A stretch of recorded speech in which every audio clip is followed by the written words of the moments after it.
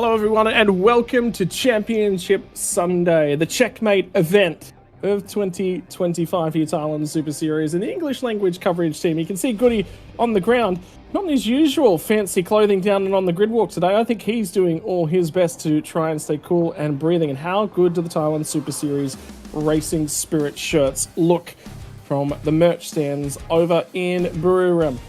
And it's the final race, day number 3. And the Buriram district of Thailand and the Chang International Circuit. A little bit of rain on Friday made qualifying in the first races of the weekend a touch difficult. As it's continued on though, the weather has come to us. This is going to be the final race for the year in your Thailand Super Eco Championship. And from here, we are deciding champions right the way through till 5:05 p.m. tonight. Local time. Scott Rankin and Dan Yeaman to bring you the coverage from right around the world. This is Aniki bin Hafifi, who's right up at the pointy end of the grid here today. And Dan, well, that sun is back out, and we do wonder, as always, whether or not that weather will sweep in later on.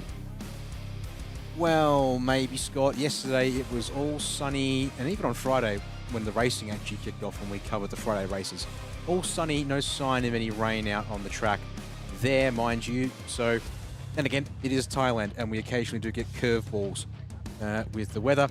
At the same time, most of the time it feels like we've come to Buriram. It's been pretty orderly and dry. It's really been when we go to Sepang down in Malaysia that the weather throws a curveball. But look, one last day of the year, as you said, who knows? There might be something up in the cards. Yeah, this will be the important one as well, as everyone gets set. How crisp do the shots look over there at the moment? Touch of breeze, keeping the banners flapping and flying around. Goody will move across and have a little bit of a chat with the driver off of the other side of the front row. Sorowich Samai has been reasonably quick and distant here from the Chang International Circuit. On the go-away races, that pace has sort of eked out just a little bit, but he's quick and he's confident here and back on the front row. And how good does the custom-designed helmet look? That looks like somebody's had a tack of that helmet with marker. That is definitely an improvement over a plain white helmet. That's a good point. Yeah, it's definitely can see the hand-drawn elements that one there. But hey, that's cool. Yeah, if the shoe fits, and also, you know, get creative and enjoy it for what it is. But yeah, drivers now on the grid for this first race of the day. Thailand Super Ecos, you said, Scott, their final race of the season. And going to kick off the morning here, at least morning in the circuit. For you and I, it's both afternoon already, but nevertheless, a couple of sprints to get things underway, and then our real heavy hitter races in and around the lunchtime break. And then Boss, it's not necessarily got the highest profile drivers, the biggest fields, and probably the best competition to round out the day with the super pickup at the end of it, coming back to a 12-lap sprint. But yeah, for those, if you haven't missed it, if you missed yesterday's coverage or missed any of our coverage of Super Eco, 12 laps, 30 minutes. That's all we're going to have in these guys today. But Scott, with the lap times around 2 minutes, that should mean we see them out on track for around 25 odd minutes of that 30-minute session. So safety cars, if we get multiple, may mean we run out of laps or time before we get to 12 laps. Will be time certain. So if you're watching along at home, race scheduled to start at 9:25 local time, and at the moment it is 9:20. So about six or so, 5.5 minutes left to go before we will fire off for this one. And race must be finished within half an hour, at which point it is time certain. 12 laps supposed to be the distance here today. We'll see if we can get through all 12 with a little bit of safety, without a safety car intervention whatsoever. I can tell you that the 98 machine of Chinovich Romyanon came into the final round of the season, and looking at the final 3 races, with races all the way back on Friday as well. For the categories that actually didn't take off and get to participate in races at Sepang, they did end up having 3 race weekends. So 2 race weekends of 3 races. I believe it was the street circuit round in the middle of the year that was under the 2 races for some of the categories as well. So the ability to have ourselves an 8-race championship here. 2 races across the weekend, but Chinovich did come in with a 23-point margin in terms of championship. But Sorowich Samai was on the front row of the grid, and that's the big one for me, because he's only 3 points ahead at the start of the weekend over Ronnie Risman and Vongsapat Katsiri. That's a dead heat for 3rd spot coming into the final weekend, and Boontavi in the 56 entry was only a couple points further back. So this championship is going to come down to the wire, and I'm going to have to go and do some digging on race results across the weekend as well to get some updates. Yeah, well, big thanks to everyone at the track for Thailand Super Series. They have given us those race results and information, the official documentation for that, so we can pick through that here as we get ready. But what we might do, Scott, even perhaps we'll sort of maybe even do a bit of that preparation now whilst we maybe hear a little bit from Goody on the grid, whilst he'll be speaking with most of the drivers in Thai. Maybe a little bits and pieces you can pick up here, folks, whilst you're listening along. So perhaps you and I, we might step back for a couple of minutes. We might grab that information so we can talk about the championship in this final Super Eco race. Because don't forget, there's both there's overall championship bragging rights, the Class C Plus championship bragging rights, and the Class C bragging rights too. So there's even layers upon layers here in Thailand Super Eco. So how about we take a moment? I'll just turn down the music, turn up the track feed, and we'll be back and we can talk more about those important championship considerations here.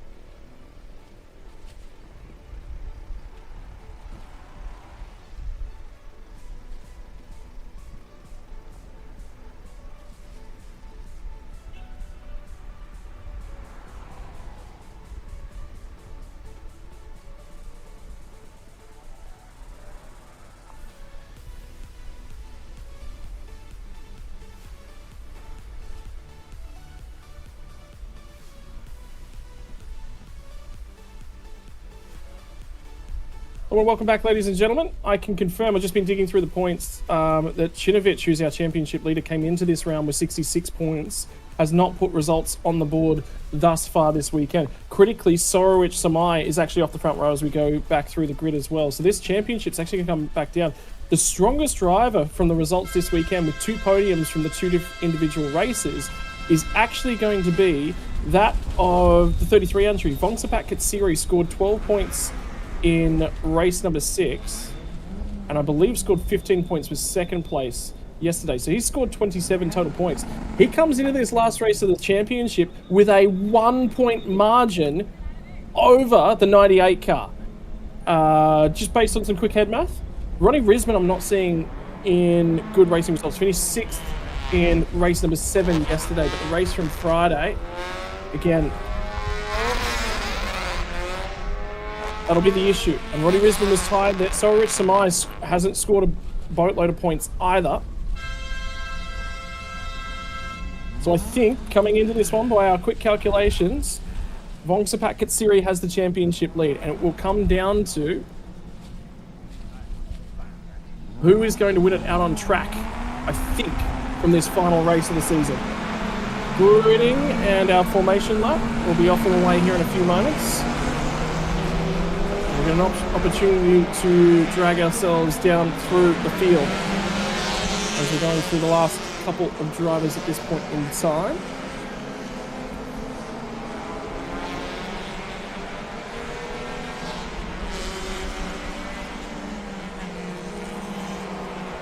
Yeah, I'm just trying to take a moment to sort of verify the comments you're making, Scott, and I would 100% agree that Vongsapat Katsiri came into this weekend on 40 championship points. and a pretty wild second. He has 2 race wins, 1 disqualification, and 2 results with no points, and has come back to rebound.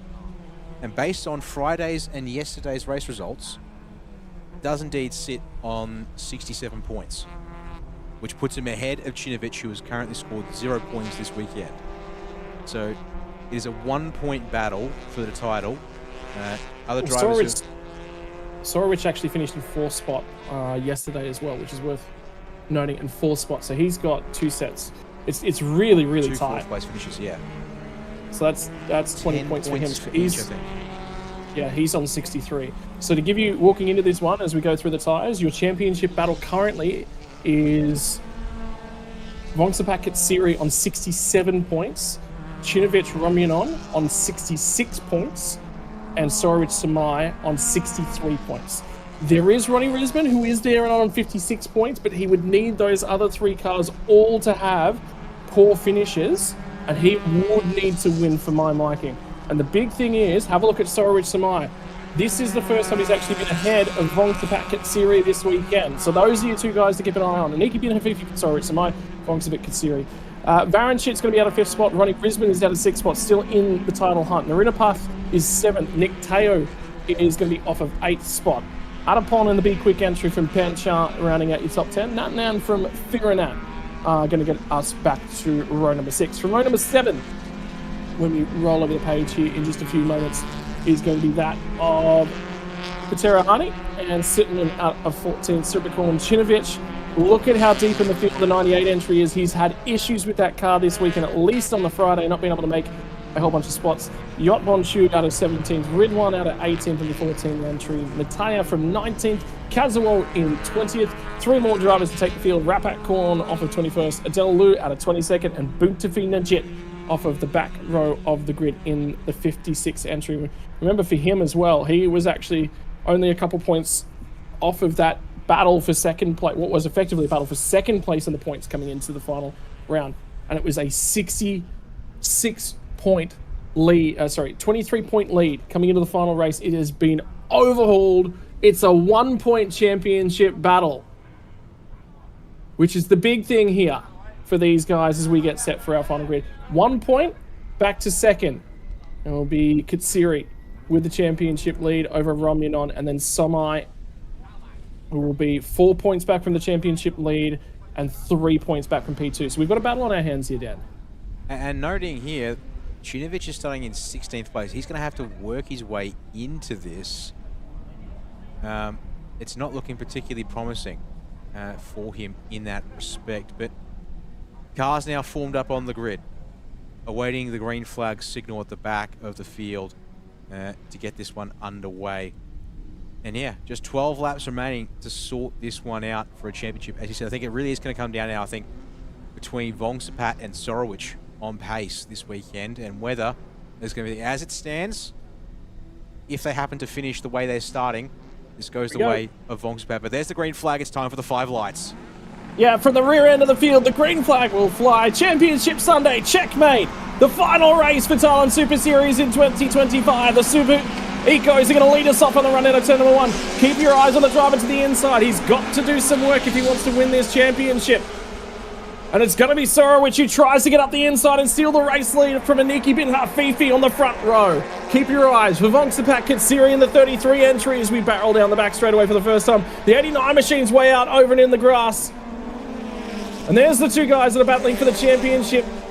At the moment, Katsiri squeezed into the middle, drops back to 5th spot. He's looking to try and cut his way through. Ronnie Risman, what can he do in the 65 entry as they fan out in the entry down to turn number 3?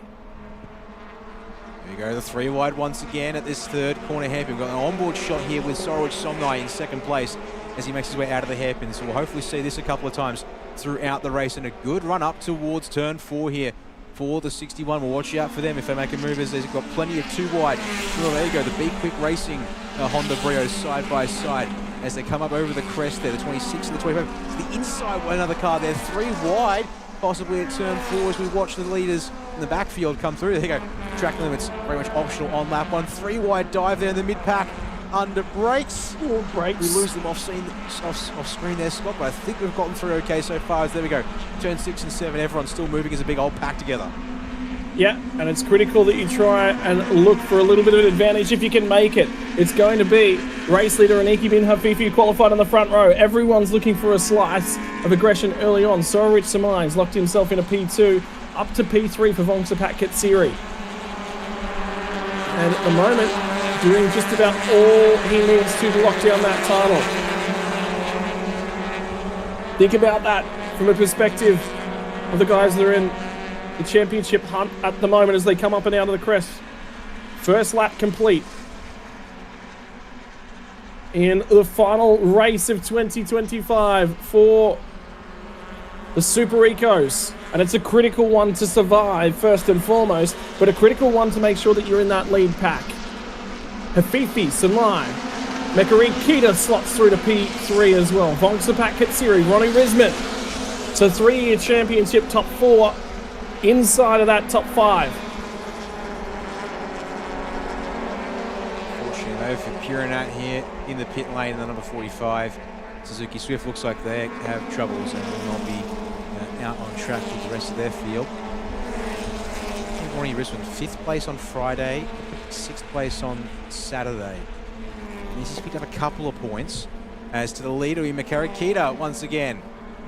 Your Friday winner had to settle for 2nd place on Saturday, and Vongsapat to the inside will take 2nd place. Again, now thinking about this championship situations, if we get to the end of this race, Vongsapat in P2, that's it, that no one can catch. P3, it opens the door, and that's the thing we've got to think about there. If the 33 is back in 3rd place or lower, and you're then looking at someone like Sorowich, who's going to be closest on points, winning the race, that would change the situation. I have to wonder though, Scott, do these guys care about the championship, or are they here for a race result regardless of what's come before this season? As out wide for one of our Yaris's there, which actually... Sorowich. That's Sorowich from that just took the really wide line down at turn 5, so... Oh, and there's a car backwards. It's the big quick entry, the 26 car. Tumbling through the field of Adapon, who will fall down by the wayside. Mekari Kita leads from Vongsapat Katsiri. I thought it was a 61 entry that was wide. And Ronnie Risman starts to try and close. Up to P4 for him, so he's managed to make some gains as well. And that'll be Aniki bin Hafifi. Led the first lap, but by the end of lap number 2, he's going to be 5th at this point in time. There's a few guys that have just managed to drive right on by. No surprises here in Thailand's Super Eco, Scott. Given we also only get timing updates on the tower at the end of every lap, that there's a lot of hustling, bustling, shuffling around that can happen between every update on your screens here, folks. So you've got to try and keep tabs on where everyone is at. And everyone, actually, there you go. 45 is going to rejoin the race right in front of your race leaders, though, as they come around turn 1. And track is still very much optional there from... That is the 91 of Aniki bin Hafifi. 91, yeah, teal on the front, orange towards the rear and the sides. There you go, car around in the background momentarily. Unfortunately, can't get a clue who it is, but Hafifi in the grass, as it's going to be the 7 of Sitanum, who's gone around. Aniki bin Hafifi has to get back out into 3rd place. He can't find up the inside, but he'll force his way to the inside there, the second half of turn 3. Vongsapat Katsiri is forced out wide as well. No real respect for the track limits here in these cars. It's move or be moved. In many respects, another car in the pit lane, though. It looks like Kazu Tsukamoto, unfortunately, going to be down in the pits when you don't want to be in this race. It looked like there was damage on the right front corner of that car as well, so a few little bits and pieces of paint being traded. On board once again with Sorowich Samai, who gets very, very wide on the run down through turn 4. So that will be track limits. That will start to be tracked by race control. They'll be keeping a close eye on that one. Tries to get to the inside of the 33 machine. It's those two drivers we have to keep an eye on. Risman's been able to make ground on this lap as well. But the problem is there's a car that's so wide. That nearly looks like some sort of failure. He's managed to arrest it at least. Bring it back underneath him. But it's going to be the 33. Vongsapat Katsiri leads the championship in this race by 1 point before you add in today's standings as well.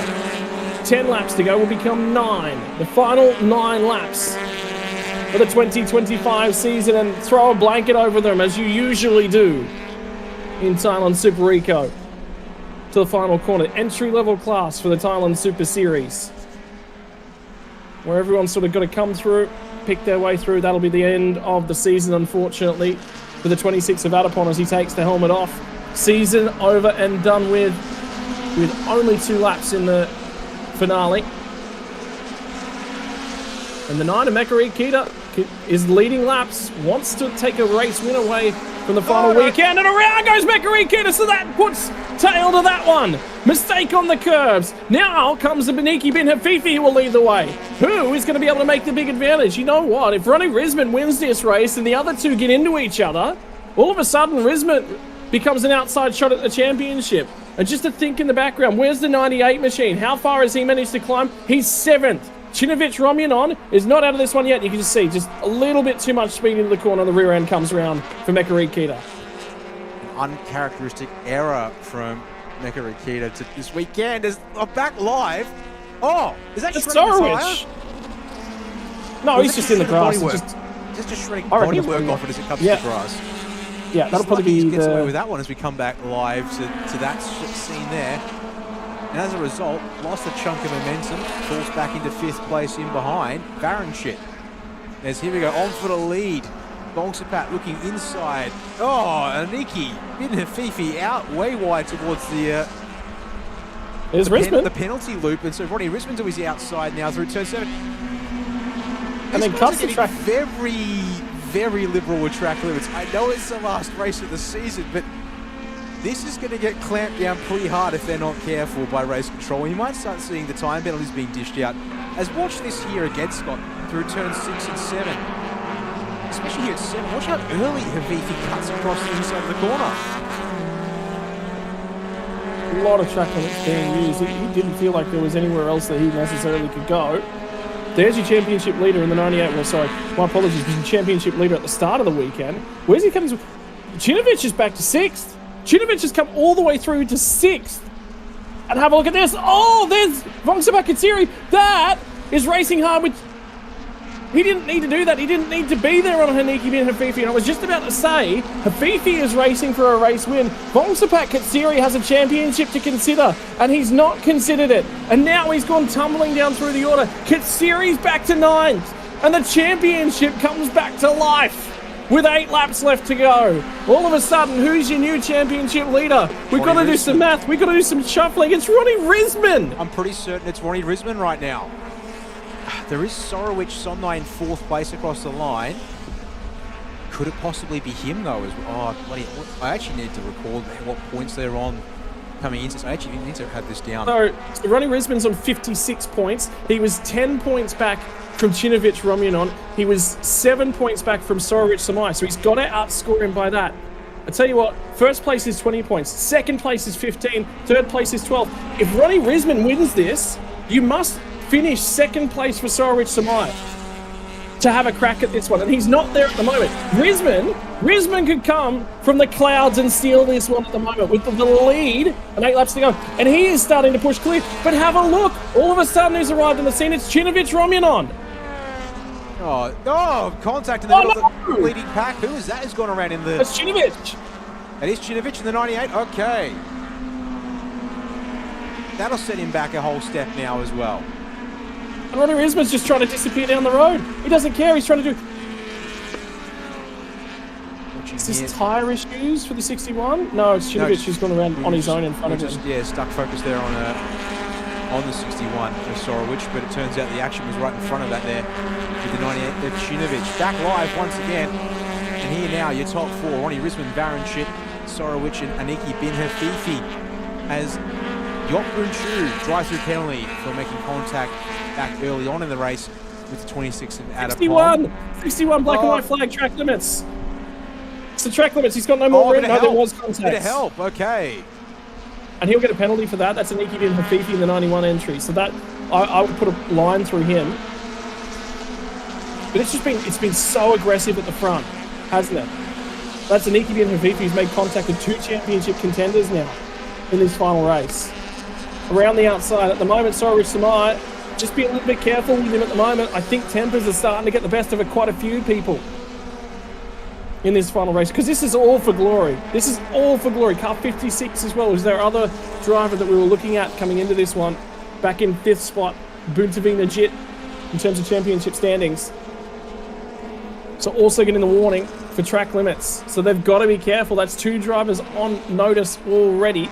And we're not even halfway through this race. They've got the second half of the race to do, and they have got no wiggle room with track limits. Chinovich is back in this one.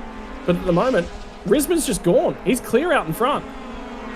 4 cars all at once, Scott. We usually see 1 car usually get the black and white flag at the same for warning trays.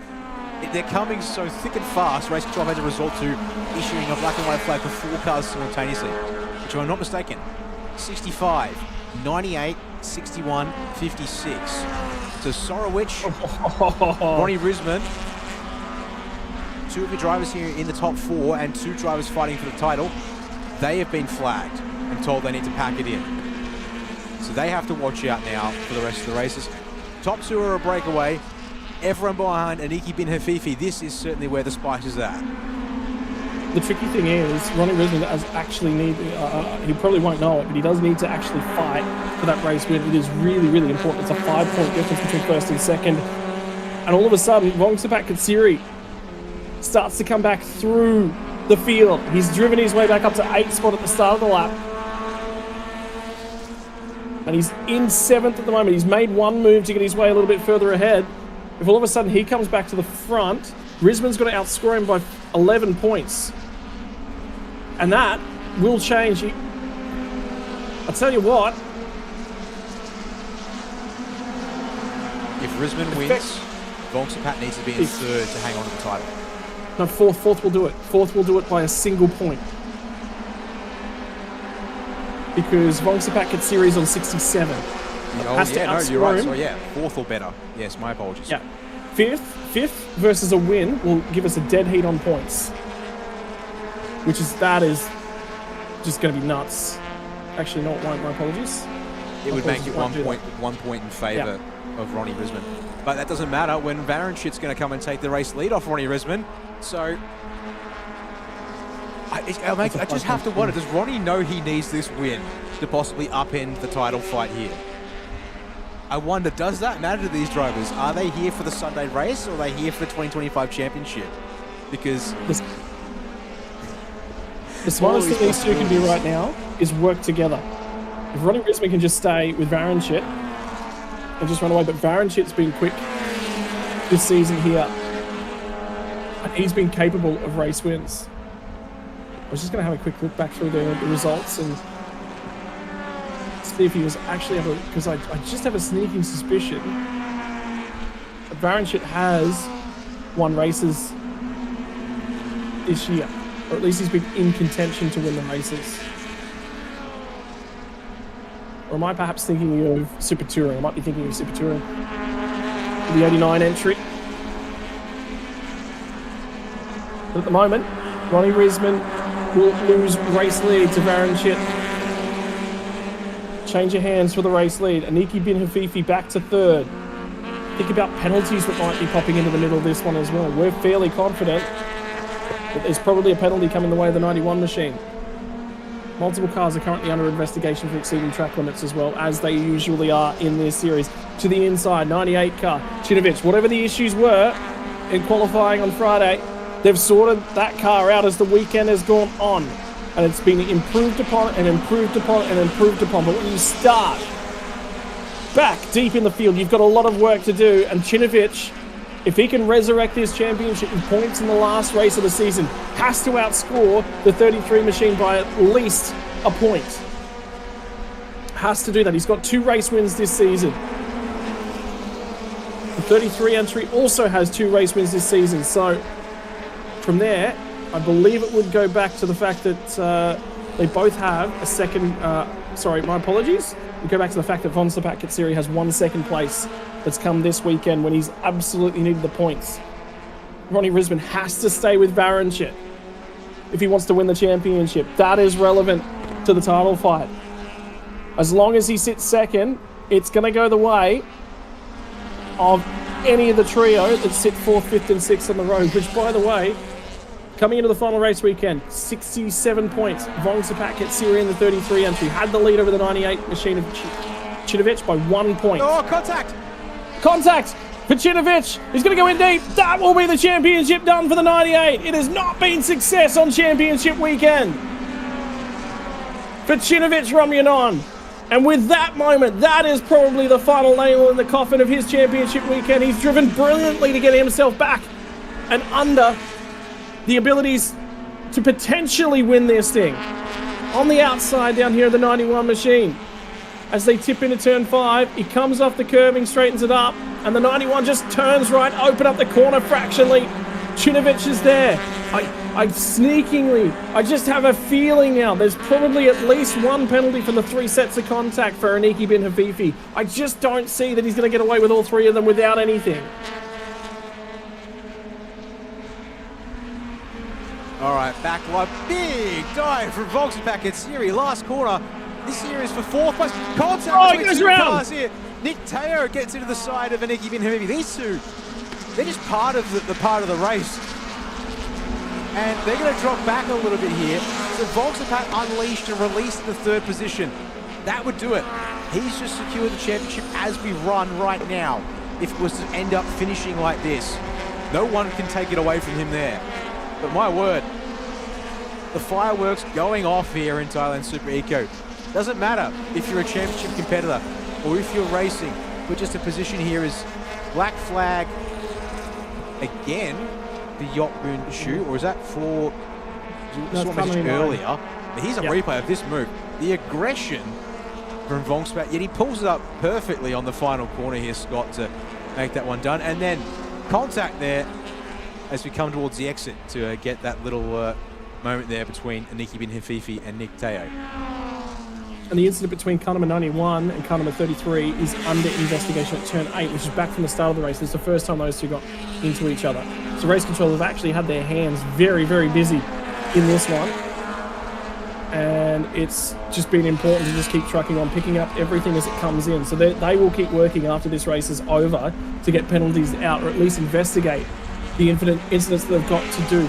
But for 33.91, that one is under investigation for now. It's not really going to matter all that much. There's damage on the 90 car. Did you see a puff of smoke as it transitioned through turn 6 and 7? And the flip-flop. Now the 25 machine has dragged itself back into contention. Pancho Whiteprep is all of a sudden right on the back of these guys. Ronnie Risman's still less than half a second away from the rateless lead. So if Varanchik cooks the tyres, makes a mistake, Ronnie Risman can still potentially win this one, but it's going to take disaster for Vongsapak at Syria at this point in time. 3rd place would be enough, a series of podiums. And the consistency in Super Eco has been something that is incredibly difficult to come by. Flash in the pan race wins have been the nature of this championship across 2025. To the outside now for the 39 of Nick Teo. He's going to go to try and squeeze some moves off in the last couple of laps. Not going to happen for him. Sorowich Samai was the car on the inside who was trying to defend. It was a very, very long way outside of the track limits. 3 more laps to go. 3 more laps to go. Yeah, this stuff just never slows down here in the Thailand Super Eco Series. Even if the cars aren't fast, we get these massive packs of them. So you go, look at that, 4th place. Chinovic is back in the battle again, Scott. He's found his way back to this battle back. This is 4th through 9th, all together in a frame. Count them, all 6. Is that the number 2 car? Doesn't that car got a black flag for a drive-through penalty as well? It does, yeah. And you get your it hasn't served it, yeah. Yeah, so it still hasn't served that drive-through penalty for being deemed at fault for the incident with the 26 of Adapon, which saw that car retire early on. So 5 cars that are actually permitted to be in this battle. As for a second there, we cut back to the leaders. As I thought Yotbun was about to be escorted to the grass. But Ronnie Risman, half a second at the start-finish line behind Varanchik. He looks closer as we come to this at the end of sector 2 here between turn 6 and 7. I mean, obviously, with these kind of cars, this small gap does equal a couple of tenths. As apparently some of our viewers who are watching along might also be wondering if that's going to be disqualification at some point. Not just yet. Next car with a black and white flag for track limits. Nick Teo in number 39. Well, for Nick Teo, it's going to be that final warning, but also for car 56, who is in the championship hunt in Butavina Jit, now picks up 5 seconds for track limit breaches. Mekari Kita is on the absolute mission to get some spots back at the back end of this one. She was so quick early on, and unfortunately, with just overdriving turn 1, that potential of a race victory has run away from the number 9 entry, but that is a superb move at turn 5 and 6. Oh no! Oh no! Oh no! We'll see it in just a few moments' time, I'm sure, but it's just popped up on the timing screen. There's an update, and it's going to affect the championship. Car number 91, Aniki Bin Hafifi. That's not important. Drive-through penalty for car number 91, but it's the one that followed it that's a problem. Drive-through penalty for collision at turn 8. Car number 33, Vongsapat Katsiri. The championship is done for the 33 entry. You cannot write this stuff. You cannot believe it. Ronnie Risman could win the championship after all this. Chinovich is still in with a shout. Risman's got to win. Risman has got a lap and a half to get to the point. And I reckon we're about to see that text pop up on screen to let Vongsapat Katsiri know it is all over. So there's the 91 for Aniki Bin Hafifi there. Collision at turn 5, which was down here. The contact with Chinovich is what I'm going to presume that was for, which... and there it is. The thing is, collision at turn 8. He turned in from the outside and cut the space off. Is because they were 3 wide, remember? Right, that was like early on.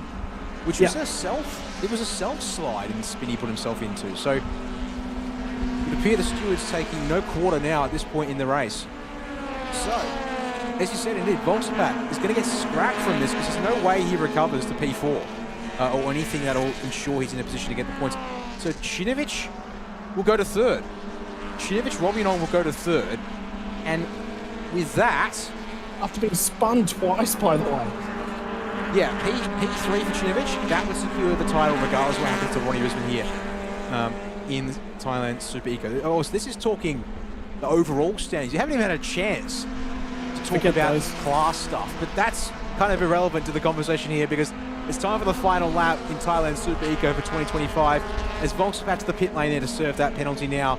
Your top 2 come through turn 1 as the rest of the pack is only just coming through the final turn, and Varanchit has no care for track limits through turn 1 apparently. Yeah, he's going to send it because he's going to try and win the last race of the weekend. 5-second time penalty for car number 91 as well. Aniki Bin Hafifi gets a penalty. So all of a sudden, Chinovich doesn't actually have to complete this overtake. I don't think he'll find out in enough time. Another car that gets a penalty as well is car number 14. That's a lot deeper in the field. Ridwan, that won't matter in terms of the overall standings, but this is the battle for Chinovich. This is for the championship, although he doesn't know it at this point in time. 5-second time penalty for Aniki Bin Hafifi for track limits breaches. There's the 56 entry, there's contact, there's locking of brakes, trying to swap back to the inside. This is going to go down to the wire between this pack. Chinovich has got to try and keep this car alive. He's had a rough race. He's been rotated twice. He's not scored any points this weekend. In the grass, in the background for Bintavina Jit. And the run on the way down to turn 4 for the last time for 2025 in Thailand Super Eco. This race, as has the entire title, changed corner by corner, lap by lap, penalty by penalty. You can't write this stuff. It's got to be fought for out on track. They've traded paint. They've thrown cars at each other. They've thrown track limits out the absolute window. For Chinovich Romyanon, he'll be champion-elect at this point in time if he can just bring that car home within 5 seconds of Aniki Bin Hafifi. If he leads him home to the line, it'll be academic at best. Varanchit's going to take the race lead. Ronnie Risman is the only driver that is within a shout of doing anything about it, and he's not going to get there, barring disaster at the last corner. Varanchit's going to take a race win in what was an absolute dogfight. A squabble, paint traded left, right and centre. Get the car painters on speed dial. They've got some work to do. Ronnie Risman takes a podium in the final race of 2025. Aniki Bin Hafifi is hanging on for all might. He has no clue he's got a penalty and that this does not matter and it's academic at best. He's going to come home in P3, but he will get demoted because your champion for 2025 after scoring no points And losing the championship lead is Chinovich Romunon.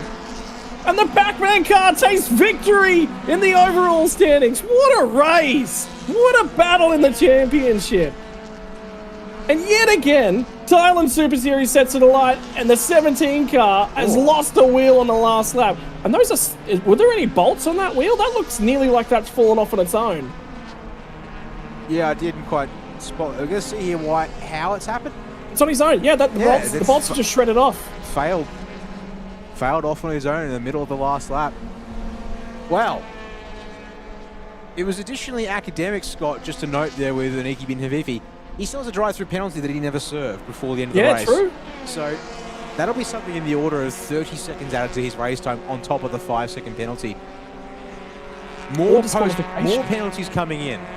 Cars 7, 39, 61 have all just picked up additional post-race time. So Sorowich Somnai, who again came into this race third on points after yesterday's race. And right here at the end of it, some elbows out from the 56 of a Buntavi Najit trying to pass Nick Teo. He keeps him off the road too. Did you see pushed him all the way off the road, yeah. Yeah, it wasn't letting him back on either. Gee, what? Oh my giddy aunt, what a race. What a race. Four drive-through penalties and then 6 cars with 5-second time penalties for track limits abuse. Just to put it all in perspective. Confirmation of your final race results. Varon shit from Ronnie Risman from Chinovich. Risman did all he could. By the way, the margin from first to third was 18 seconds. That second pack was squabbling so much. This is confirmation of the class overall in, I believe, the all categories. Nick Teo gets promoted to third spot. C+ class now. Chinovich will take the race win from Narunan Path and Sorowich Samai home in P3 in terms of that class. And then we get back to the ladies, I believe, as well. And C, it's going to be Siripakorn from Nataya and Adele home in that one. Mekari Kita drove back through the field to 12th spot after getting spun very early on. I think that car, that number 9 machine, deserves to be frustrated with the way that race finished because pace was certainly there in the offering. Fastest lap time was a 2:07.615 from our race winner in Varenchit. And he came from deeper in the field as well. So that one should be applauded. And now the calculators will come out in pit lane too. Because the only way that you will have any idea of who the champion is if you're tuning into any of the broadcast coverage across the weekend. It was always going to be the case for Super Eco where it came down to a couple point margin at the very back end of the race. But that one swayed, changed, corner by corner, penalty by penalty, lap by lap. And Varenchit's over the moon with the race win in the final race of Championship 2025. And someone better tell Chinovich that he's a champion.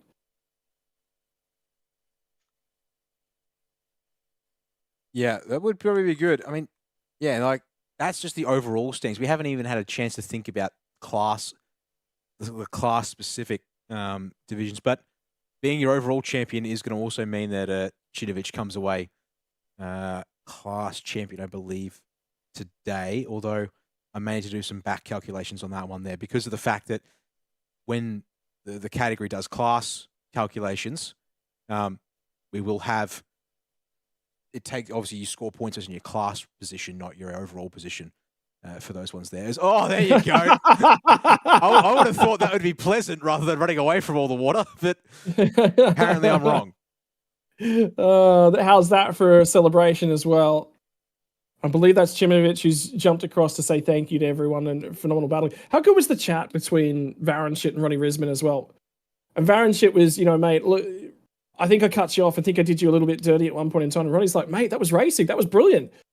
So, at the end of the day, sportsmanship, car racing, and the fans at home are the big winners, as they always are when Super Eco goes racing. For me, it's hard to go past this sort of stuff because even though it's the lowest powered category of the weekend, it makes for the best racing. I've got to be honest.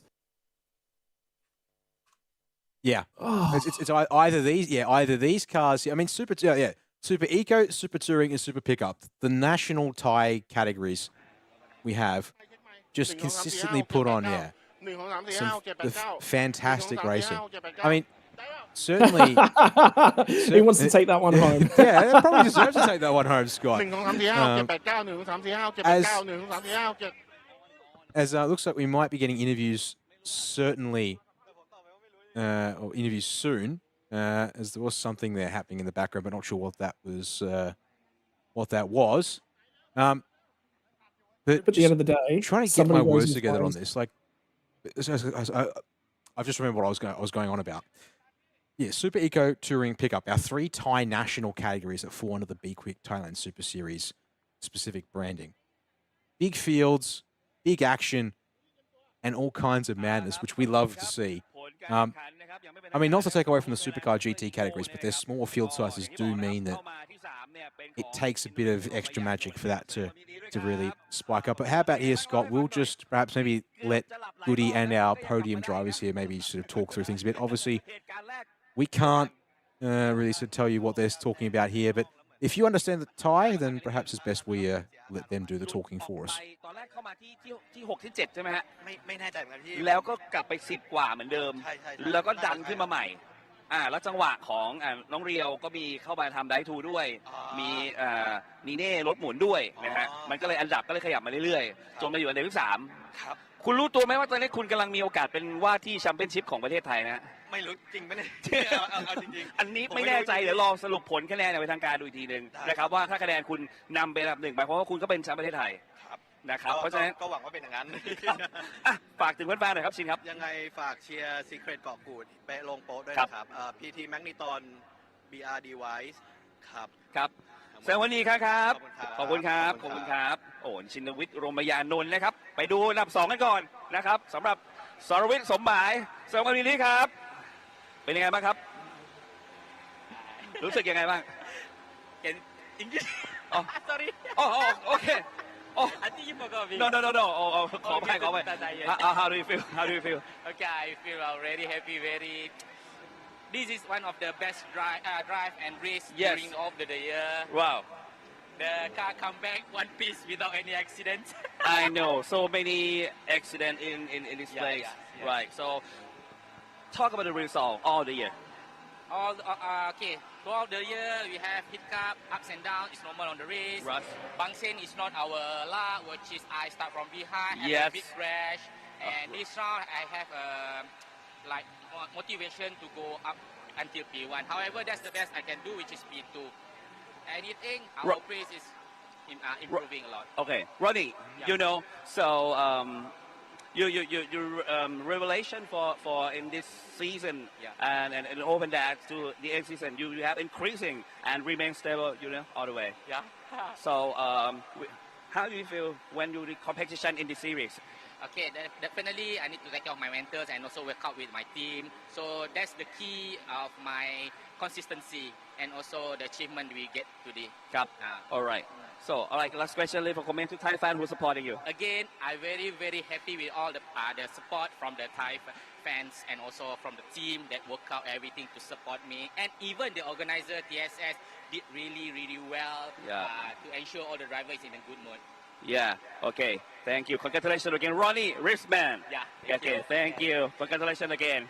Okay, and แชมป์ในสนามนี้นะครับกับโมนายครับยินดีด้วยครับเป็นไงบ้างครับสนามนี้รู้สึกน้ำโด่งตลอดเลยนะครับก็รู้สึกสนุกมากครับก็ดีใจมากที่ได้โพล2วันเลยก็จริงๆสนามนี้ผมมาเพื่อเก็บ Data Toyota ครับต่อเพราะว่าผมเริ่มตั้งแต่มี Toyota คันเดียวนะครับใช่ก็เลยแบบมาเพื่อเก็บ Data ซึ่งพี่ก็จะฟังนะครับตลอดเวลาที่โมนายเนี่ยได้เล่าให้ฟังว่าในทุกๆครั้งที่มีการแข่งขันโมนายก็จะบอกว่าเนี่ยเป็น Toyota คันเดียวที่อยู่ในสนามสำหรับรุ่นนี้แล้วก็เราก็ได้เห็นพัฒนาการนะครับจากที่เราปรับจูนเทคโนโลยีต่างๆขึ้นมาวันนี้รถมีความรู้สึกว่าพัฒนาว่าแรงขึ้นนะครับสเตเบิลมากขึ้นถูกไหมฮะเพราะฉะนั้นวันนี้เป็นยังไงบ้างครับกับผลงานก็รู้สึกว่ารถผมพัฒนาขึ้นไปเยอะมากครับแล้วก็หวังว่าในปีหน้าจะมี Toyota Yaris เพิ่มมากไปกว่านี้ครับแล้วก็อยากจะขอบคุณทีมช่างนะครับทีมแมคานิกทุกๆคนท ครับที่ทำรถให้ผมเป็นอย่างดีแล้วก็ขอบคุณคนที่เชียร์ทางบ้านทุกคนครับขอบคุณครับขอบคุณครับแสดงความยินดีอีกครั้งครับ ขอบคุณครับ แน่นอนครับท่านผู้ชมครับสำหรับรุ่นนี้แชมป์ในสนามนี้นะครับเป็นของน้องโมนายนะครับแล้วก็เดี๋ยวไปติดตามกันต่อนะครับกับรุ่นต่อไปช่วงนี้ไปพบกับไฮไลท์กันครับ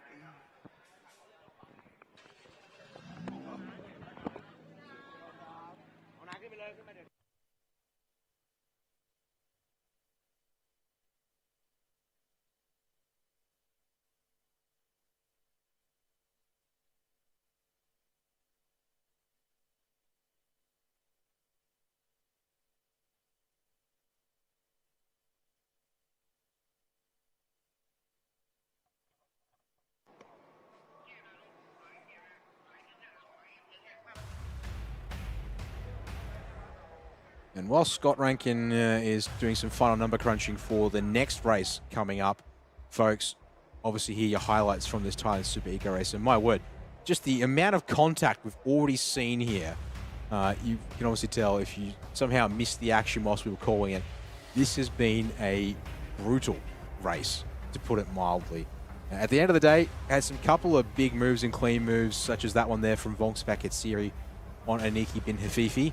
But here, it was just, bedlam. All up and down the field. Another example of a clean pass there from Meka Rikita trying to recover after a self-spin at turn 1, which is a real shame because Meka Rikita winning Friday's race, second place yesterday after being pipped by fellow Yaris car, which was, pardon me, the 98, I think. But nevertheless, championship implications that we were trying to dissect there on the fly, coming down to penalties and final laps, and the penalties flying left, right and centre as we had issues here with drivers driving beyond the track limits, given that there's plenty of runoff here at the Chang International Circuit. A reminder that 4 cars picking up black flags across the course of this race, and 6 drivers with time penalties for exceeding track limits. But that is going to be the end of Thailand Super Eco for 2025. We'll take another short break here just to allow the intro to roll for Thailand Super Pickup Division 2, and then we'll come back once Goody is back down on the grid. So there's plenty of racing here to talk about. Championship situation looks like it's a little more wrapped up, but we'll talk more about that in a couple of minutes.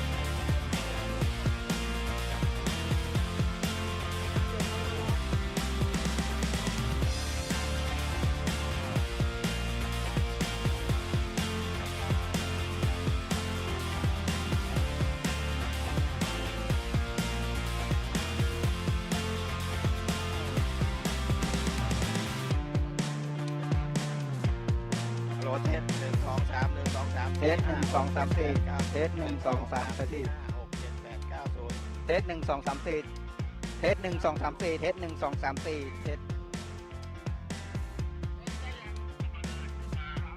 4 5 6 7 8 9 0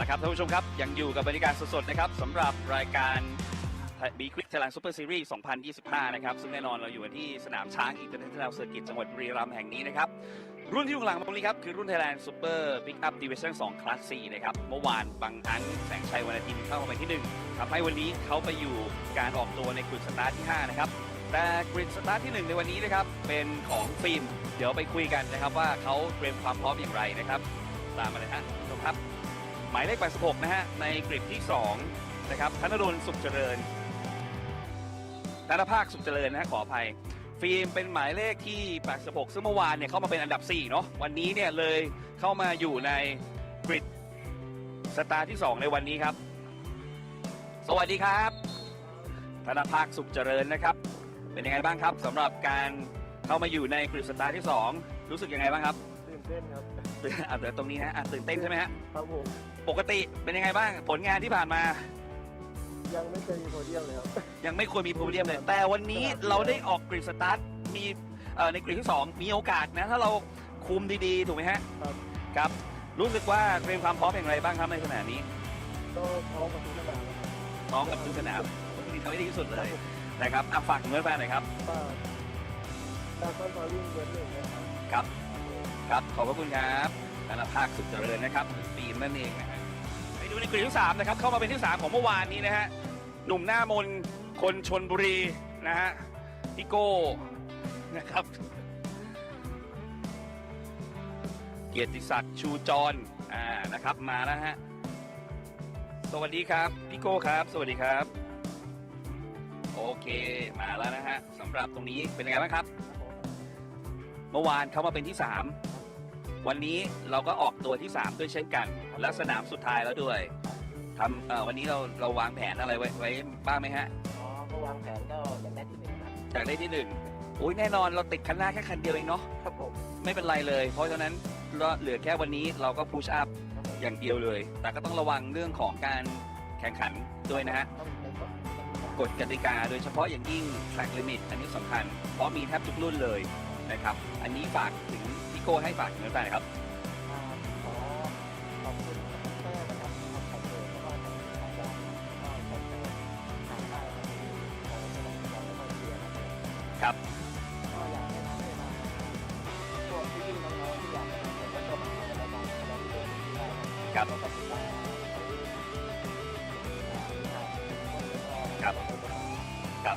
ครับขอบคุณมากครับพี่โก้นะครับเกียรติศักดิ์ชูจรนะฮะเดี๋ยวเราไปดูคันแรกกันหน่อยโอเค ถามกันมานะฮะโอเคคันแรกนี้นะครับเป็นอาร์ตจักรพันธ์วรรณรัตน์นะครับหมายเลข17ได้ที่5ของเมื่อวานวันนี้เลยมาอยู่ในกริดสตาร์ทแรกเลยสวัสดีครับพี่อาร์ตเป็นไงบ้างครับพี่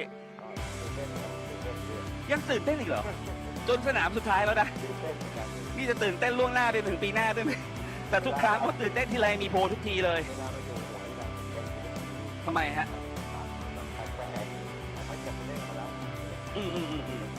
จริงเพราะฉะนั้นวันนี้สนามสุดท้ายแล้วเนาะก็ทำให้เต็มที่นะครับแล้วโดยเฉพาะอย่างยิ่งคะแนนสะสมของเราก็มีผลต่ออันดับด้วยเหมือนกันนะฮะวันนี้เราก็คาดหวังอะไรค่อนข้างเยอะนะฮะเพราะฉะนั้นอย่าเกรงนะพี่นะผมอยากให้พี่ขับสบายๆญาติฝากถึงแฟนๆหน่อยครับ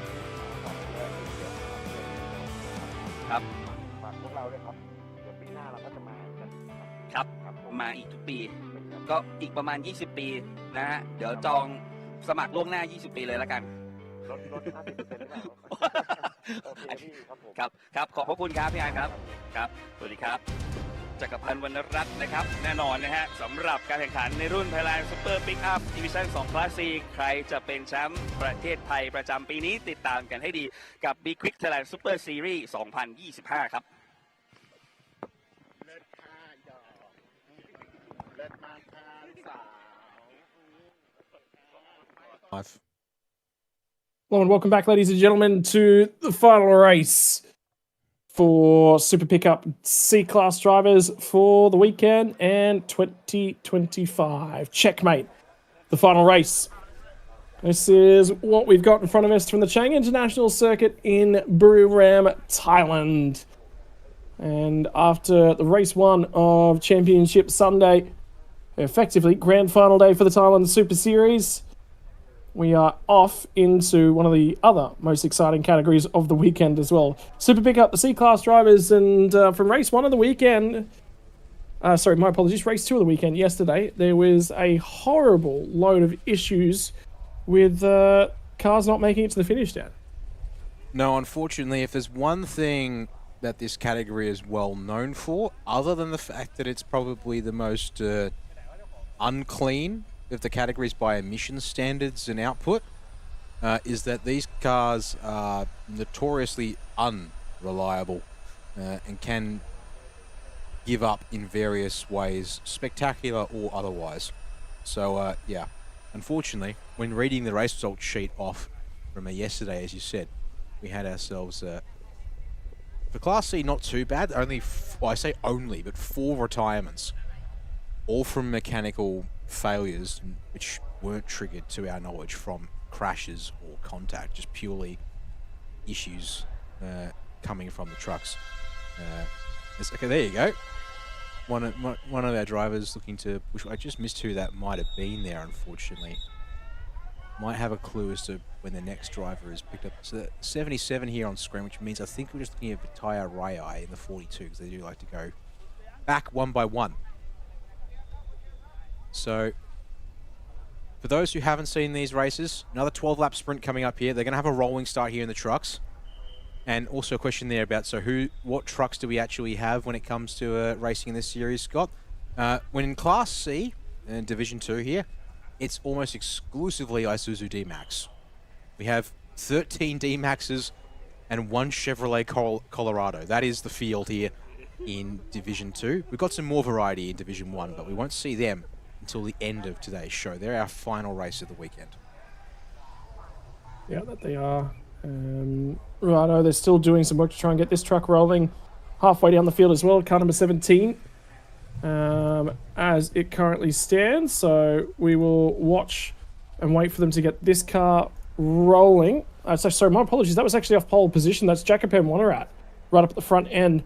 And this is the 86 car that's due to line up and roll away off of second spot as well. 14 cars that make the field for the C-Class category for Thailand Super Pickup. And if you want to get yourself a truck and get it rolling, get out there. This is probably one of the better ways to do it. Was actually chatting to a few drivers as a part of the Australian Super Utes category I ended up at Bathurst 1000 weekend. Speaking to a few guys up and down the field, and they talk about how much they watch this category for a lot of fun. And indeed, I believe it's actually influenced design ideas about trucks in different regions around the world and truck racing in general.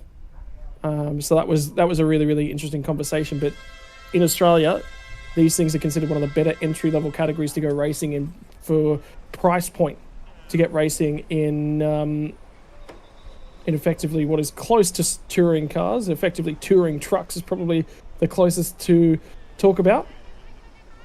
But a few of the guys also said the tyres in that category, and they're not too different from what we see from over here. They have 1 lap in them in qualifying trim. And you will see that as these cars move around on the tyre. 90 and 12 cars on row number 3. And Super Mongol as well to come from the rear of the field in this one. Yeah, that 58 truck started out the weekend great. Comfortably won the Friday race. A margin of 16 seconds, if you can sort of believe it. But then retired after just 3 laps from race number 2 yesterday afternoon. So some reliability gremlins there for that number 58 car, which they'll be hoping I don't see today. But as you said, going to have to work your way from the back to be able to do it. Looks like we've got a couple of onboard cameras for this race as well. Hopefully we'll see that shot there from Jacopan Wanarat's truck a few times during the race. But formation lap time for the field here in Thailand's Super Pickup Division 2. Unfortunately, unlike with the Super Eco category we just saw, Scott, the championship here is already decided. But there are other championship situations to get your head around. But of course, first up, before we talk about that, we get to talk about the circuit here, the Chang International Circuit. It is Sector 1, fast and flowing, all about straight line speed and keeping momentum up. Sector 3, about making sure that the brakes work at turn 3, and the bravery is right there for 4, 5, and 6. 7, 8, 9, 10, and 11 is about flow here, and then one of the slowest corners on the track in that final corner before you build that run all the way back up. 4.5 kilometers, 12 turns, 5 to the left, 7 to the right, in a clockwise direction from the tyre home of MotoGP as well. Here we go for a rolling start in the Ventus RS4. Coming our way courtesy the official tyre partner for the Thailand Super Series in Hankook.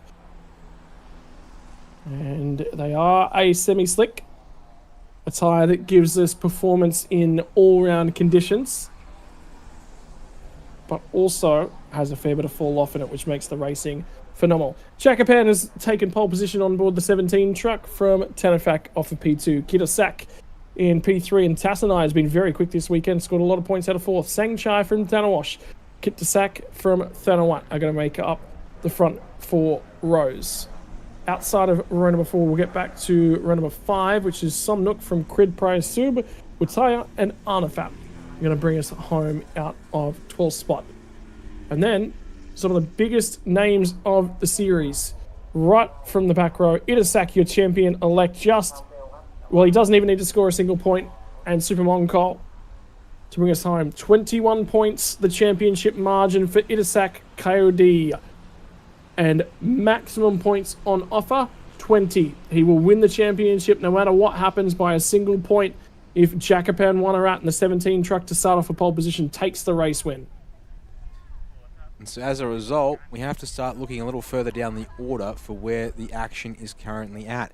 Tied for 4th place after the results so far this weekend is Super Mongkol Detpech in the 58 truck, along with a driver who's exploded up the order in the number 26, Tassanai Jaimun. And with Tassanai starting in 4th place there in that mostly white Isuzu D-Max on the right-hand side of screen, 2nd row, he's in a prime spot to possibly jump up into 4th place by himself. As we wait for the green lights here in Thailand to pick up D2, it's ready to get racing there. Got the hammer down. It's go time here in the trucks. Here we go. Run it to number 1 from Jakapan. He's going to lead us all the way down there. It's going to be the 86 of Thanafak, who is trying to go around the outside. 3 wide on the run to turn 1 means that they get quite narrow with the big utility vehicles as they make their way through. And the 56 cars dropping back quite aggressively. Kitasak, something might be wrong with the 56 cars. It just didn't seem to get the bite off of turn 1. And he is dropping all the way to the back. So we might have one of our first retirements of this category out of turn number 1. Cover to the inside from Jakapan. There's a car trying to go the long way around. Was that Tassanai in the 26? I think it might have been. So far this weekend, 27 points scored, and he came into the series and the final races of the championship with a total of 28. So he's nearly doubled his points total just this weekend in 2 races thus far. Tanawas in the 12 car is going to try and cover all the way to the inside, and here comes Tassanai. 2 podiums this weekend. He stood in 2nd and in 3rd spot. Can he take a race win in the final race of the championship? And if he was able to do that, he'd possibly be looking at challenging Arnafap for P3 in the title here. In fact, speaking of Arnafap, started this race in 8th place. So watch out for that 77 truck. That's basically, we think we need to be talking about the battle for P3 in the title more than anything else. But here we go, lap 1. As with the Super Ecos, track limits here, a little optional at the start, or at least some leeway given by race control. Is up to turns 9 and 10. They will lumber around, and also with these trucks, as you see here, Scott, suspension is not exactly stiff, so the body roll here is going to be very apparent. And as we noted, of course, semi-slick tyres, they can break free under power. They can. You'll note the smoke that comes out of these trucks as well is monitored. There is an option to get themselves a black smoke penalty. You need to still provide reasonable air quality whilst trying to generate speed and performance out of these engines. Trying to do that is not easy. Jakapan jumps out to a 1.5 second lead, but hopefully hasn't taken too much out of the tyre, and hopefully the truck will make the end of the race as well, which is worthwhile noting. Somebody missed a shift in the middle of things. Was that the 79 machine? I think it was. And in behind was Sangchai, was trying to make a move. Caught him at a rate of knots. Battle for P2. Tassanai from Tanawas as they're going to go toe-to-toe on the run down to turn number 3. The kink in the straight, considered turn 2, and they are just about even as they enter the braking zone. And look how long the braking zone is to try and pull these cars up. That is out of turn 1, and around goes the Fat Man Performance 82. Our lone non-Isuzu here in Division 2 at Chevy Colorado, unfortunately, has had a rough weekend in the hands of Crid Prize Soup. P10 on Saturday's race. Ended up still a lap down in the process. Here's how it's happened. So that's Kitsack in the number 52 to his hit, so bang! And I wouldn't be too surprised if that's resulted in issues. There is a second replay here. That's Super Moncol looking to go all the way around off the track through turn 3 as the 86 of Tanafak, I think that was, having a massive moment there, trying to gather his truck up on the exit of turn 3. Back with live pictures here up through turn 6 and 7. Back with your leaders here with Tass and I having one out in the battle for second for now. Can't believe how big that hit was. The angle he came in at, Crid Prize Soup, was massive at turn 1. And Kitsack, I just don't know whether he knew he was there. Whether or not he thought it cleared him, but yeah, that one racing control, I'll have a look at it. I don't know that they'll probably do too much. It's just the angle that they both came across at. In the meantime, still that lead for Jacopan up at the front. Now. I'm actually impressed that looks like it, for now, hasn't busted into the radiator just yet. The bodywork's taken the hit. That tyre is just about propped up on the front end of that race car. Also coming our way, Tanawas has received a 5-second time penalty for a jump start as well. So put a line through him in terms of the standings up at the point at the moment. And here comes the resurgent Tassanai, who might have just been bringing his tyres in gently. 158.219, fastest lap of the race so far for car number 90 of Sangchai, one of them. Whoa, boy. As they put the power down, the rear tyres becoming significantly less compliant the further this one goes on.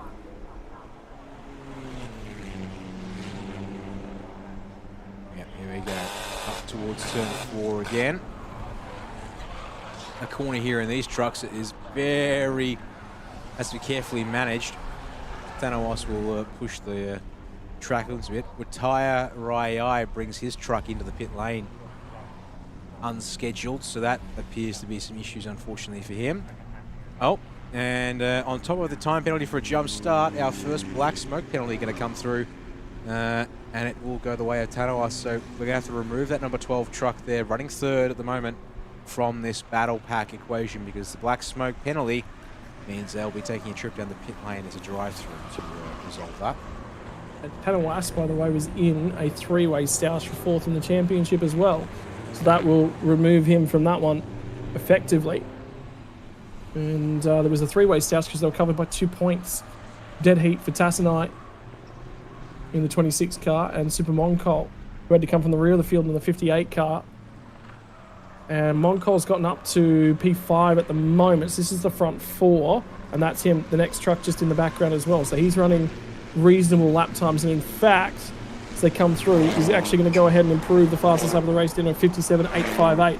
He is running supreme pace, but again, hopefully hasn't taken way too much out of the tyres at this point in time. Tassanai is starting to fall off the back now of Jacopan.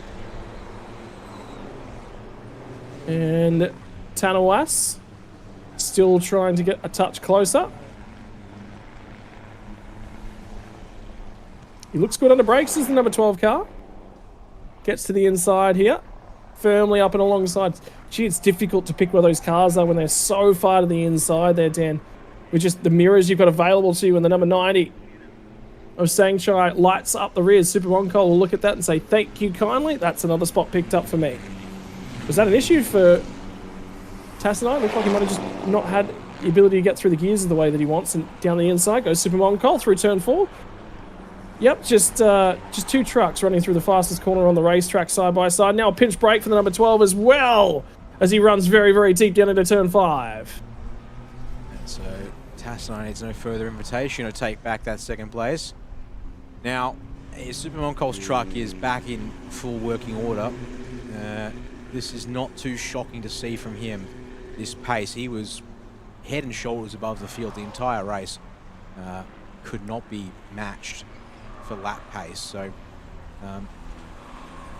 if it's back again, like as you're seeing right now, and it still continues on, then that's indicative of where he's probably likely on track to go.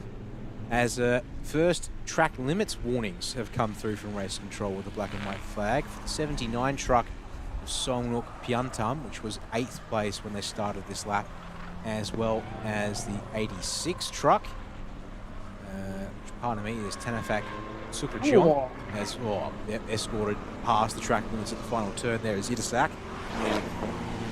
And look at that, there goes Monko up the inside of turn 1. We'll take that away from Tassanai, and now look to go chase after your race leader in Jakapan Wanarat.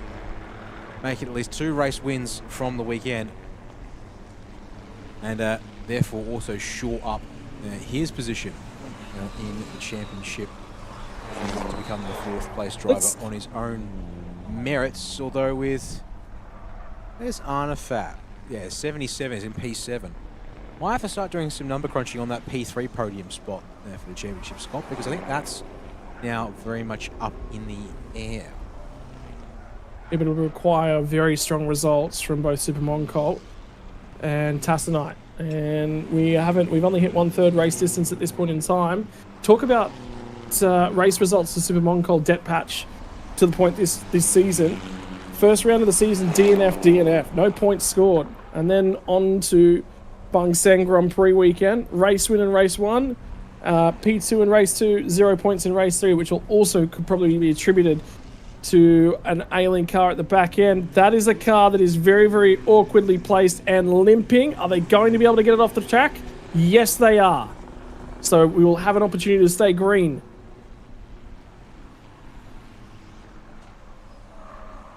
Eyes back up to the battles here in around, well, this is for 4th place. Itasak all over the back of Tanawas, who again, remember, has that black flag for smoke, as well as his time penalty he'll have to serve at the end of the race. So I haven't seen this truck come to the lane yet to observe that flag, and maybe now's the time as he comes a little slower towards final turn. Oh, spin for the leader! Oh. Jakapan Wanarat goes around. Did Supermon Colt get him? I don't know.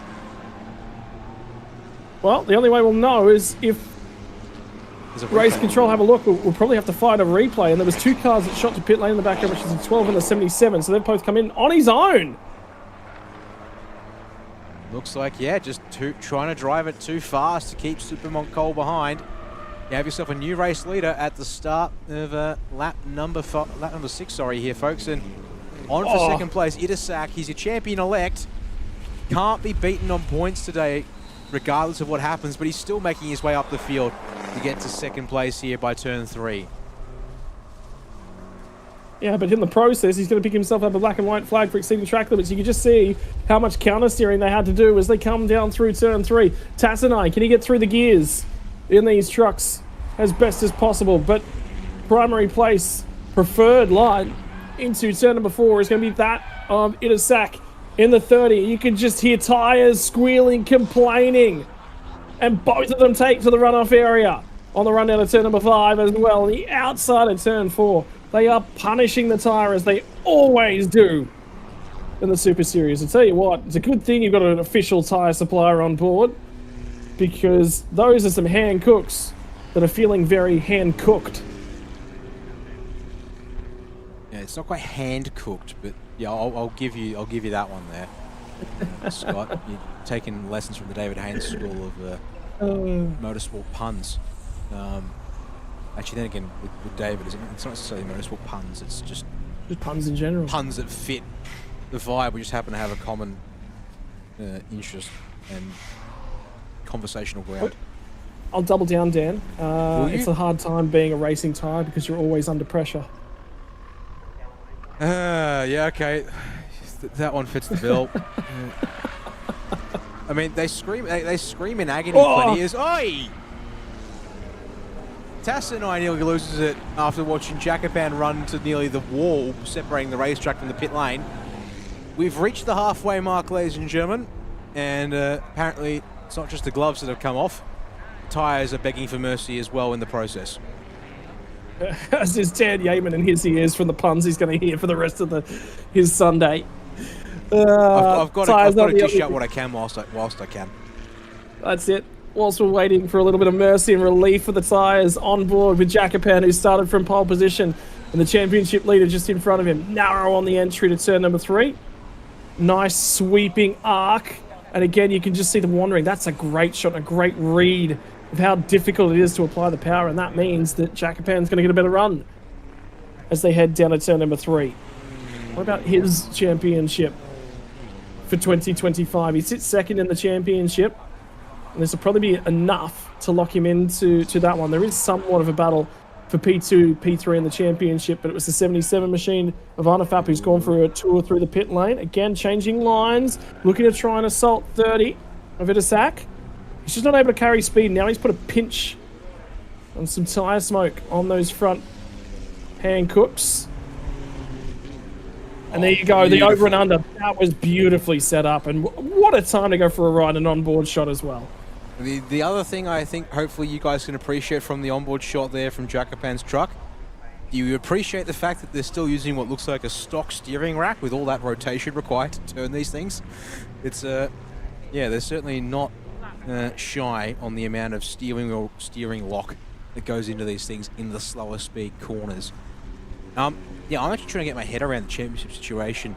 Now, with... Oh, well, Itasak doesn't want to give up second place. Okay, easy there, fella. Wait, and then just mashes the throttle pedal on quarter exit. Never mind what that does to the tyres. It's just... Go for it, lad, apparently. Okay, we've got ourselves some updates from race control in addition. It's now not just track limits. It's now a 10-second time penalty to the 82 truck. Is there an 82 truck in this field? Yeah, the crib prize soup. So the incident with 52, although then there's a follow-up message saying a drive-through penalty for the 52 truck. So there's something... Is it simply a case of, was this at main straight, was there something before the replay, I wonder, that we missed? Or is it a case of joint responsibility? I don't know, Scott, what do you think? No, I'm going to say that, well, at turn 1, if it was at turn 1, you'd see the same message for at turn 1 for both drivers. If it was a joint responsibility, it certainly wouldn't be a drive-through penalty. So car 52's copped the drive-through penalty for what we did see, and there's something further that happened just before that we didn't see. So is my reading on that one. In the meantime, this is the 12 and the 77 trying to come back through the field as well. This point in time, Arnafap's trying to carry some speed. Now remember, Tenor West was quick very early on, but it looks like those tyres might be starting to go off. Oh, by now, as you said, from what your information you've got, yeah, these tyres will definitely be in struggle street. Like, for reference, Super Moncol's out leading the field by 6 seconds. His best lap, as you said, that 1:57.8 on the timing tower. His last lap time was a 2:01.4. So yeah, the tyres are gone. We are now in the phase of the race where you just drive the thing as best you can and manage these trucks to the finish. Everyone is currently about 2 to 3 seconds off of their personal best in this race. There's another lap complete, 4 laps to go for your leaders. And as the timing towers update, Super Moncol a little slow on that last lap at 2:02.3. Lost nearly a whole second to Jacopan in second place, and Itasak almost going with Jacopan there as well. So watch out for that, as there's your leader passing by the lapped truck, which I think is Kitasak, and unfortunately that's not nice. But you know what, the 69 truck is going to pull off to the side of the road, and someone's having a good old time. Maybe they're at the last turn? Sounded like it might have been the number 12 of Tenor. Oh, look at the right front corner. West. Yeah, there's damage definitely on that truck, and they're going to try and get him out of the way. But the problem is, where is that one parked up? Oh, it's flat. Outside of turn 4, just before turn 5. He is going to get the runoff road, but he's not. Why did he not drive that further off the track? And the sound we heard in the background of the shot, oh, Arnafap. Oh, locks up the left front and then nearly loses the rear for his own troubles. Okay. That's a break. That smoke wasn't coming from the tyre surface itself. That was coming from inside the tyre. Something failed there. Okay, we'll have to watch out to see if the 77 is still circulating at normal speeds, but you think not in that case. We're back live now with what is the battle for third on track. Itasak versus Sang Chai. I can tell you Arnafat was 4 seconds slower in the first sector, so I think he is slowing. If he hasn't had a brake failure like you suspect, he would have to be managing that quite a bit. So, just watching around the circuit, also trying to get my head on, the minor placings battles. So, Jacopan Monarat, he'll hang on to second place in the tire because he's sitting there with 15 points provisionally if he finishes second. And, hello, we've got something down on the circuit then. Yeah. One of our... 100% for sure. Maybe Arnafat spilled... Of course you did. Was it Arnafat who spilled it? That smoke would make a lot more sense if that was the case. We haven't had Arnafat actually come through to another sector time. So I think that truck has indeed expired somewhere between the end of sector 1. He's just crossed. Oh, no, he didn't. Sorry. No, I'm still waiting to see him update. Indeed, yeah, still nothing. So he never crossed sector line 2, which means I reckon he's gone off down at sector 3 and just kept going. But it's on that outside, which is where... he was. There you go, third truck nearly. So that's Jacopan in the 17, Tanawat in the 69, and I think that was Tassanai almost going into him. All at the final turn. And now, as we come back live, the number 12 truck of Tanawas has gone around at turn 1. Well, it was only in that front left corner. I'm going to go ahead. I'm going to hazard a guess at this one. I reckon a brake line's slippery surface flag there out at turn 1 just to be hit to this replay of the 12 of Tanawas. So we certainly have oil or some kind of fluid down on the circuit here, folks. And it is making things just a little bit dicey for our drivers to have to negotiate. We are still green flag conditions where it is safe to do so. But look how slow Super1Cole's going now, it looks like. It's just a full-on sort of like cruise at this point for your race leader. He now has an 8-second gap. He's the fastest driver still on circuit. Supermonco, how's this for a difference? Best VMAX 219.5. Last time through the speed trap in that first sector, 169.8. So he has slowed significantly compared to his early running. And the other thing was, on lap 1, he was a good 7-8 kilometers an hour faster than anyone else. So whatever they're doing with that truck that is taking it to the limits of its reliability has also started to fall off massively. But is that because of something down on turn 1? There's more trucks having issues at the final corner. Let's look at it here on this time by through the speed trap. It should update back up to 189 kilometers an hour. So he's still 30 kilometers an hour down on his top speed in this race, which is also the top speed of any truck through the speed trap prior to turn 3 by a long margin. My only concern, I mean, that's coming out the exhaust. We usually see black smoke out of these things. That's a lot of white-ish smoke coming out the exhaust pipe when he initially gets on power.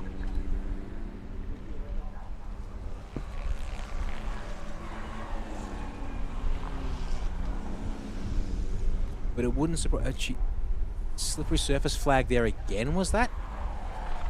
Off to the side of shot entering turn 5 here, Scott. I mean, yeah, it all points to a combination of reliability in managing the truck, tyres fading, and I'm pretty certain stuff down on the circuit.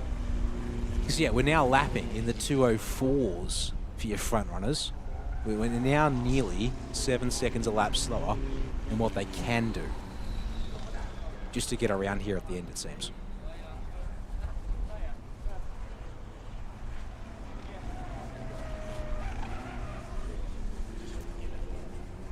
So just over 5 kilometers or so now, I'd say, for Super1Cole Detpech to get to the end of this race. You'll see the last lap board this time round the final turn and moves all the way over to the middle of the road here before coming into the braking zone at turn 12.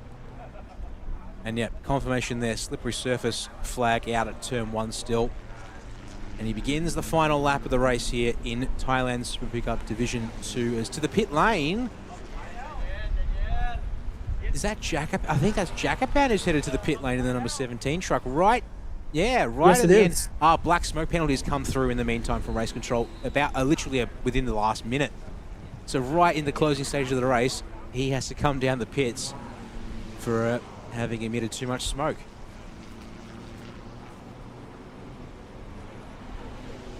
Yeah, so at this point in time, he's going to fall down through the order. Where's he going to pop back out? It's going to be the 26 machine of Tathanai, I think, has made his way through into P3. So back on the podium. So it'll be 3 podiums from 3 races for the weekend for car number 26 of Tathanai.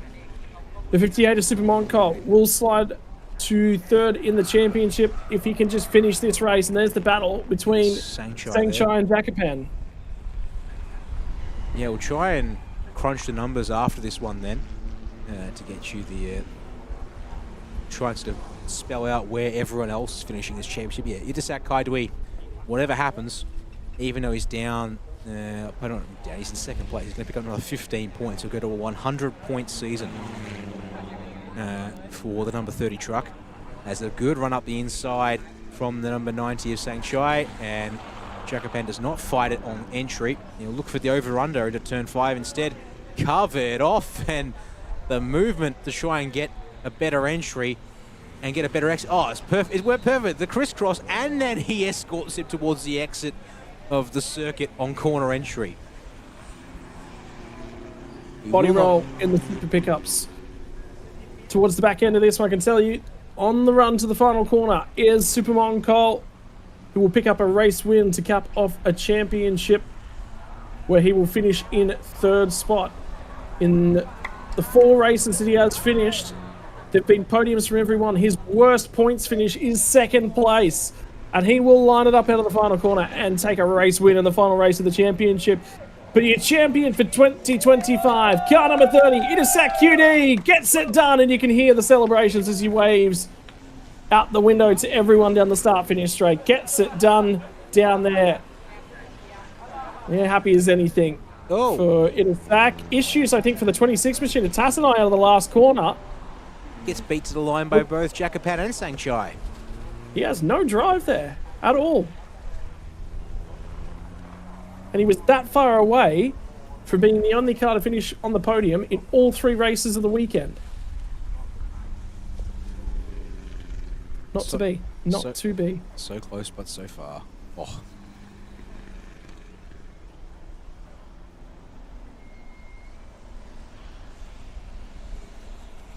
Car 58, Super Moncol gets it done in Super Pickups Class C. On the Division 2 drivers, remember A and B class will be out on track later on tonight. I believe that will be our final race of the day as well. And I'm just keeping half an eye on point standings in this one as well, because I'm just looking for... Jacopan comes home in P3, so he will lock up P2 in terms of the championship. The 77 car, Arnafap, is going to get bumped from 3rd in the championship. So for that race win from Super Moncol is enough to bring him to 3rd overall. Well, if the championship is something he cares about, then hopefully that's sort of a satisfying bonus for him there, because, as you said, it's been a season of either super highs or crushing lows due to retirements. And he said there's only 1 race where he's had a finished but not, or classified and scored no points, whereas otherwise he's had DNFs or podiums. So it's very much been a season of 2 halves there for the 58 truck. And fastest lap today by far, 157.8. Absolutely smoked everyone when it came to single lap speed. Next best time was a 58.2 is only half a second off. But for Sangchai, he ends up finishing some 21 seconds back in 4th place, to put it in perspective. So run back in a pit lane. Confirmation, your podiums Supermon Cole from Itasak from Jacopan home inside of your top three. Seng Chang, one of them, home in fourth. And Tassanai home in fifth. But car 17, 5-second time penalty for continued abuse of track limits. So it's actually going to be a replacement. It's actually going to be the 90 car of Sengchai who'll get home on the podium. And 17 under investigation for pit lane speed. So don't lock any of that in at this point in time. And if he has sped in the pits, Super Moncol is a chance of coming back through and potentially nicking second spot in the championship. Okay. เทส1 2 3 4เทส1 2 3 4 If the 17 of Jacopan gets moved เทส one spot further back, yeah, that will be. Yeah. If Jacopan finishes fourth, which he will after a 5-second penalty, Super Moncol winning the last race actually promotes him to second in the championship. There you go.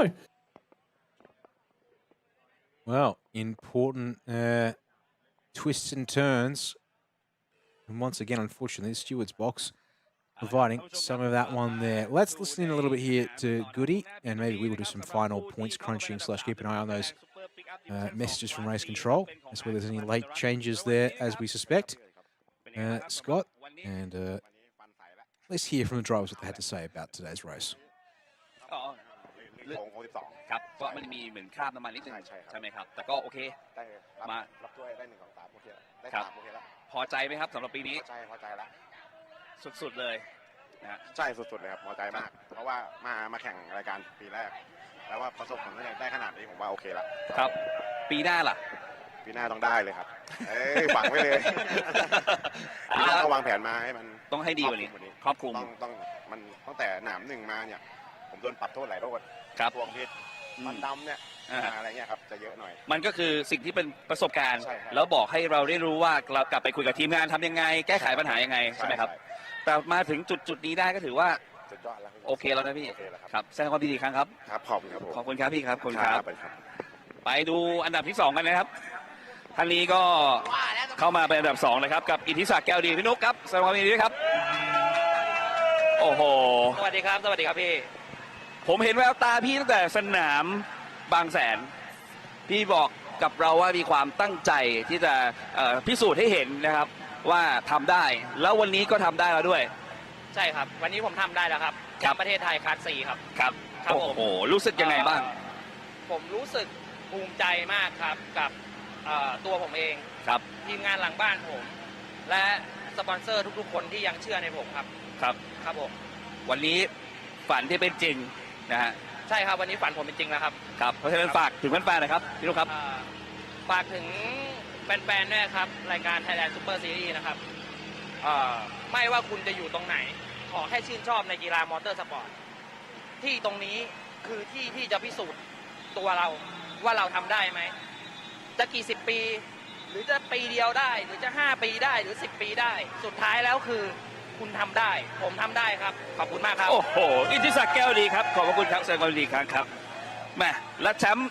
ที่1ของสนามนี้นะครับกับบิ๊กสุภาพมงคลเดชเพชรแม่เป็นไงบ้างครับบิ๊กครับก็ออกจากลำดับสุดท้ายมาครับตอนนี้ใช่เหนื่อยเลยแต่ก็ลอยลำนะเพราะว่านำโด่งไปแล้วใช่ครับจริงๆอ่ะถ้าเราพูดถึงย้อนกลับไปเมื่อต้นฤดูกาลเนาะถ้ารถไม่มีปัญหาถ้ารถไม่เกิดอุปสรรคมันก็มีโอกาสลุ้นแชมป์ประเทศไทยได้ก็มีครับก็มีใช่ไหมฮะเพราะฉะนั้นมันก็เป็นสิ่งที่เราจะต้องกลับไปพัฒนาแล้วก็เริ่มใหม่ในปีหน้าใช่ปีหน้าว่ากันใหม่ครับมีโอกาสแน่นอนเพราะเรารู้แล้วว่าลายของเราเป็นยังไงวิธีการเป็นยังไงที่เหลือแค่รถใช่ให้เราพร้อมเดียวคนขับเกิน100แล้วตอนนี้บิ๊กครับฝากถึงแฟนๆหน่อยครับก็ฝากรายการTSS ด้วยเลยครับ Thailand Super Series Thailand แล้วก็ฝากเชียร์ทีมชาบูทักแก่บิ๊กครับตั้มคัทอากานะ MK Sport บายอุดอองระยองครับครับขอบคุณครับบิ๊กสุภมงคลเดชเพชรนั่นเองนะครับกับแชมป์ในสนามนี้นะครับแน่นอนนะครับคุณผู้ชมครับยังมีรายการที่น่าสนใจมากกว่านี้ครับเดี๋ยวตอนนี้ไปพบกับไฮไลท์กันก่อนครับ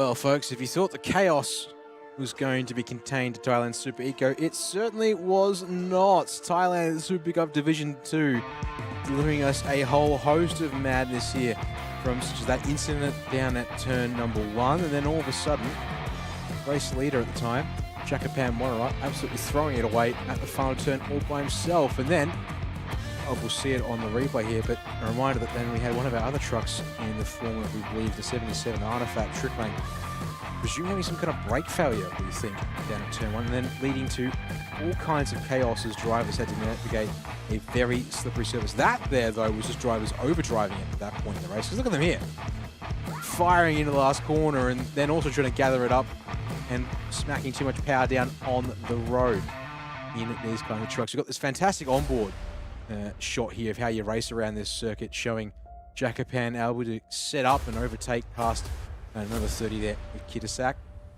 One of our retirements today, unfortunately, the number 69 truck pull off. And this is the moment where, he said, massive explosion from within the wheel disc. Presumably it's going to fluid. Then suddenly Jakapan's gone around. The number 90 of Songnam's gone around. You can see there, 26. Tasnai nearly going around as well. It was crazy. Look at them, they're literally parking up at the last turn. And then even at turn 1, there must be more fluid down as well, because a pretty unexpected slip and slide there from the number 12 truck to mix things up. But for Super Mongol Petcher to start from the rear of the field in this third and final race of the weekend for this pickup D2 field, and he walked away a comfortable win. And we're waiting, and we believe, based on the information that was provided from race control, that was enough to elevate him to the top of the second place, in the championship. Can't catch 30 Vitasak with that one there, but nevertheless, we'll jump up from equal 4th to 2nd. We'll take another quick break here, folks. On commentary, it's time for our first 60-minute race of the weekend here. It'll be Thailand Super Touring's 8th and final race of the championship, coming up next here on your Thailand Super Series and Speed Cafe channel. Stick with us here. We'll be back after about 10 or so minutes with the countdown to the next of our final races.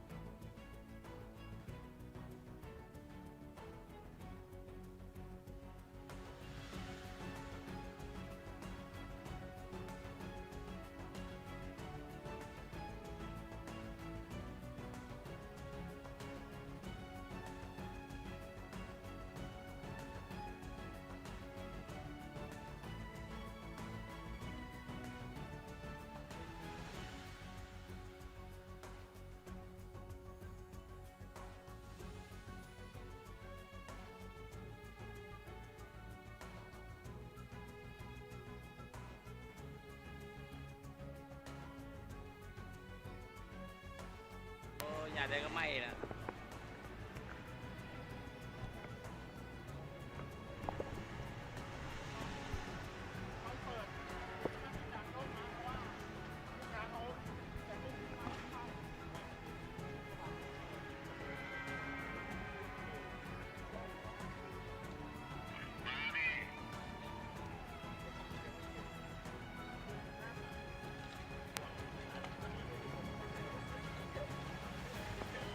ครับเสียงแห้งแค่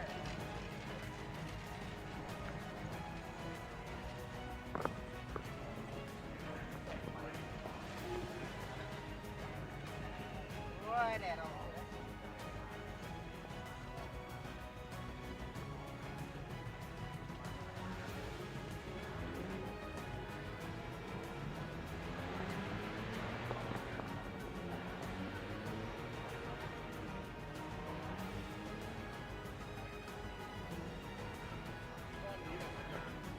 ก้อนนี้แหละที่ทำให้เราเล่นบอลยาวๆมา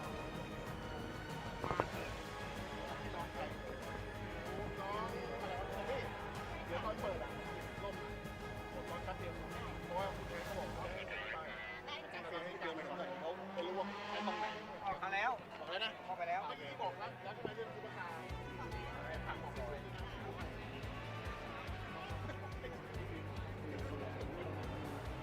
อยู่กัน2 คนแล้วก็ติดกันไปติดกันมา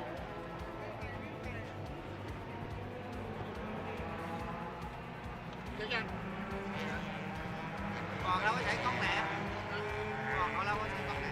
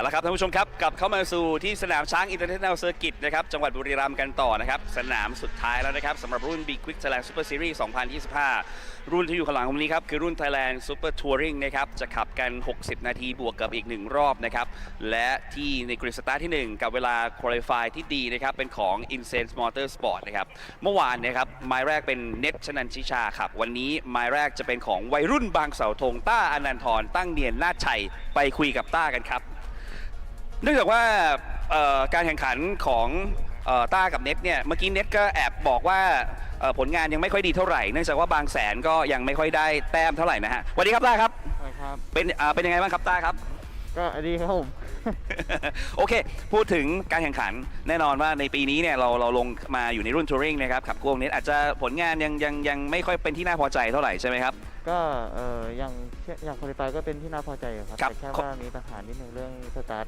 เดือนที่แล้วครับผมแล้วก็มีปัญหาเรื่องยางแตกอีกก็ถือว่าโชคร้ายไปแล้วกันไม่เป็นไรครับก็มันก็เป็นสิ่งที่เกิดขึ้นได้เนาะในเหตุการณ์ที่เกิดขึ้นในสนามแต่แน่นอนว่าทุกคนก็เห็นในเรื่องของการคุริฟายแล้วก็จะไปพัฒนาต่อในปีหน้าถูกไหมฮะต้าครับผมต้าครับฝากถึงแฟนๆหน่อยครับก็ฝากเชียร์ผมด้วยนะครับเบอร์65ทีมไอเซมครับผมนะครับอนันทรตั้งเนียนชัยก็ติดตามนะครับขอบคุณครับต้าครับอนันทรตั้งเนียนนาฏชัยนะฮะไปต่อกันที่กริดที่2นะครับขับคนเดียวไม่รู้เหนื่อยหรือเปล่าเมื่อวานก็บอกว่าเหนื่อยนิดนึงแต่วันนี้ไม่น่าจะเหนื่อยแล้วเพราะว่าเป็นสนามสุดท้ายแล้วนะครับของพี่โยนะครับภาสริศพรมสมบัตินะครับสวัสดีครับครับสวัสดีครับแหมสนามนี้ยังไงบ้างครับพี่อากาศน่าจะดีสบายๆนะครับก็คิดว่าครับโอเคพี่โยขับคนเดียวใช่ครับนะครับก็ถือว่ากติกามันก็จะมี compensation time เพราะฉะนั้นเราก็จะมีในเรื่องของ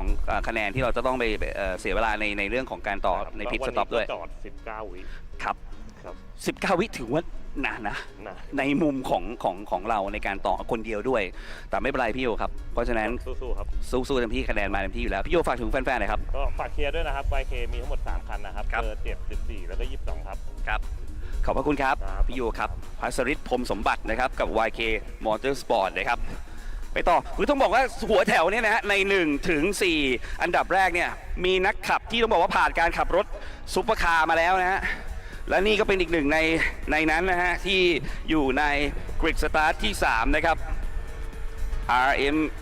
RMR นะฮะร่มไม้ริมนานั่นเองนะครับสวัสดีครับอาจารย์สวัสดีครับอาจารย์สวัสดีครับพี่เป็นยังไงบ้างครับก็จากเมื่อวานยังไม่ออกครับโอ้ไม่ได้ขับเลยเกิดอะไรขึ้นเล่าให้คุณผู้ชมฟังหน่อยท้ายเซตอัพรถมันค่อนข้างแบบ aggressive คือท้ายออกง่ายมากๆอยู่เมืองนอกมานาน aggressive แปลว่าอะไรฮะแปลว่าแบบว่ามันไม่ค่อยโอเคมันแข็งไปมันก็โอเคแต่ว่ามันขับยากครับขับยากยากขึ้นก็คือเชฟอาจจะยังไม่ค่อยชินครับก็เกิดความผิดพลาดกันได้ครับดีนะวันนี้ขับเป็นไม้แรกถ้าขับเป็นไม้2เนี่ยผมกลัวว่าเดี๋ยวอาจารย์จะแบบว่าวนเปิดประตูผิดด้านอีกข้างหนึ่งไม่ใช่ครับไม้แรกอาจจะเป็นเหมือนเชฟเมื่อวานก็ได้ก็ไม่กล้ารับประกันอะไรมากเหมือนกันครับผมก็ต้องมาลองดูฝากถึงแฟนๆหน่อยครับพี่ใหม่ครับครับผมฝากถึงแฟนๆหน่อยครับขอบคุณครับฝากเชียร์ครับร่มไม้ริมนาครับเบอร์16ครับผมครับขอบคุณครับขอบคุณครับผมครับทีมใหม่นะครับอนิวัฒน์ล้อมมหาไทยนะครับขับคู่กับชายโชธนินนะฮะท่านผู้ชมฮะ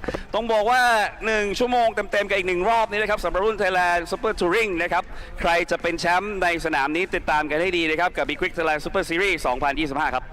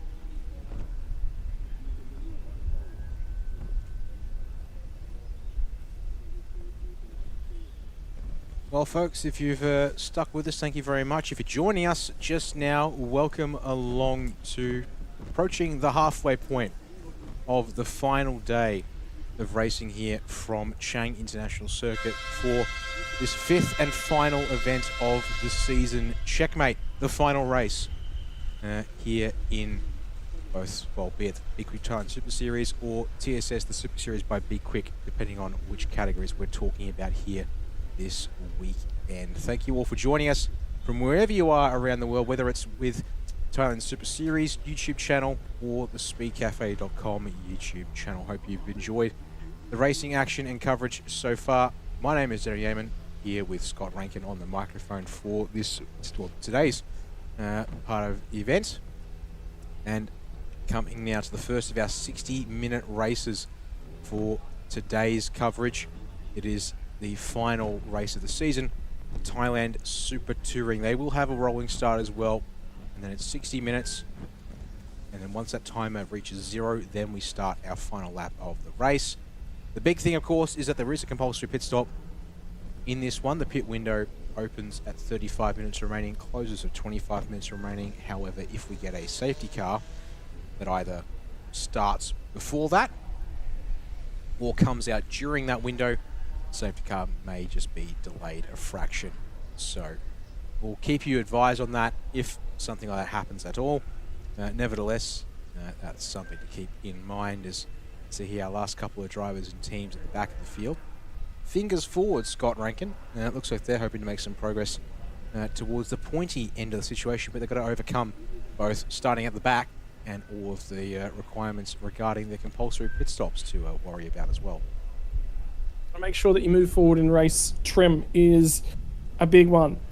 Compulsory pit stops notwithstanding. And I'll actually go digging and pull out the compulsory pit stop information for our final race of the season.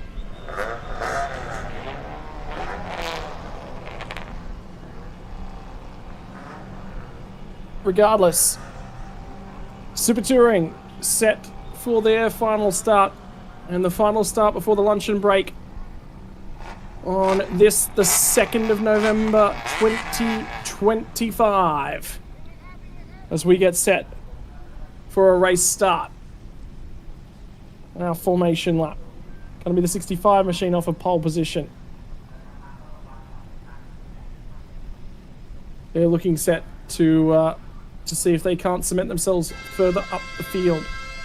Race winner yesterday, car number 7, Anason, doubled his points total for the season in one race with that race win.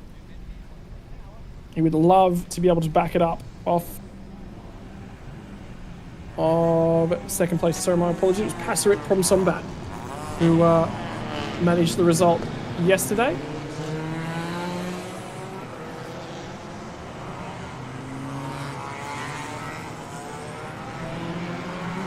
Here we go for formation like that.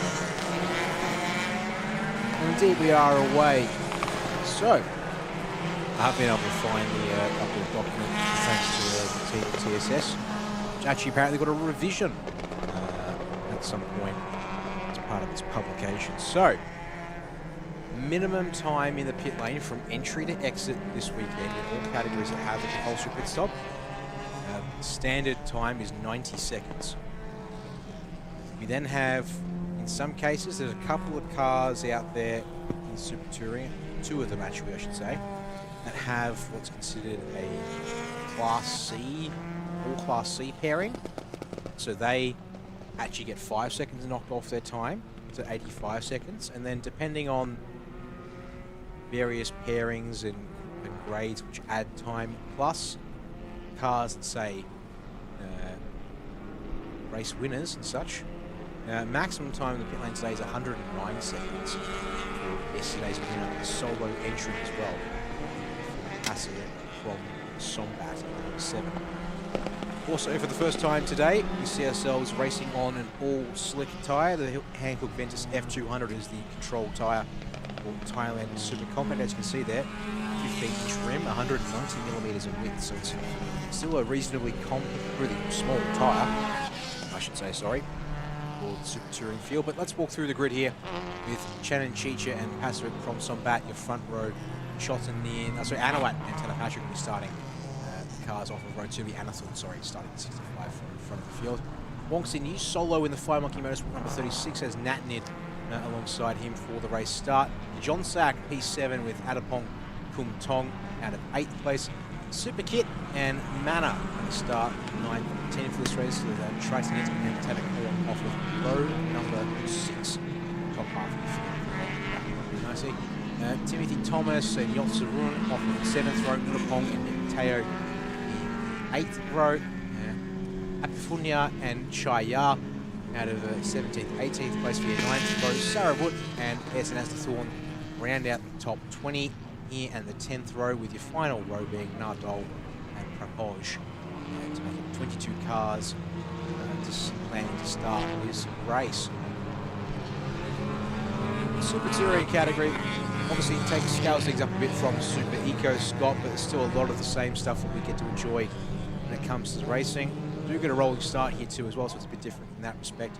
But we've got a full field of cars, a whole bunch of Honda CRZs, but a couple others mixed in as well, and a variety of car configurations to boot too. So time to get our first 60-minute race underway here in just a couple of moments. Yeah. That it is 60 minutes plus 1 lap. Pit stops in the middle. This is your Thailand Super Touring. They've challenged and punished the tyres across the weekends from Buriram earlier on. As the King watches over the entry to the final corner from the starting board on the outside. It is time for our rolling start for Super Touring on the front row. Adam Thorne is going to start us out of car number 65 from Pasarit, Anawat, Patra to get us underway on the run down to turn number 1. Watch as they slice and dice, and it's actually going to be the better start. I believe that was the 65 entry that got their way on through, but that looks like nearly the 14 entry. Sorry, my apologies, this is the 55. So Patra's got the blinding getaway and jumped a whole bunch of spots as we jump on board car number 14 and Natnin. Running down to our first timing loop in turn number 3 for the first time of the next 60 minutes. Here comes race number 8 of their championship. Final one as well. So here paddle shifters on board the number 14, one of our turbocharged Super Touring entries here in the YK Motorsports Honda CRZ. And a good run for Natnid off the corner. And she got past her from the city line. 9 teammate Passer from Sombat. Side by side though, looks like Anathorn wants to get back ahead of Tanapatra and will do so through the turn 4 sweeper.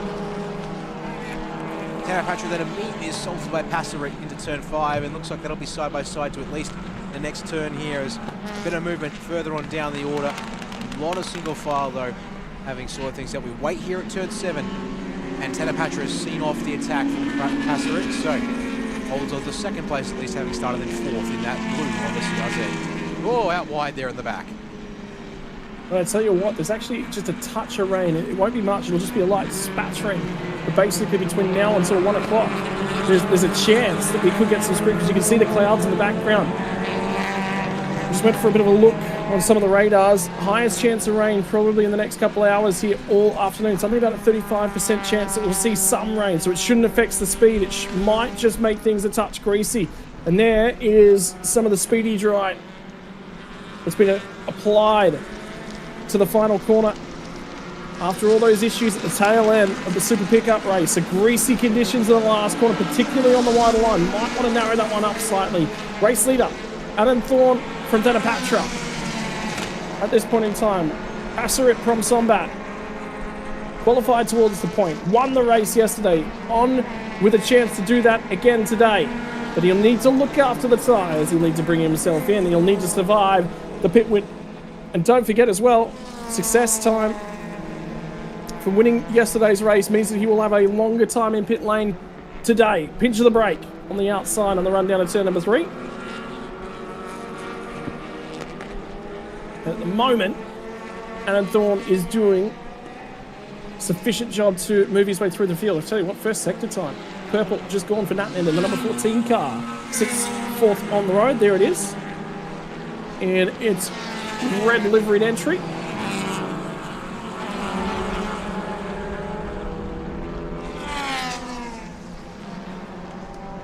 Coming the way of the YK Motorsports outfit.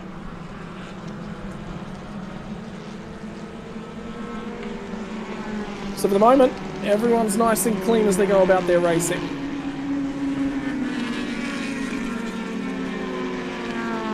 Let's check that box here so far to lap 2 at least. So that's a good initial sign, but, well, we've seen good initial signs so far today, and that's not amounting to a whole lot of much by the end of the race. So keep it all in mind that, you know, it's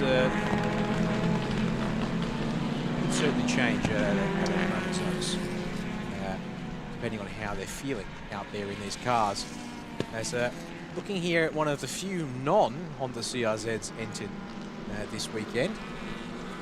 Also critically the fact that it's, I believe, a new entry this weekend, which actually meant their top time penalty claimed for race 1. There's a little bit of back and forth here between the winning 38 Toyota Yaris and the 88 Honda City.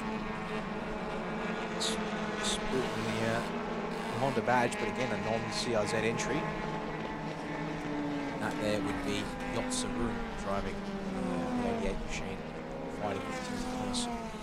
In that as after a good race yesterday, it would appear that John Sack-Naklar's Ford Fiesta, which has been unreliable at the best of times, especially here at Chang, might just have bit the bullet again.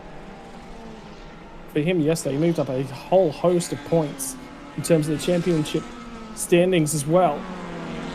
So was on actually to move well and truly inside the top 10. There is an opportunity for a few drivers to pick away at that then in the back half of this one, and that was a big old moment for the 57 entry as they got down and through turn number 4. Nudapong behind the wheel. On board that one. He'll hand over to Pimpole at the pit stop. Oh, and it's gone again! So there might have been a tyre drama. Regardless, gets out the other side just.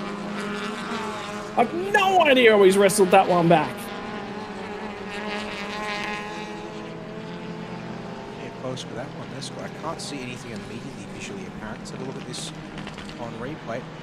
Maybe just overdrove it, trying to keep the that Honda City on his outside behind him.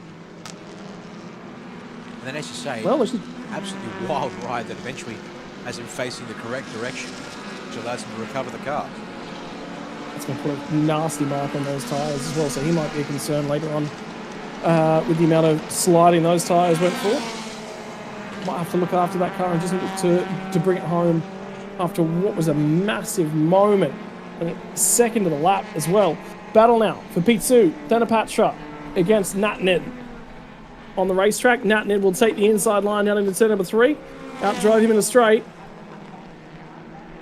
And now it's going to be the crisscross for the 55 machine. Thanapatra will try and get back underneath. Not quite able to get there and complete the over and under.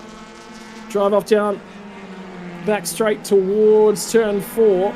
And the 14 car is always impressive through the speed traps. Has been the only car, one of 2 cars to get inside the 200 kilometer an hour marker in terms of a straight line. The other one was the Mazda, 206.5, supreme in a straight line by some margin. So that's how they're getting their speed. And yeah, go ahead. So that was done back on lap 1 for the Mazda 6 in Anna. Hasn't, at the last couple of laps, has settled back in around what everyone else is doing. Still a little higher than most, at 198 kilometers an hour, but as lofty a height as the 206 speed trap. So lap 1, and yes, folks, we've only been racing for 7.5 minutes. We have our first black and white flag for track limits, and it's going to land in the hands of the 88, that Honda City, which I think was right around the 57, which had that wild ride at turn 7.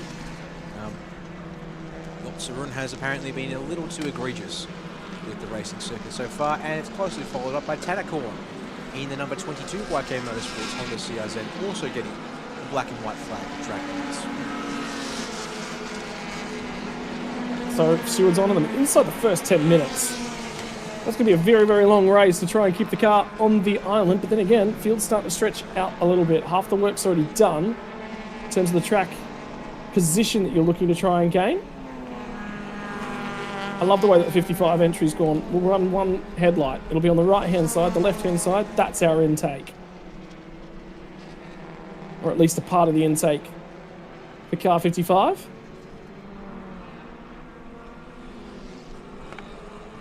Just a unique way about getting airflow to the engine compartment. Also might be a reason that they're not necessarily all that quick in a straight line.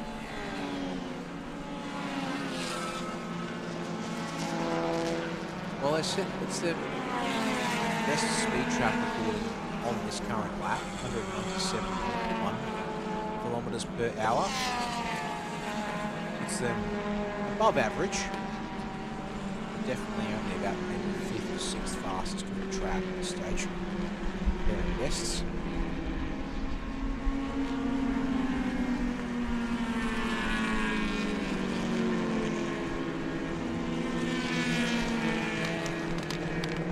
Still staying with Natmid too. Not able to pull away at all. Patch really, really quick through the middle sector of the lap. Looks to be one of the quickest cars. Experience time. I think he's set a new PB in sector 2, and it was the fastest time through that sector on the lap. I guarantee you, if there just wasn't that annoying 14 car in the way, there would have been even more pace on board the 55 entry. By the way, that car leads the way in terms of championship standings as well. And that battle on track is first and second in the championship. 7 points is the margin that Natmid will need to outscore alongside teammate Thanaroj, Thanapatra and Chanaknan. So that battle will keeping an eye on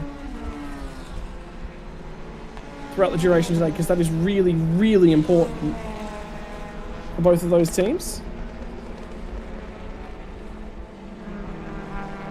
And for those not in the know, unlike our Super Eco and pickup races, which run a sprint point scheme, 20 points from the beginning and 10 steps in there, not perfectly equal. We do run the Formula 1 point scheme here in the 60-minute races. So 25 for a race win, 18 for second. If Natmid or Thanaroj in the back half of the race can get that car up to the lead and then hold it there, we go tight on points. We'll have to do some back calculations, although looking at it, the 55 already has 3 race wins this season. They probably win on countback. So if Natmid and Thanaroj want to win this, they've got to win it on outright points. They can't afford to, they can't resort to a countback. The 8 points required, basically, is the margin that we've got to work with for those two cars that are on screen at the moment. So at the moment, the 65 of Alan Thorne has bolted down the road. So this is going to come back to the lower rated drivers. The drivers that start in Q1 and the tail end of the race yesterday are going to be critical to this one. How about Passerit Promsombat as well, driving his way up to the rear end of these two as they go at it? 0.4 of a second faster on that most recent lap. Have a look at how quick the 65 car is through turn 1. And the minimalist racing mirrors design as well. The only downside with those mirrors, you can't fold them back. Any impact on them is going to lean directly on the car. But they are not punching a massive hole in the air. But they're also not going to give you a whole bunch of visibility either side as well. So you've got to learn to handle that. Benefits is the straight line profile of that car through the air.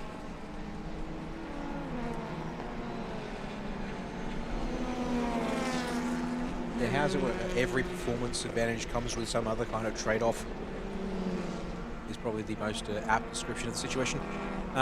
Okay. Just sort of, so I mentioned, right, we had already picked up 2 cars with black and white flags. Try another 6 cars with black and white flags. And some of them are starting to show up here at the bottom of the screen.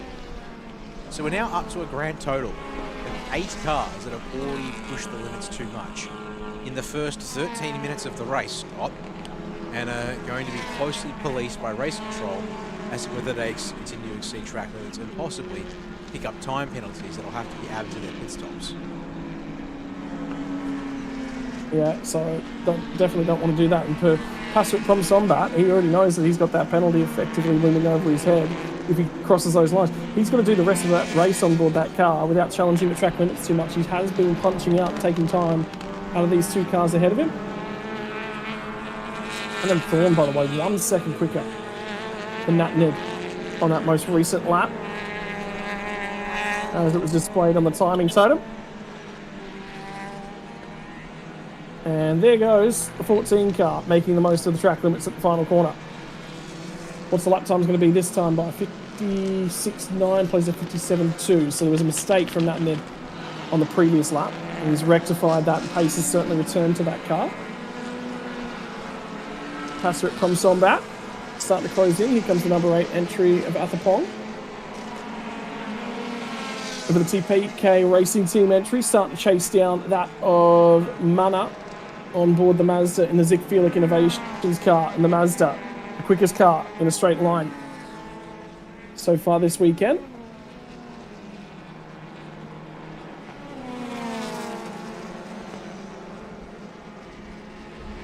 It would be kind of, I think, actually one of those things with data analysis and capture. It's like, well, we have the best VMAX, and every time they go through, we get the last VMAX. It would be fascinating to graph out that shift from top speed to average speed, because, like, even speaking of that Mazda real quick, still at 206 is the top speed, best top speed. And it's now doing 195, 196 through the track, so he's lost a bit of straight line speed. So, in fact, every car has. It's all down by 2 to 5 kilometers an hour on this speed trap runs.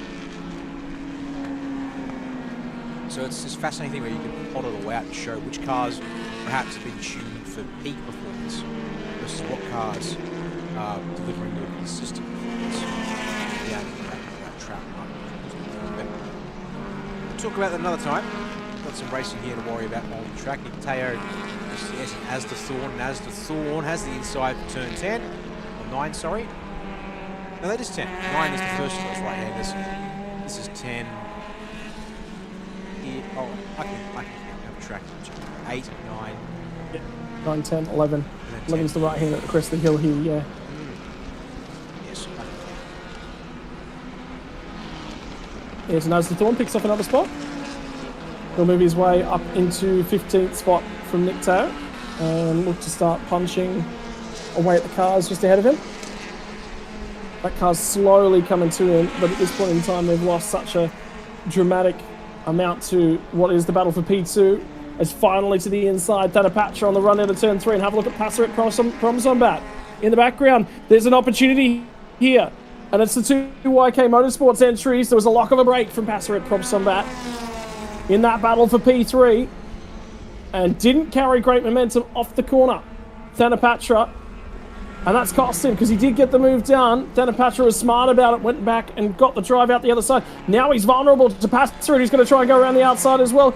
Backed out of it. Have a look at the cloud cover. Those clouds are looking just a fraction dark in the background as well. Here comes the dive from the 7 machine. YK Motorsports entry. Gets it to the inside, parks it up, looking to hold him narrow at the apex of the corner. It gets driven back around.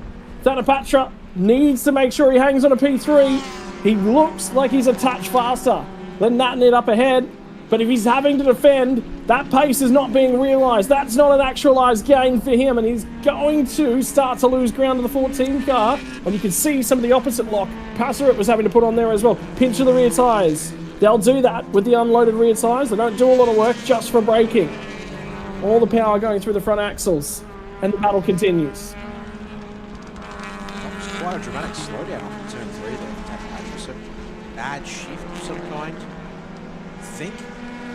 Although a lot of these CRZs are running sequential gearboxes, so it also really sort of makes it a bit of a confusion. There's first time penalty of the race, and it gets added on to the pit stop at this point in time because we have that option.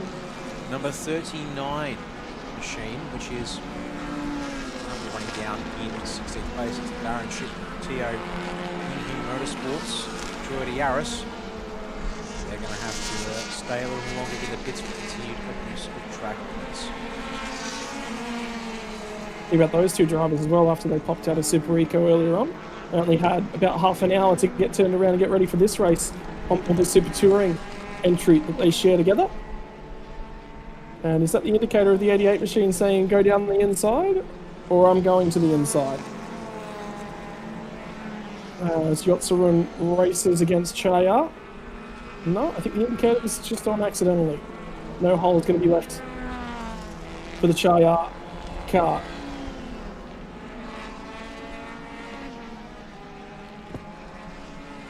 New colours, new preparation for that car. I believe this one used to be the M&M yellow entry 92 car with Chakras parts and Chayar on board. At least it has been a point in the history of the last couple of years of this category. So changing colours, I think that's just for the final race for the weekend too, or the season. Might be looking forward to something new in 2026. And there is a car off the road down here in Sector 3. Very wide and very slow, and it might be the 31 car, I think.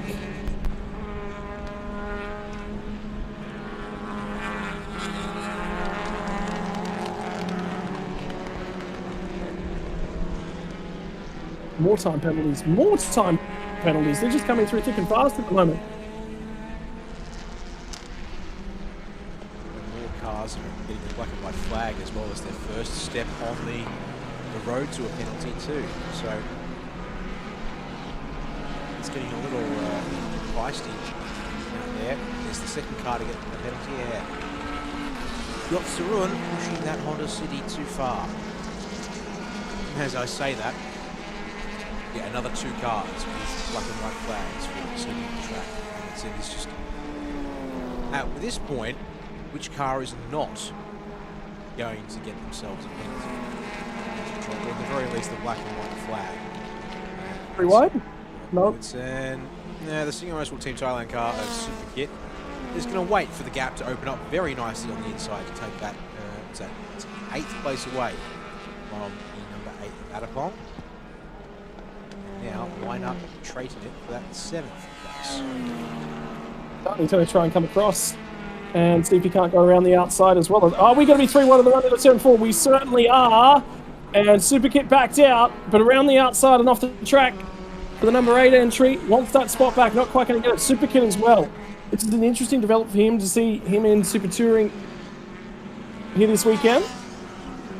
Growth, an extra ability to go racing, and it was the 88 car that we were seeing, the DC Garage entry.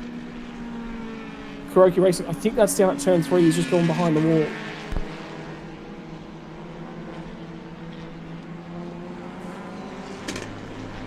Play here, there's an Aston locked up at the left side rear corner, but looks like that's thankfully a bit of a harmless touch for now from Teo. Indian Motorsport Toyota Yaris, but Toyota on Toyota violence there apparently. That time he's just updated. Passer has just dropped a couple of spots to 4th place. Apparently. Or was that maybe just a timing freak out there? They were, yeah, because remember he's been sitting there in 4th place watching on the 2 drivers ahead of him as they battle for it. Then a Patra's just got really quick on that lap back down in the 57s, which is good time from him.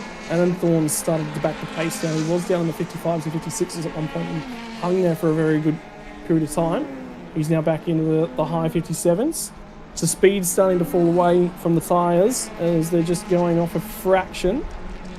I'll tell you who is quick at the moment is the 38 entry, Timothy Thomas for the Wing Hin Motorsports car. They're down in 12th spot. They just ran a 57.9. There are 3 cars running in the 1 minute 57s, and they were one of them a long way down. They took a second out of 22 entry Thenicorn. They'll be chasing down on this next lap. That's only just in behind this little group of cars as well. And here comes another assault for the number 8 of Athapong. Was trying to get Super Kit to cover. Super Kit obliged and was much quicker through turn 4.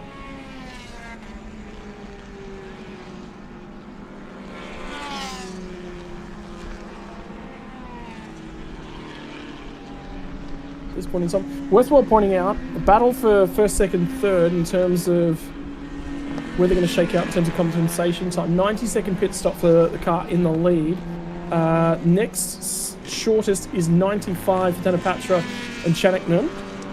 Then it's 100-second pit stop for car number 14. So they're going to lose 5 seconds to the 55. 109 seconds for Passerit Promsombat. So he is going to lose 14 seconds. 14 seconds to car 55. So he definitely wants to get down the road if he can and start eating into that battle. But he's lost 2 seconds to those guys now. And you'll have to go back out there and after it. Natnet is starting to drop speed, and the speed is starting to come to car 55.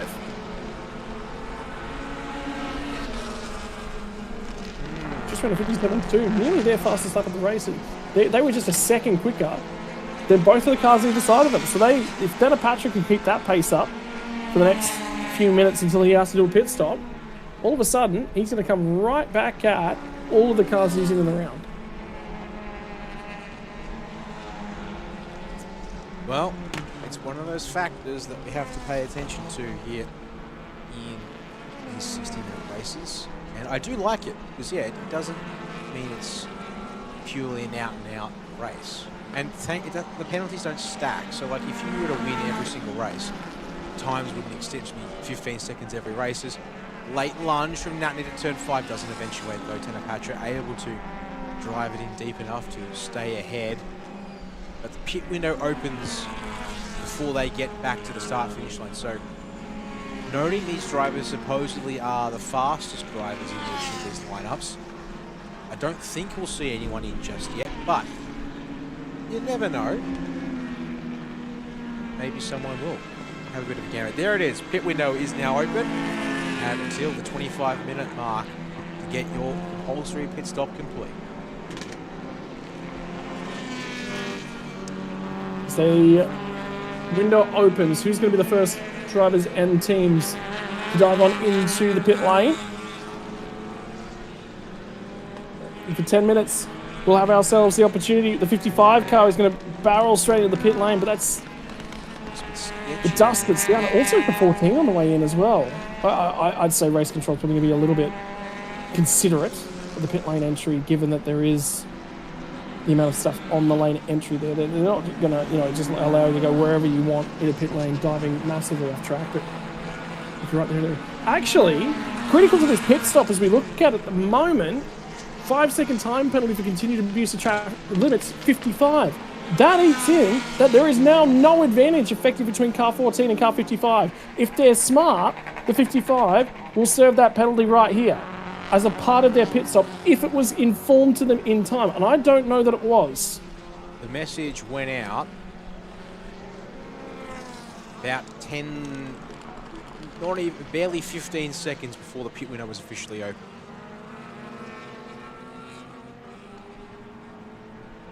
There was time. There was time to read it if they are aware.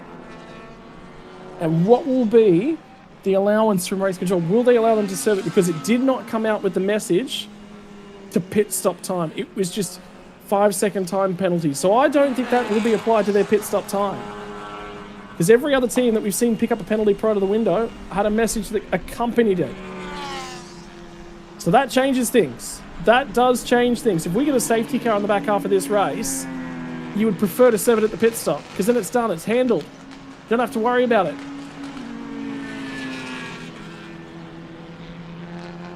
$79 in. Let's read off the car numbers that come through for a pit stop. 55, 14, 36, 8, 39, 57, 15, 79, 31, and car 4. Although Kajon Sak has been in the pit lane for an extended period of time, his weekend is done.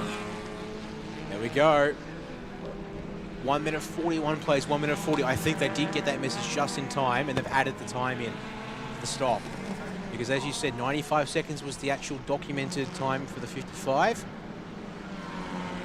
Yeah, they've done it. Oh, there you go. Change on track and bodywork damage to the 55. We just missed something there off screen as I came out of the pits. I think we did. There was definitely contact to that. It's ripped a significant chunk off, and the problem will be that is going to come off somewhere. It's likely going to be in this high-speed section down here. And hopefully it flings itself a mile outside the track limits. I wanted to keep on with that shot just to see if it was going to happen. We'll just have to wait. And the next shot that we see might tell us the story. By the way, just giving you an update. Well, is that a flat tire then? Front left corner, have a look at the front left corner. Looks okay for now. We're definitely going to need the replay, folks, to be able to pick that one apart. Here it comes. Right, into turn 5. Was there something here? There's a gap between them still. Oh no, here comes the lunge. And at the apex, bang! Solid hit into the left side. Great save, now driving that car, Chang. And you get another angle of it here, Scott. Oh, you know what? He's turned in, and he wasn't there at the point of turn in. That was a late bomb. Unfortunately, the dive bomb came late from car number 55. There's been contact. Could we see another race go to the stewards and another championship battle go to the stewards? And that's relevant because they're fighting for it. Those two cars for the championship, 110 points for car 55 at the conclusion of yesterday's race, 103 points for car 14, Denaroj. There's car 22 who rejoins in the mix. Looks like they've gained track position.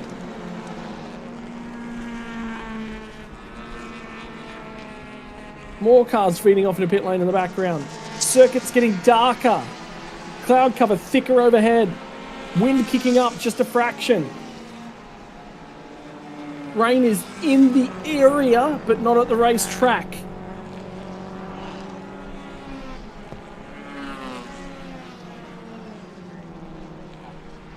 So much possibility and potential. Meanwhile, cars that have yet to stop here, such as the number 19 of Triton.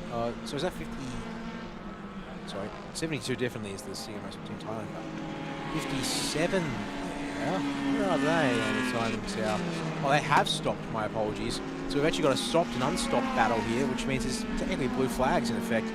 But 57 machine, which will now have Peempole driving, not looking to give it up to Super Kid, who's going to have to force his way past in turn 5 on the brakes.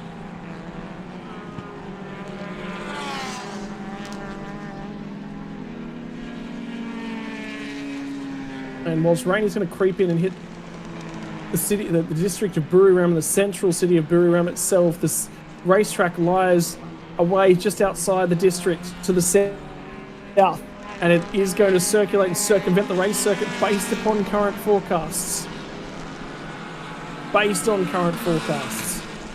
And that information changes minute by minute, as it always does.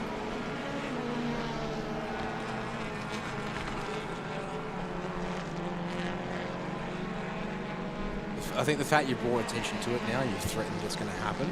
Yeah. I wouldn't be too surprised if it just stays away. Just to rub salt into the wound that you may have created. But there we go. Only a handful of cars left to pit. Pastor Promsombat makes himself not one of those drivers. He'll basically... Oh, they want him a little closer up. But it's okay. It's good enough. It'll do. So it's just going to be a pressure check for now from these guys. They won't need to change the tyres just yet. Get some air inside the cockpit. Here's another look at something down at turn 3. So this would have been...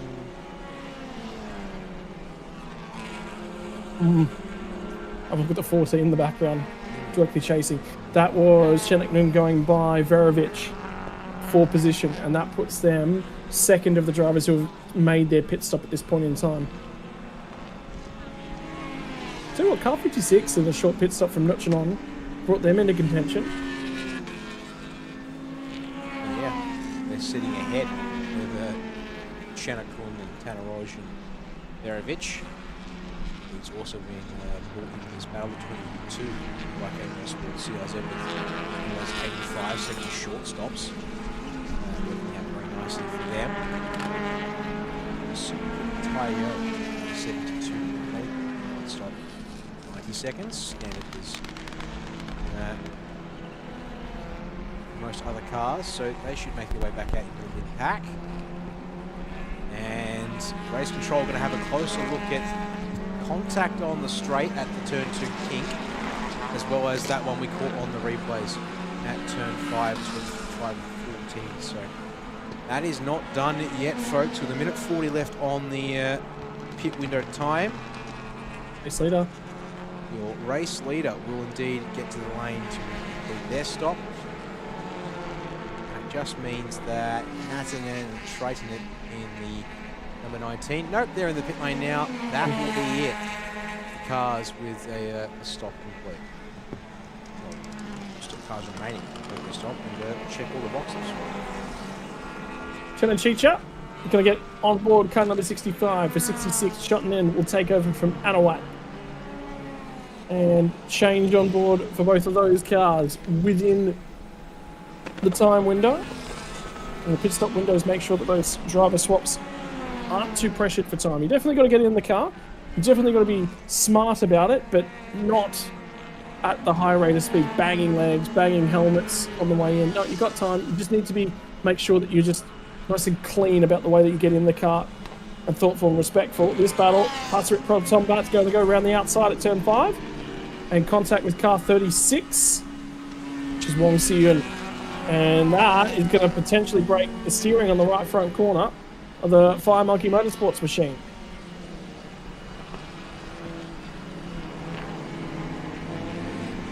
Yep, elbows out, bump, grind, but the cars appear to have continued on at least, although you can see they're out of the way. And then another moment up at turn number 9, just gives it a wide for that pass to happen.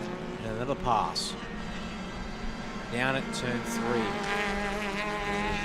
That'll be a little bit sports.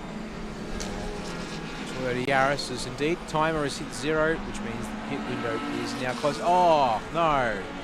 Right as the window closes, right as I say that car looks like it might be all right.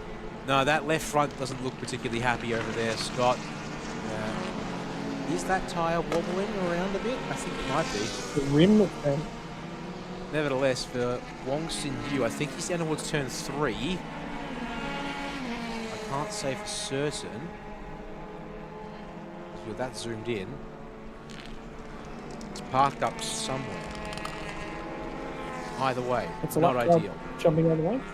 This is the battle between Tayo and Thanaroj at the moment. I think this might be about for a 4th or 5th spot on the track. It's down the inside, gets better drive off the corner for Thanaroj to pick that spot up. Car 55 is just in front of these guys, which is, again, a little bit of impetus. You got chasing after earlier contact. There it is, and that'll be a safety car. No, they're going to leave yellow flags. Yellow for now. That's at 8. Yeah, there's 8. 9, so that's turn 8. Yeah.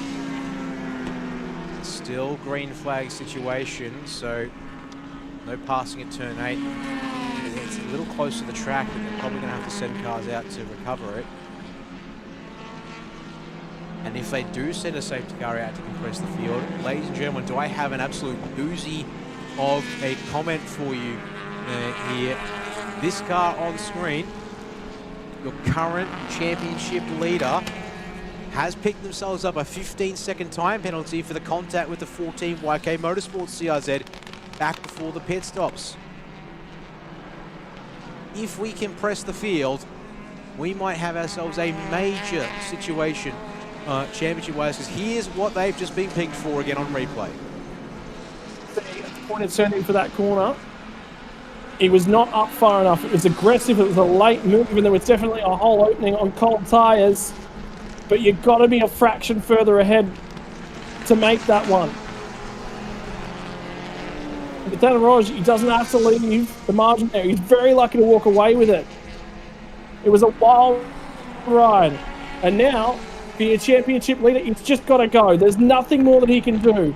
15 seconds worth of time penalties coming his way. He's got to go out. He's got to drive the wheels off this thing. He's never going to get to the race leader. Well, he might, if there's enough time. The car 14 is just in behind. Car number 19 is there on pace. This is a four-way battle for P2 on the racetrack. And that panel is staying attached too. To Chanaknan, 15 seconds. What can he do about this? Well, he's going to get a little bit helped as they go side by side on the run down through turn 4. This is time that's all being eaten away from Danaroj, but Danaroj makes the apex nice and cleanly in turn 5. That's critical. They've both just got to drive the wheels off this thing. Get as far as they possibly can down the racetrack. 7 points, the margin of the championship. 21 minutes left in the racing season. And things just change. Well, they're not going to get the race win. They're not going without a safety car.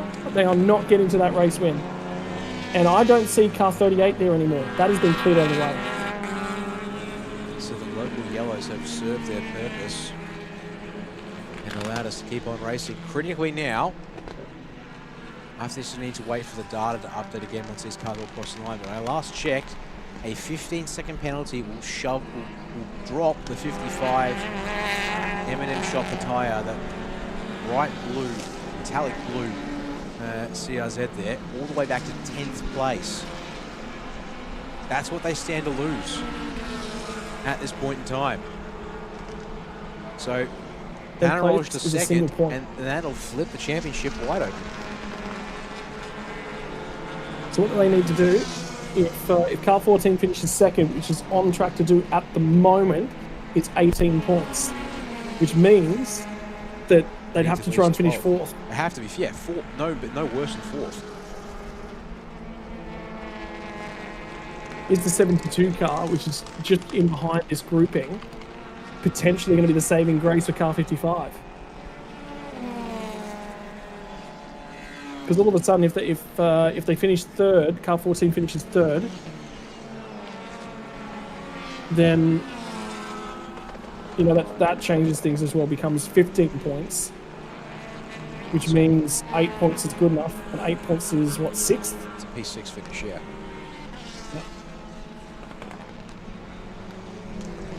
Either way, they've got to put the hammer down, because they're still going to drop back around to chop back to 10th. So this final 19.5 minutes plus the extra lap that comes after that, they're going to have to be the fastest car on the track by far. To try and work their way through these cars behind them. So the race is on here as Chang and Chicha will start the 21st lap of their race. Just over 19 minutes to go in this one.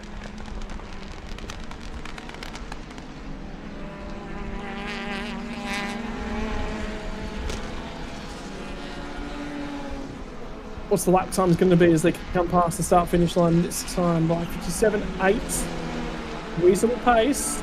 They put 0.6 of a second over P4, P5. They gapped by over a second. There is still time to eke out some margin, but it's got to be 4th place. If they can run that pace for such a long period of time, it's possible.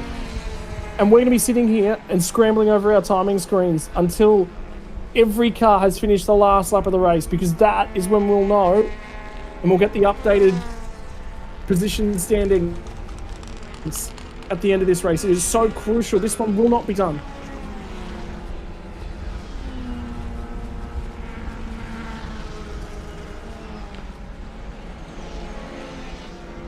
The head scratcher to cover them all, I think, is the way to put this. Well, I wouldn't ask for it any other way, really, despite all of that. Just that little bit of chaos and spice to go with. And the fascinating thing is, at this stage, they appear to be making gap on the cars behind. Whether they're making enough of a gap, though, is the question that remains to be seen. Another replay coming our way here, Scott. Looks like we've got ourselves 31 to 79, quite different on pace. So one of the easier passes I've seen today, down into the turn 3 hairpin there. Good job. Let's visit Pong. Getting inside and getting the job done. I'd be very happy with that move. Race leader. Now clear by 12 seconds. I tell you what, they made a mistake on the last lap because Chang took over a second out of them. And the margin between first and fifth place on that last lap, and last lap times on the board, because this is really relevant. Have a look at Chang to Teo. 1 second was eked out. It's going to take a lot more than what we've currently got, but there is still yet time. It's currently a 10-second margin between second place back to sixth place. And they're eking 1.4 out. That is comfortable. Like right now, does that mean they fall into, they still fall into 10th place with a 15-second penalty, but they are quickly approaching the point where they're going to pass a whole host of cars on time penalty, and yeah, turn the screws side by side between two of those cars fighting position here. And it's going to be Nabil going past Nuchanon though, so that's for P6. This is where there was a sort of a bottleneck starting to form. Has that bottleneck just relieved itself with the Winking Motorsports Yaris passing the Zikfilik Innovation Mazda? Cost them both time. Cost them both time. Now crawling along in the background as well and starting to roam up on that car is the 66 entry Chotnin as well. Penalties. Think about track limit penalties. Could that play a factor in everything to the back end of this race? Margin for second to third is 1.5 seconds. Margin back to fourth is 3.5 seconds. Back to fifth is 6.1 seconds. Or at least it was at the last time by the start-finish line. We'll get another update. Fastest car on the track, car 55, 58.035. So for Chang Noon, if they win this championship, this has to be the best that car has driven all year. At the right time, 15 minutes, 1/4 of an hour to go. Oh, we've been delivered to some all-time classics for championships here today, Dan. We have indeed, and their penalty would now put them right behind that number 66 CRZ from the next to RMR Motorsports lineup. One more lap and it's going to put them ahead of seventh One more spot. lap, it'll put them ahead of it, possibly even get ahead of Nuchanon in that Mazda 2 and secure 6th place for themselves, or 7th place, sorry, for themselves. There's another reminder from Race Control of the current state of black and white flags. They're being dished out once again. 22, 79 and 19, the next cars to run afoul of freebies that they're permitted, excesses that are allowed.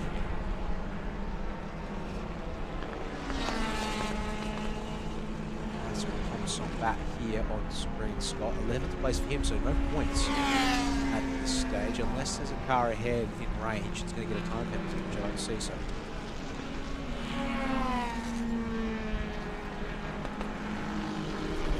Anything could yet happen. Anything could yet happen. How many times have we seen tyre failures in the last 5 or 10 minutes as this battle pack starts to battle each other? Car 22 was just given a warning for track limits. He might not have had any opportunity at that point in time. They're fourth in the championship as well.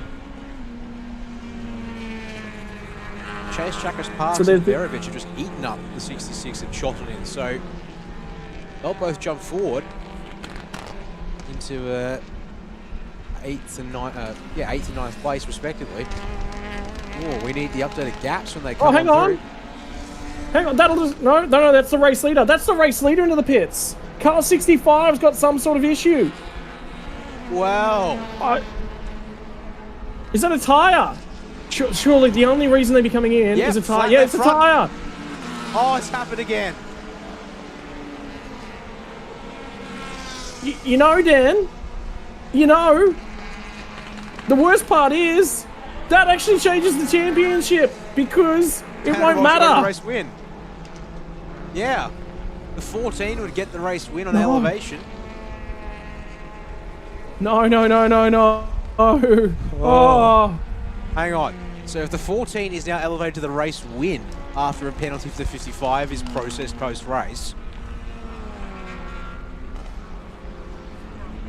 the 55 has to now clear everyone in, say, in second place. It's win on second. to That's win on the countback. Only spot. Oh, They're not going to do it in time. They are not going to do it in time. There's no way they can. they're only gapping. Yeah, they're only gapping those cars behind by about 7 to 8 tenths a second per lap. They're not making enough inroads. Yeah, on the But cars. the pace out of car 14 did fall away a little bit on that most recent lap. So all of a sudden you just go, well, is that a tyre just starting to come apart? Is that a tyre cooking? Is that a tyre melting?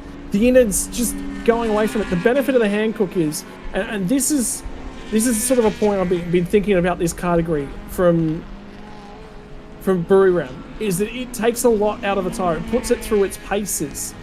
But is this team perhaps running too much camber, too much toe on those tyres? It's just abusing them just a little bit too much.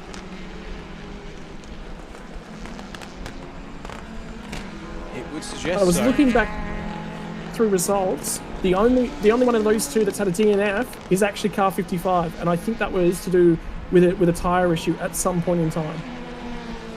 The first time they came to Chang this year was a bloodbath on tyres, up and down the field. And yes, if I recall correctly, they had a spectacular tyre failure that caused a complete loss of control. If there was a tyre completely falling off the car. I mean, it's been nearly 4 months since that race. But if I remember correctly, that was our moment. We saw the tyre and rim assembly. The whole thing fell off the car, and they tried to wheel it around on three corners. They proceeded to then lose control of the car and beach it in a gravel trap.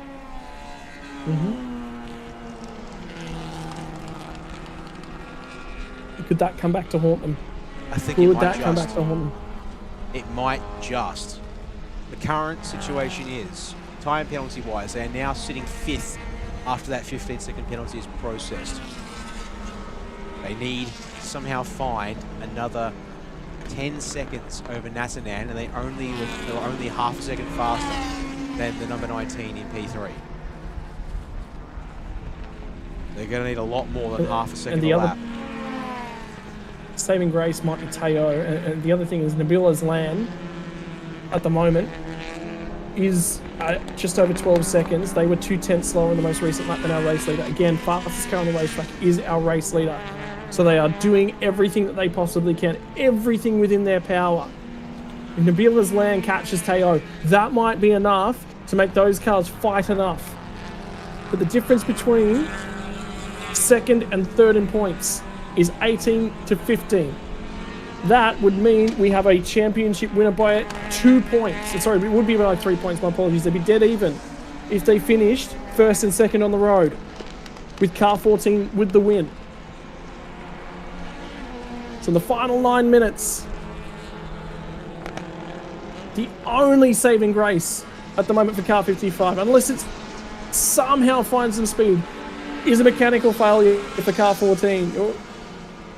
Or perhaps enough cars in behind them to just lose something. Anything could happen. You want something, Scott? So I got something for you. Go ahead. Go ahead. They were 1.1 seconds faster than P3 last lap. It's not quite enough, but several laps of that, and in fact, there you go. There they are. The times up there. 1 whole second faster than Tanaroj, and 1.1 faster than Natanan. I think Chanakul needs more lap time per lap. He needs to see 1.2, 1.3, hell, probably closer to 2 seconds a lap at this point. Because again, we're under, going to be around 7 minutes to go when we get to the start-finish line again. So it's only going to be another 4 laps in this race. Gap from first to third is currently 6.5. And on this current lap, it's practically a dead heat between first and third to second two. Is that maybe only a one lap dash moment? Yeah, just might have been a mistake for car 19. They need more than that. How about this car? A tyre failure for Chen and Chicha was leading the race and leading it comfortably. Has robbed them of a race win and changed our championship battle. Think about this, if this car was still leading the race, if the tyre failure had not happened, the highest that Danaraj and Nat Ned could finish would be second place, 18 points they would score. 4th place would be good enough.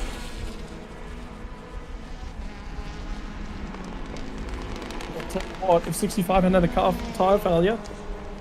I think we'd be looking at car 55 being champions. How interesting is that? That it's the results that are out of their hands that are actually going to affect this one. Yeah.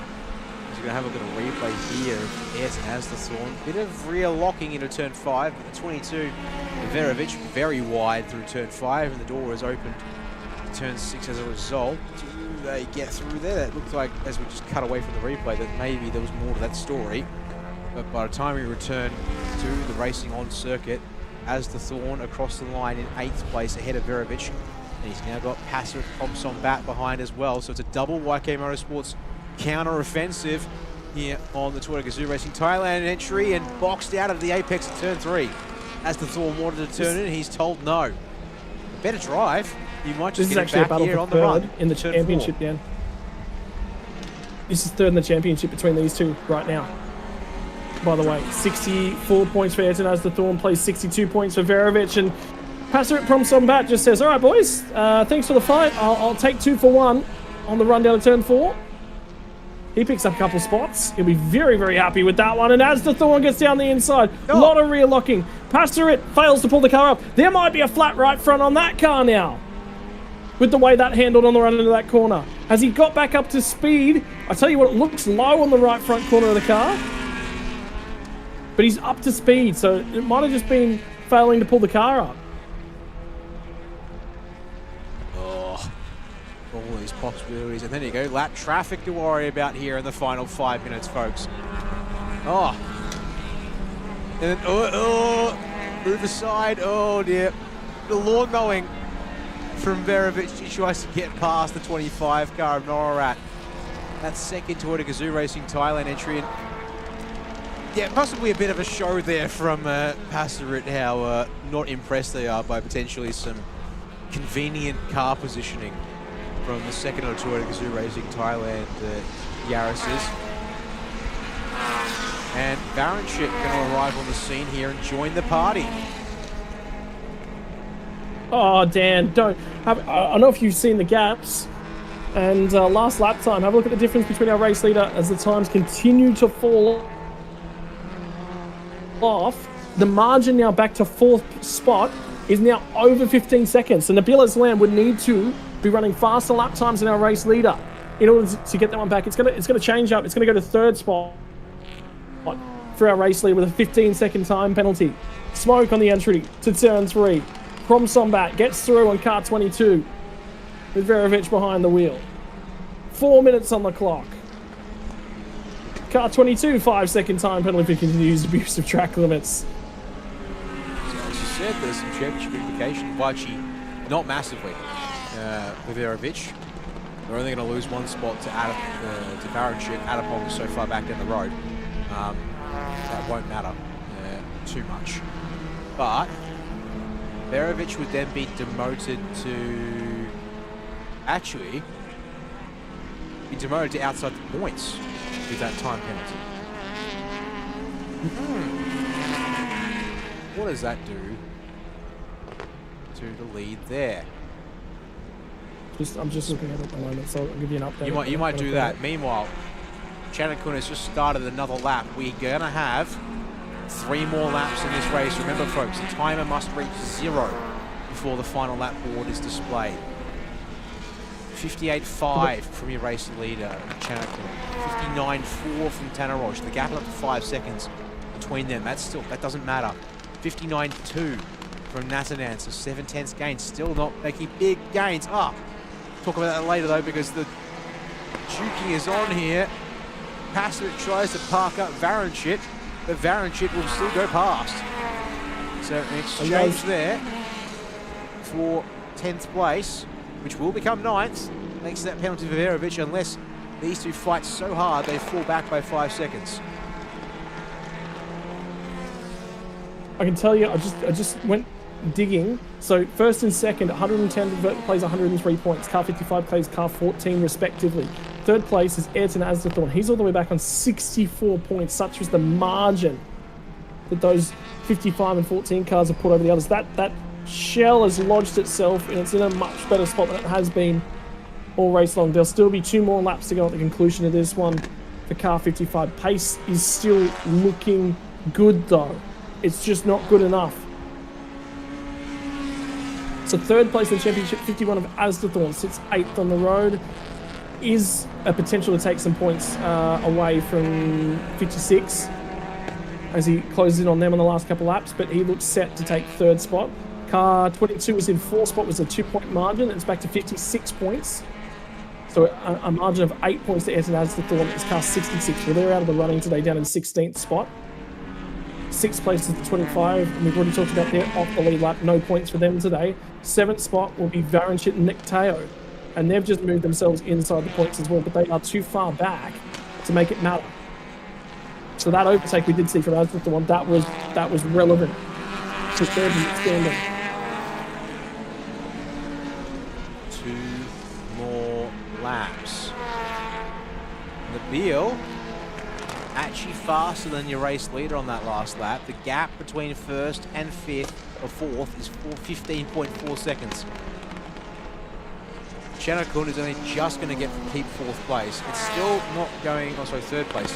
It's still not going to matter for the purpose of the championship. P1 versus P3, once you apply the penalties, is still going to turn the championship back the way of YK Motorsports and Tanner Roj and Nat Nip. Just got to finish this race off, it feels like. Be able to check that box as eyes on here. Number 19 of Natanan. 59.9 last lap around. P3 should be fairly comfortably theirs. Should be P2 after the penalty. Which will become P2 after the penalty is applied to Chang.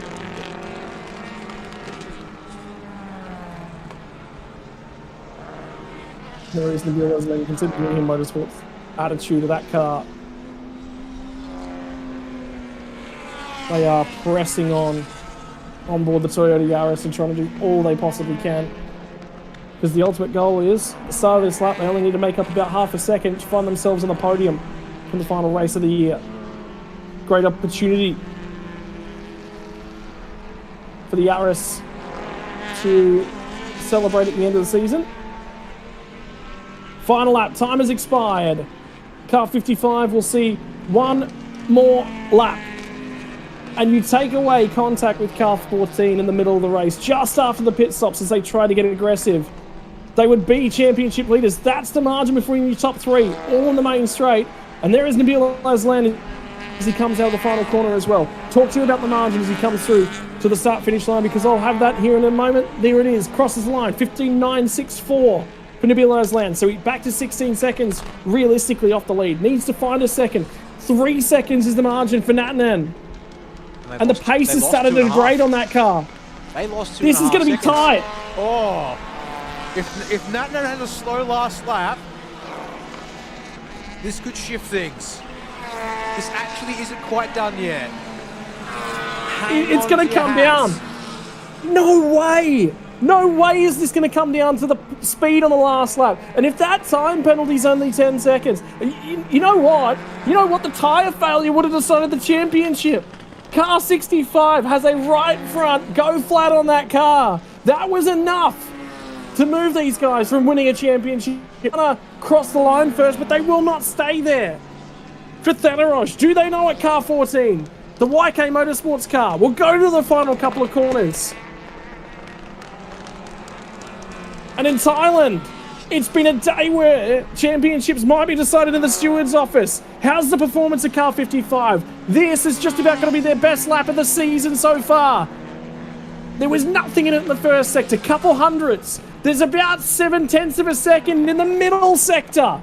They've got to find 2 seconds in the last sector, or else it's going to go the way of car number 14. Thanaroj, Natnid, they'll wait in the background. Do we see them? All of a sudden, they're not showing up on the screens as well. I didn't see them come through those last couple of corners. They've made the first sectors well and truly. For car 55, for Channiknan, for Thanapatra, they've done all they can. Here's car 14, potentially going to win the championship after finishing behind the guys on track that they were chasing down. It was contact in the last sector of the race. What happens in terms of the outright finishing positions? What's the margin? It's 13.8 seconds. It's not going to happen. Car 14 will take the win. Dan, by 1.3, less than that, 1.209. They pushed all the way, and the pace did drop off again for Natnan and Trayton it, but it was enough that it didn't put them more than 15 seconds behind behind Chanaknon. So indeed, it'll be Tanaroj and Natnan promoted to the race win. Natnan and Trayton promoted to second, and with that, pushing Chanaknon and Tanapacha back to third. The championship here in Thailand Super Touring for 2025 will go to the number 14 YK Motorsports entry of Tanaroj and Natnid. I've never seen penalties decide race results and championship results. I've never seen this many penalties come in the way of championship results at final rounds of final races of final seasons in racing globally. What a day it's been for Thailand Super Series. Thanapatra and Chanaknon will cross the line first. They'll get demoted to third. Natnan and Thanaroj will win the race after those penalties have been applied. Trayton and Natnan will come home in P3. Nabil Aslan drove hard but just didn't quite get inside that margin. And fastest lap of the day, 56.1 for Thanaroj and Natnan. Oh, my word, Dan. My word. I cannot believe that. That's going to be heartbreak. Because they're going to come home and go, yeah, we drove an amazing race. We got it done. No, boys, you missed out on it. You missed out on it by nothing. Was there more penalties in there as well for car 55? No, the penalties... Oh, actually, interesting. The results have been updated on our end. Fourth place. And it's put them down in fourth place, not put them in third like we were expecting. They were 16 seconds ahead of... oh yeah, I see it. There was 5 seconds time penalty for continued abuse of track limits. So it actually... remember, we were talking about that at the pit stop. So that's been added in. But that's interesting then. That's been applied there, but I mean, it still doesn't change the championship outcome. Either way, the number 14 wins the championship with this race win after penalties. But they, I'm sure, will go and argue, well, we did serve the time penalty at the compulsory stop. They only needed to be in the pits for 95 seconds, and instead they stayed in for 100 and won. So they cleared the 5-second penalty through the stop time. So sorry, that explains what's happened there. But regardless, it does mean that, as we'll see here, this is how the podium is officially declared at this current moment. But indeed, jump on the roof of that car to celebrate one race, another race win for the season, and a championship win to go along with it as well. And they definitely know because they've parked right in front of the winners marker. They're in pit lane. Yeah, car 55 is not associated with the podium whatsoever. So what a dramatic final race for these guys as we head into lunch as well. And a bit of a break for the afternoon. Next one up actually after lunch will be the big one for the weekend as well. It is TSS Supercar GT3s and GTMs for their 60 minutes plus a lap. That'll be kicking off at 1:35 p.m. local time in Thailand. So make sure that you adjust accordingly. And the celebrations for the race win, and they'll know that that'll be a championship win as well for the YK Motorsports team. They get the job done, and everyone up and around Thanaroj for the final stint. A little bit of celebration, I think, from, I believe that was Nabil who came over and gave him a hug as well and said, great job.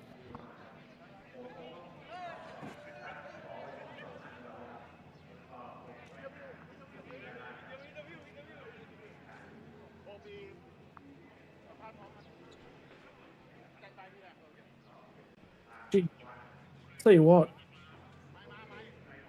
stewards have had a hard day in terms of just keeping, as they always do from here, and keeping track of track limits.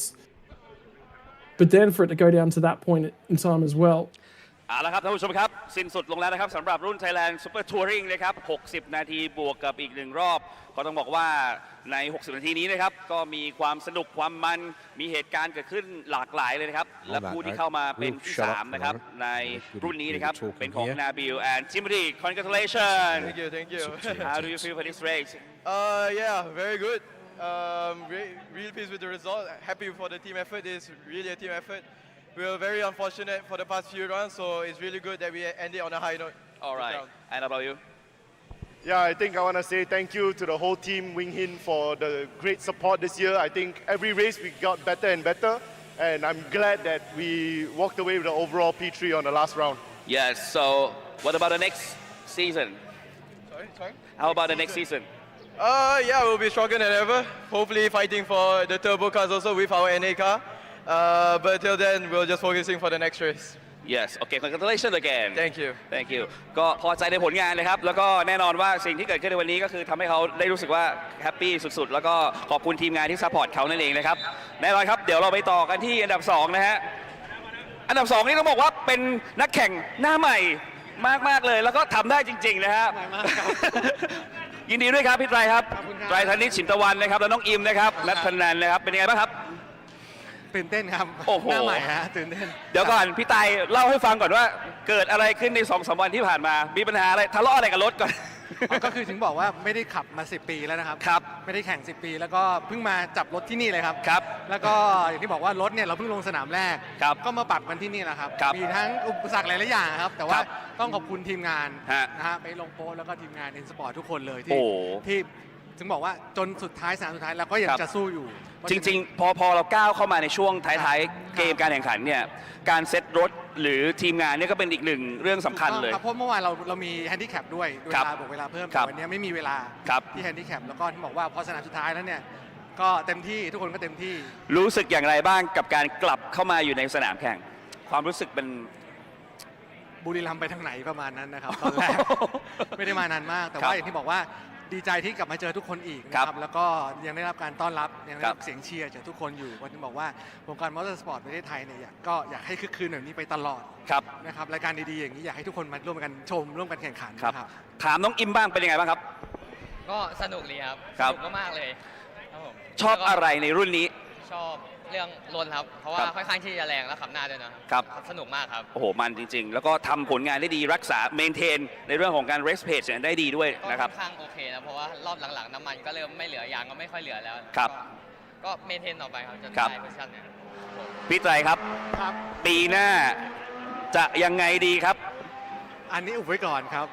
ยังเดี๋ยวต้องไปถามลูกชายก่อนครับอันนี้ขออนุญาตลูกชายมาแข่งเพราะว่าในช่วงแรกๆก็เห็นรับส่งลูกชายตลอดเลยเนาะตลอดเวลาครับมีลูกคนแรกก็อยากจะให้เวลากับเขาเต็มที่คราวนี้ก็คืออีกแรงบันดาลใจหนึ่งที่มาครั้งนี้ก็คืออยากให้เขาเห็นครับว่าพ่อเขาอยู่บนรถเป็นยังไงแข่งรถเป็นยังไงอยากให้เขามีทัศนคติหรือว่าภาพดีๆกับมอเตอร์สปอร์ตเมืองไทยติดตัวไปด้วยครับเพราะฉะนั้นลูกไม้หล่นไม่ไกลต้นอันนี้ต้องรอดูอนาคตต้องมาลุ้นกันครับฝากถึงแฟนๆเลยครับพี่ไตรครับก็สนามนี้สนามสุดท้ายนะครับยังไงปีหน้าเนี่ยรายการ TSS มีการเปลี่ยนแปลงหลายๆอย่างแน่นอนได้ข่าวมานะครับแล้วก็รถก็คิดว่าน่าจะเพิ่มขึ้นแน่นอนอยากให้ทุกคนติดตามชมรายการนี้ไปตลอดนะครับรายการดีๆมีมาตรฐานระดับโลกขนาดนี้นะครับครับอิมครับผมฝากถึงแฟนๆเลยครับก็ฝากติดตามรถแล้วก็ติดตามทีมงานด้วยนะครับขอบคุณมากครับขอบคุณครับแสดงความยินดีครั้งครับขอบพระคุณครับไตรธนิชฉินตะวันและอิมนัทนานเพียวทองคำนะครับและอันดับ1รักษาแชมป์ประเทศไทยได้นะครับ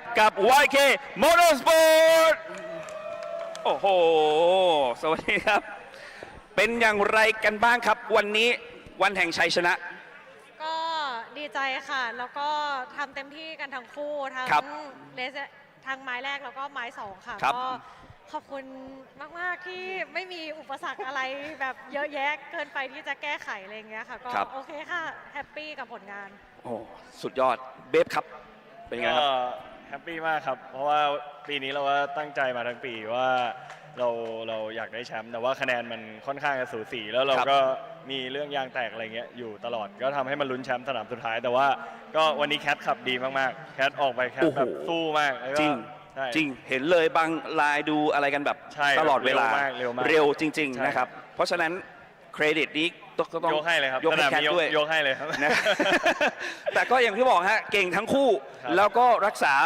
ระดับได้ดีเลยนะครับกับการเป็นแชมป์ประเทศไทยเหมาะสมจริงๆนะครับสำหรับ YK Motorsport นะครับต้องแสดงความยินดีอีกครั้งหนึงครับ ขอบคุณครับ ขอบพระคุณครับขอบพระคุณครับเอาละฮะท่านผู้ชมครับความมันยังไม่หมดเพียงเท่านี้นะครับยังมีอีกเยอะเลยครับเดี๋ยวเราไปพบกับไฮไลท์แล้วหลังไฮไลท์เรามีฮอตแลปแล้วก็พิทวอล์กด้วยครับ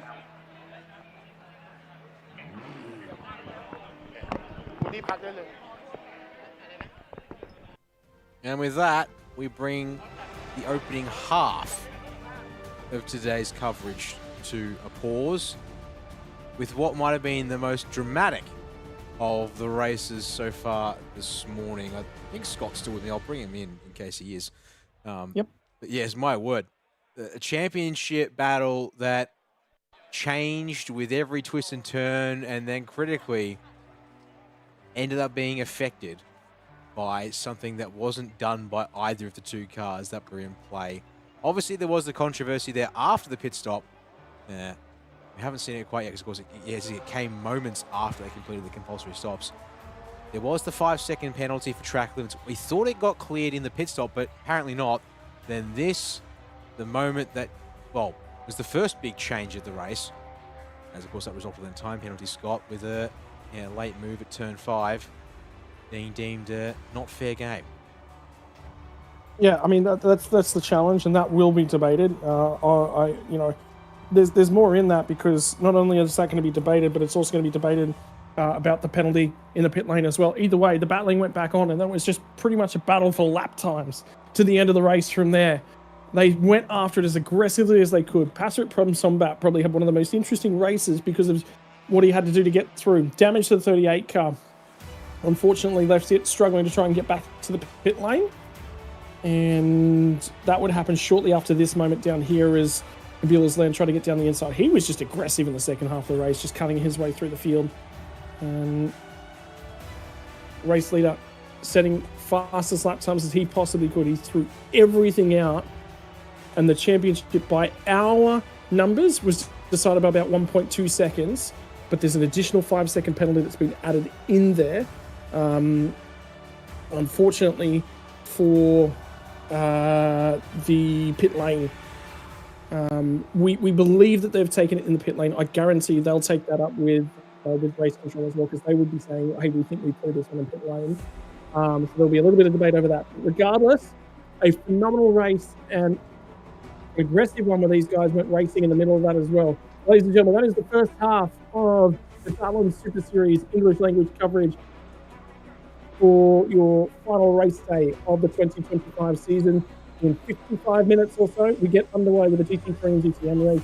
All of that streaming to come over on a new YouTube stream. Please check in with the YouTube channel to find out where the second half of today's racing action will be.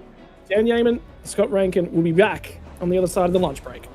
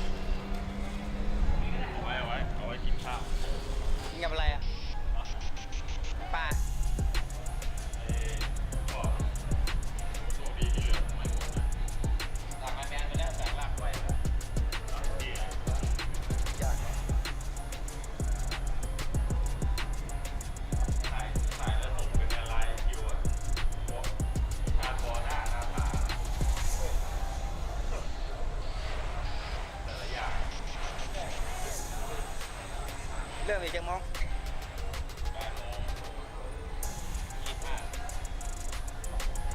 ได้ยังอ่ะแวนเป็นตา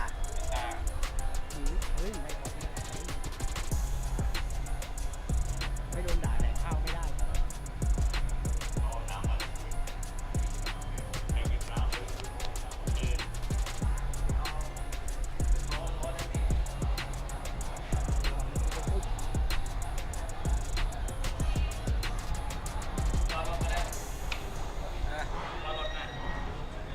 ผมมีกุญแจรถอยู่หันก็ได้ไปเสี่ยงหาอย่างวะแมงโบเต้งานได้ว่าเอารถเดี๋ยวเราไปเสี่ยงเงินอะไร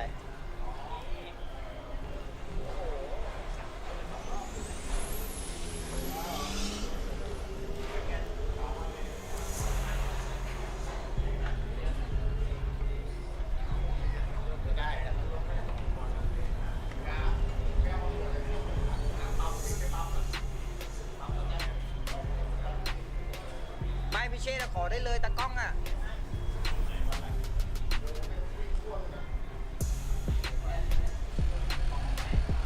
แล้วพิเชษไปได้บัตรจากไหนมาไม่ไปได้บัตรจากไหนมาอ๋อผมไปช่างให้มาไง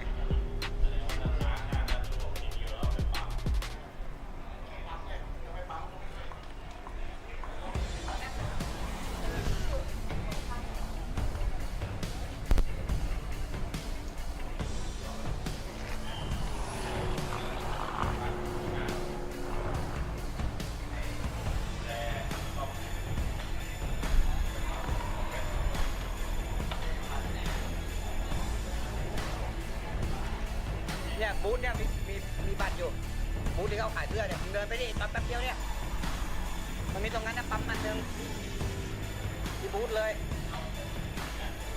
มันก็จะมีบอกในนี้ไง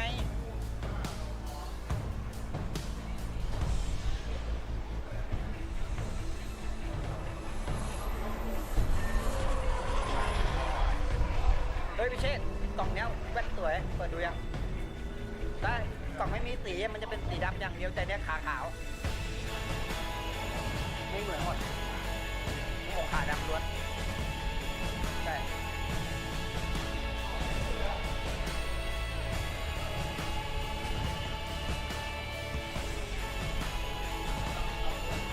แต่ถ้าเราไม่ใช่ไม่ได้ไงให้เขาปั๊มให้นะเดี๋ยวก่อน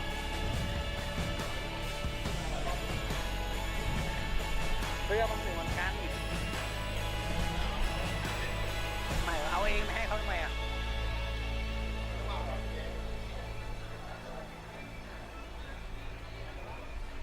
เหนื่อยแทบตายไปหาให้คนอื่นพี่กับบ้า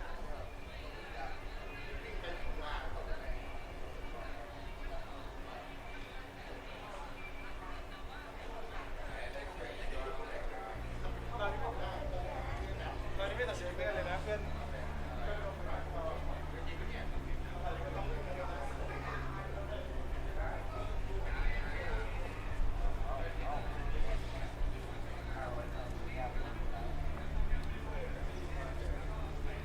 ว่าแว่น เขาจะสัมภาษณ์ตัวเล็กนะตัวตั้งค่ายเนี่ยตัวประตูแรกเนี่ย ไม่รู้ตรงไหนอะผมก็ไปกับกล้องอะ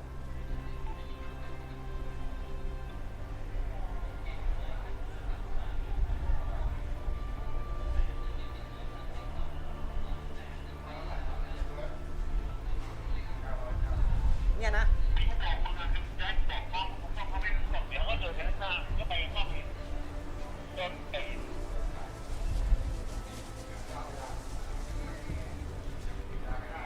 ได้แล้ว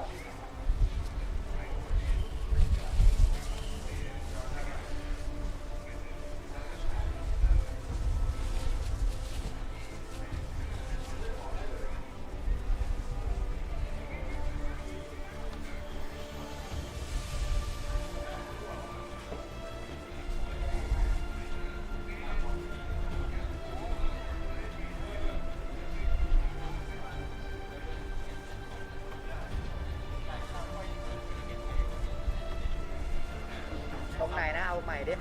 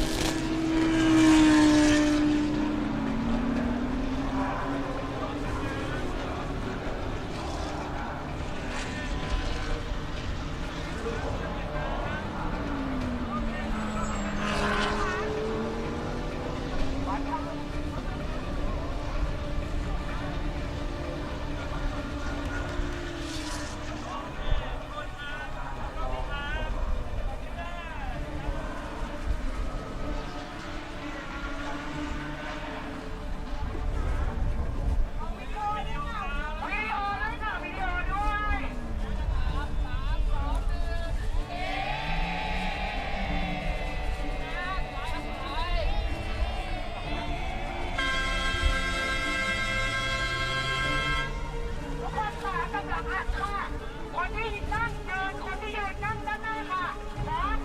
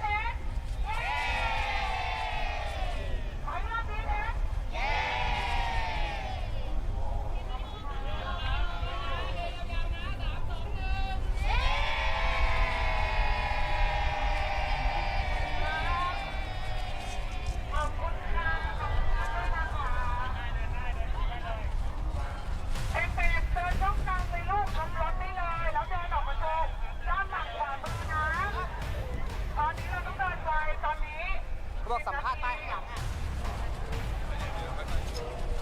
ไปเลยพี่เดี๋ยวเลยครับ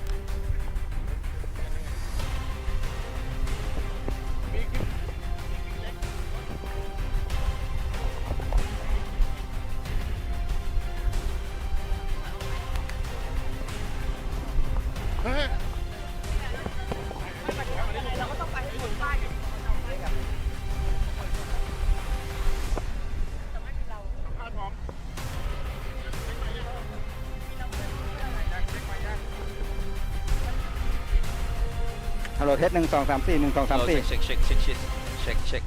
คโอเคเช็คไมค์เป็นไงบ้าง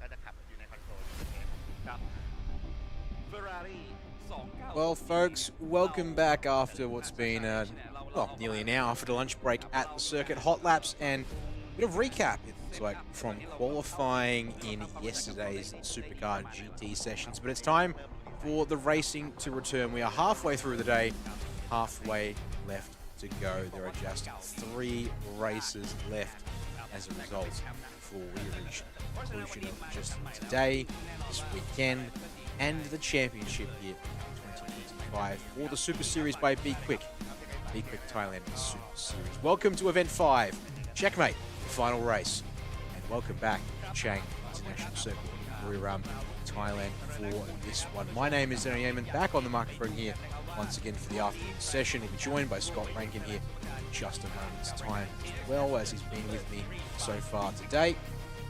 And as you can see here, pre-race preparations are winding up here on the grid, so we are not too far away from the swing. It is our fastest and most competitive cars, capable cars I should say, coming out onto track for TSS Supercar GT3 and GTM racing action here today. Of course, the GT3 cars are very much FIA spec race machines. GTM is a bit of a mixed category, as you guys I'm sure now well know. We've got cars that are well known, like the Ferrari Challenge, the Porsche Cup car, but some very interesting and bespoke race cars like these Toyota Supras here on the screen, now carefully matched up, even somewhat competitive with each other. Well, when Scott's here, he'll be able to pitch into the conversation, but the next about 60-minute races here this afternoon. Of course, pit stops, driver changes, a whole bunch of stuff. The big thing also being compensation times. Top of those 18 seconds. Minimum of pit entry. Keep in mind here as well, folks. So, it is almost time to get going.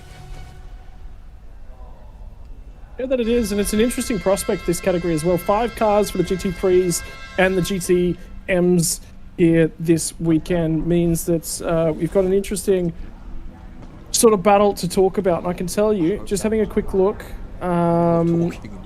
into the GT3 standings at the moment, is that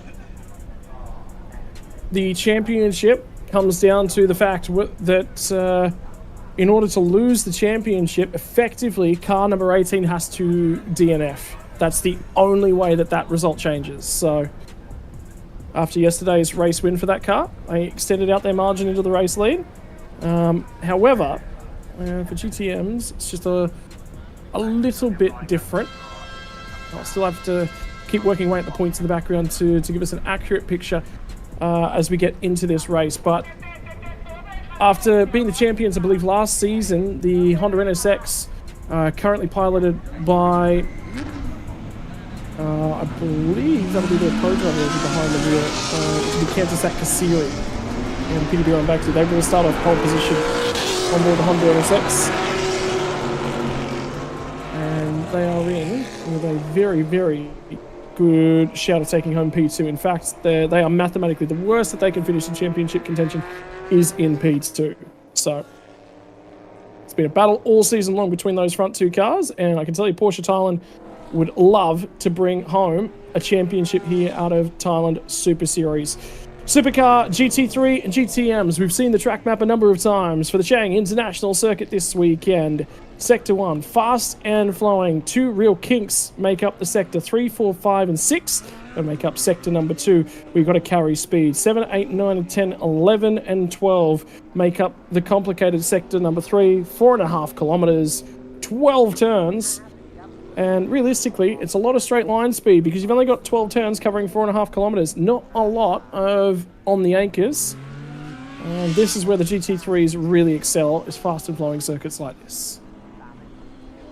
Yep, let's have a walk through this grid now as we're getting into the preparations for this race. Kansas Kasiri is going to start the number 12 Senior Motorsport Team Thailand Honda NSX with Carol Badge on the front row alongside.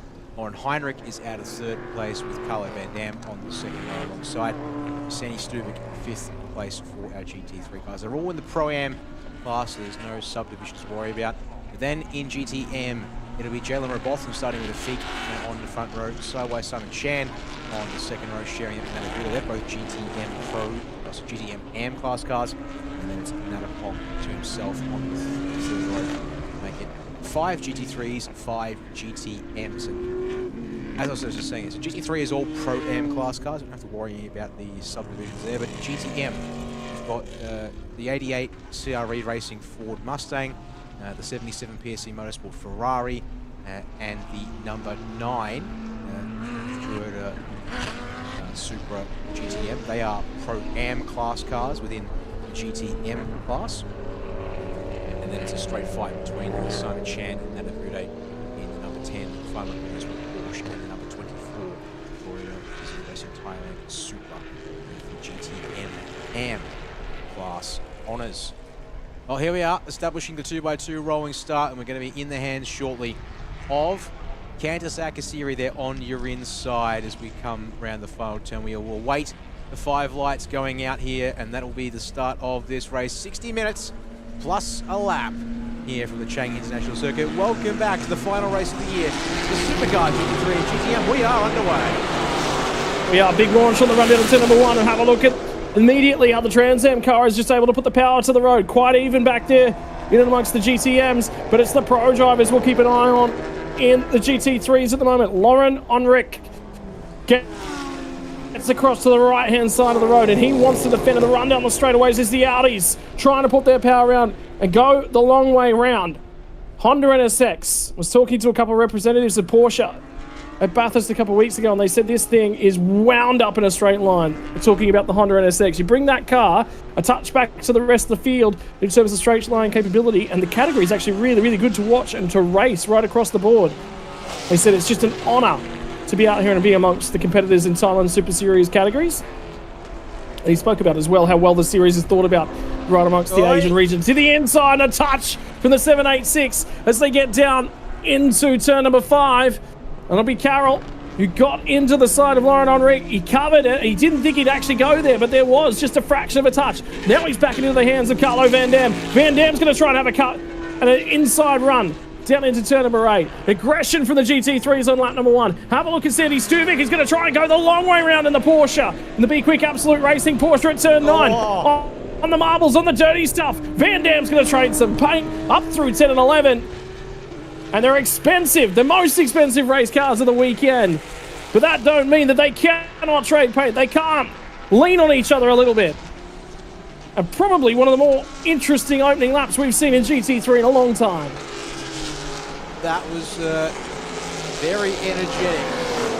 And indeed, we haven't seen racing like that for a little while here in the GT3 class, even if there is only the 5 cars on track at the moment. So Carol Bash hangs on ahead of Heinrich.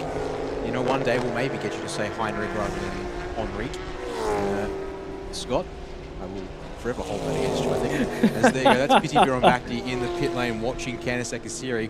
A perfect start, really, from there. And also, you mentioned top speed. I forget if you mentioned the actual speed trap value, but we've just gone through the trap here on lap 2, which is obviously before you hit the brakes for turn 3 at the hairpin. 247 kilometers an hour. The next best top speed was from Heinrich, 243 kilometers an hour. So there is a decent top speed advantage that goes the way of the Singer Motorsport Team Thailand Honda NSX here at the Chang International Circuit. I'll tell you what's actually been a really, really interesting battle in terms of GTM results at the back end of the season as well. I just went and did the points finally. You know, once that first lap battle, trying to just crunch some last minute numbers and make sure I covered it off. 4 points covers the number 77 in the PSC Motorsports Ferrari Challenge car back to Nana Bude in the Toyota Gazoo Racing Thailand car. So if Car 24 wins the race in GTM, look out, because that will change hands in terms of that championship. He's been out there for a number of years as Nana Bude. He is just an absolute all-star in Thailand racing. And another championship. I believe he won this category actually last year in 2024. Won it in the last race. He went down to the last race. And he pulled it from just about out of nowhere in GTM. And with the shortest pit stop, I think, or one of the shorter pit stops in the field, it is down to the pro driver on board for Rafik at the moment. Jalen Robotham is here. He will look for just raw glory. This series has not been kind to him. It was so good to finally see him get that result yesterday and the race win in GTM, because that car and the 88 machine has just been punished and punished and punished for its reliability over the last 2 years. He moved out here last year to be in amongst Thailand, adapt to things and potentially take his racing career to the next level, and then unfortunately funding dried up and that was it. He was back home. It was time to think about hanging up the helmet. I had a chat with him earlier on in the year. He was just real down on his luck, and you know, at the same time said, hey, keep the head up. We'll keep seeing what we can do. Racing is just a tough business. Oh, I mean, yeah, the fact that this is probably the closest I'll ever get to a race car beyond that show, visiting a track as a spectator. Like, yeah, and even then, like, that's not to take away from it. As I said, like, there are drivers like Jalen who are capable and talented, either through a combination of timing, mechanical issues, and other luck-based elements that aren't purely in your hands. It can all just sort of end a whole lot sooner than it should. Take you away from it in many respects. As 3 laps complete on the board, and let's take a guess at who the fastest driver around the track is. You don't even need to, it's there on screen. Indeed, Lauren Heinrich. About 2/10 faster than Candice Akasiri at this point here at the start of the race. Now tucked up behind Carol Badge once again. We'll see what round 2 between the Audi and the Porsche looks like once that number 18 gets a wee bit closer to the back bumper of that Audi. Already 5 minutes gone in terms of racing time as well. 3 laps on the board.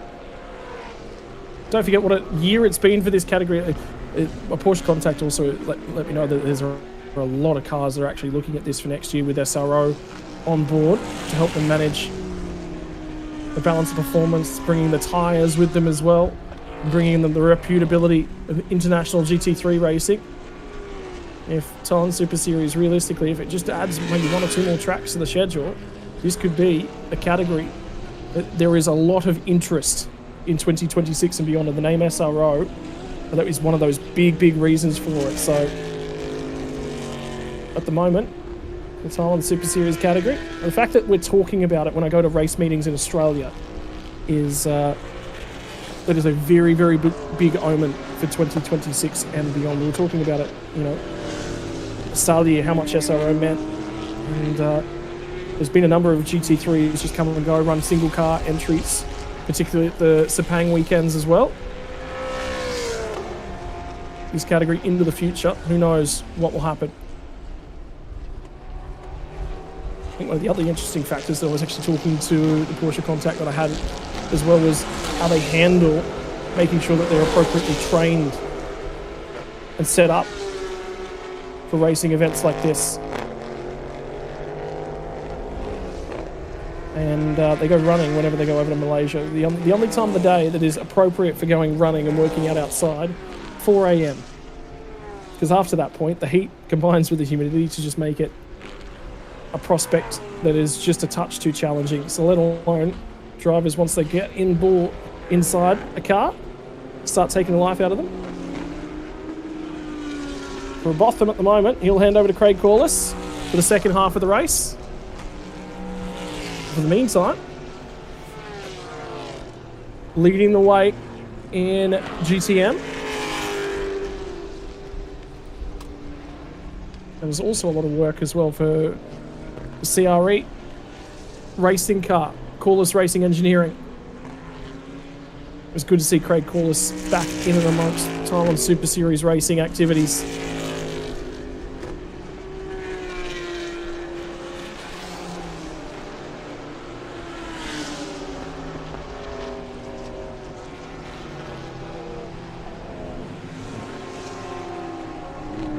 Vude, what can he do today? Has to win the race. If he wins the race, he'll win the championship. If he finishes second, he must beat Car 77 by 2 or more spots. So if he finishes second, the furthest up the field car 77 can finish is 4th, or else the championship belongs to car number 77. That is the prospect for championship standings in this one. So much Chang and Chen. Again, continues to just be awesome. He's finished on the podium all but 1 race this year. How's that for consistency? Sorry, my apologies. After yesterday, 2 races. 2 races from 9. He hasn't finished on the podium in this class.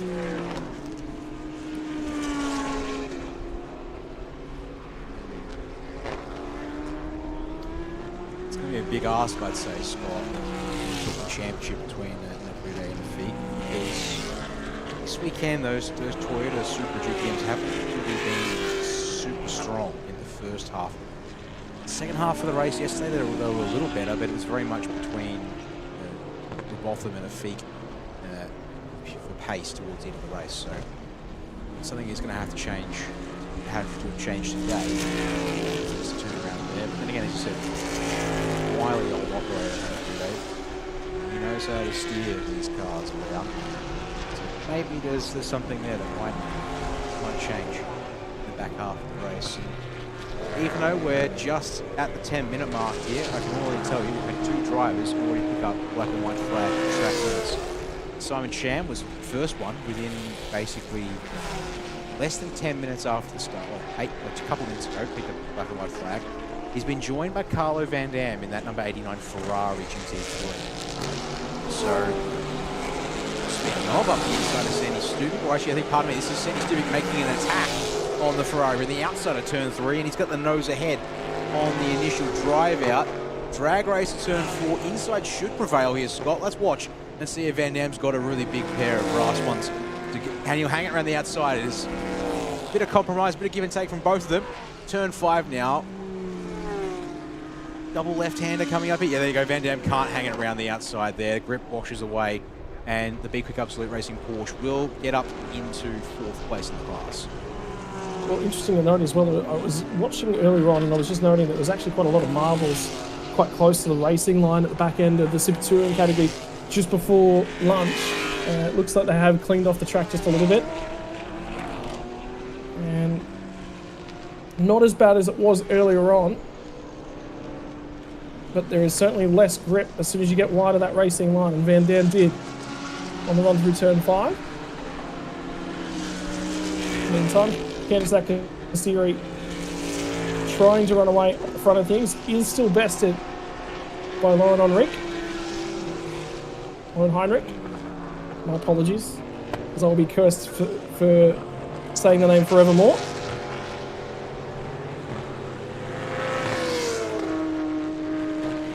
They're starting to extract more speed out of that Ferrari. That's the big thing.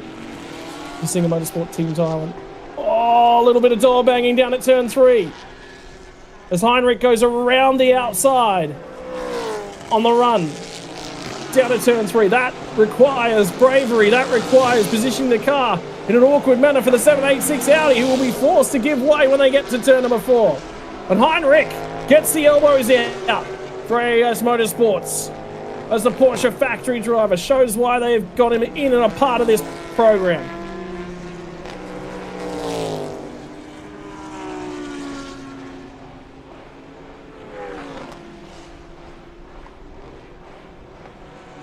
Okay, job done for 2nd place.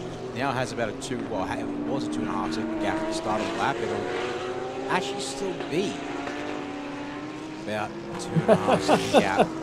As, okay, we can now add the 18, the 786, and the 12, having all exceeded track limits. So now the only GT3 yet to get the black and white flag is Sandy Stuvik in the 26. That seems inevitable then, that it'll happen. Gentlemen, we are just 13 minutes into the race. And you've already all driven too aggressively and now have to keep within the track limits explicitly to avoid time penalties. Chop chop. Can you tell Danny Yeaman's a sim racing steward, by the way? Wanting people to stay within the lines? That's always the problem as a race controller, is convincing the drivers that there are rules and you must comply with them. So, what is this nonsense? The data says it's quicker beyond the track limits. I'm sure it is. I am sure it is, racing drivers the world over. Right, what is the Porsche now able to do in terms of its pursuit of the Honda NSX up ahead of it? 6 Motorsports Thailand.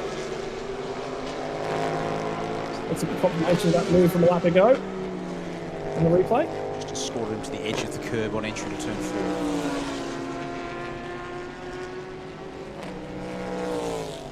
Warren says, good luck turning in. I'm down the inside.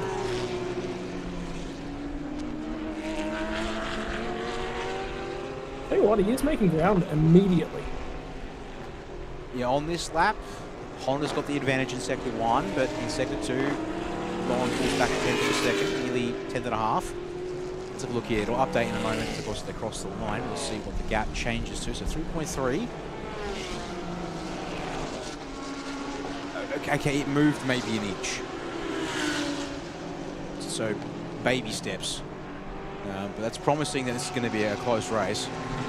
There is still the issue of the fact that the Honda is beating everything in a straight line by at least 3 kilometers now. In fact, it just goes and sets a new fastest top speed to turn 3 at 250.6 kilometers an hour. That's now over 5 kilometers, over 5k an hour difference on this particular lap. Now, zooming back out, because you were making some comments there of the fact that you've been a talkative boy to various people apparently around racing paddocks here in Australia. So, you're hearing from here, because I want to come back to that point you mentioned that there's interest in this category and this series. Yeah. We don't know yet what the plans are for 2026. That is one of the things we'll probably be waiting a bit of time to find out what happens. I think it's a fair point that this category at the moment is only racing on 3 tracks. Chang, Bang Sen and Sepang. That if there is a way to add another track or two, to the roster, I can definitely see this that being a big driving appeal, driving factor for the teams and cars. I think it's fascinating you say you're hearing this kind of stuff. Yes, we're in the same region, but we're very much, also in some respects, a fairly insular part of the world with our motorsport down here. And until you get into sports car racing, you're often thinking about bigger flyaway adventures, but apparently not. Well, the thing is, when you talk about the calendar for the 2025-2026 series is 4 hours of Sepang, 4 hours of Dubai, 4 hours of Abu Dhabi. And that's sort of where they're off to. And then realistically within the region, you've only got really Super GT. So, you know, the fact that we've already got Malaysian team, yeah, GT World Challenge Asia is the other one, yeah. Which, as you noted, that's an SRO series, which of course in this year with the alignment to SROs will be using Pirelli tyres here on the GT cars and SRO BOP on GT3 and GT4, so these cars are operating as they would in a major category. Because previously, Hankook tyre was pretty unique, and I believe it was a completely custom BOP being run here in previous years of TSS Supercar GT3. I mean, when you have a look at the roster of categories for GT World Challenge in Asia, Sepang, Mandalika, they were here back in the back end of May as well. That I believe that followed the first round of the TSS category. So they're all looking at it as opportunities to get more racing laps realistically under their belt. And the fact that it's run on SRO spec means that you show up with the same car that you're going to be running in GT World Challenge Asia.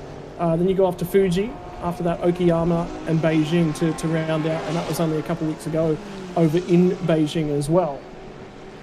So again, if you've got a race car and you've got a race team and you're just looking for, you know, perhaps something didn't go right, or you're just looking for more track time leading into an event, well, again, I think the series and Thailand Super Series are worthwhile lining themselves up. As soon as that GT World Challenge Asia calendar for 2026 coming up, I'd be trying to plan, you know, if you have advanced knowledge of where that finishes, trying to plan the racing calendar out to the weekend before, 2 weeks before, because you know you make a trip across as a GT3 team to come and run in Thailand Super Series and you're staying in the area for a whole week, easy, perfect. That's exactly what the teams want to do. The less traveling that they have to do, they can do a tear down of the car, giving them, 3 or 4 days to really do a tear down, a full inspection of the car and gear it back up again for the next event.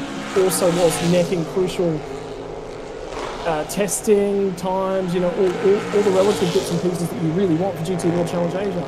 But there is benefit in that and in motorsport at large. And look at the fact that we've had, over the last couple of years, look at the drivers that have been here and been a part of the event as well. So there's interest. There is absolute raw interest. Porsche Cup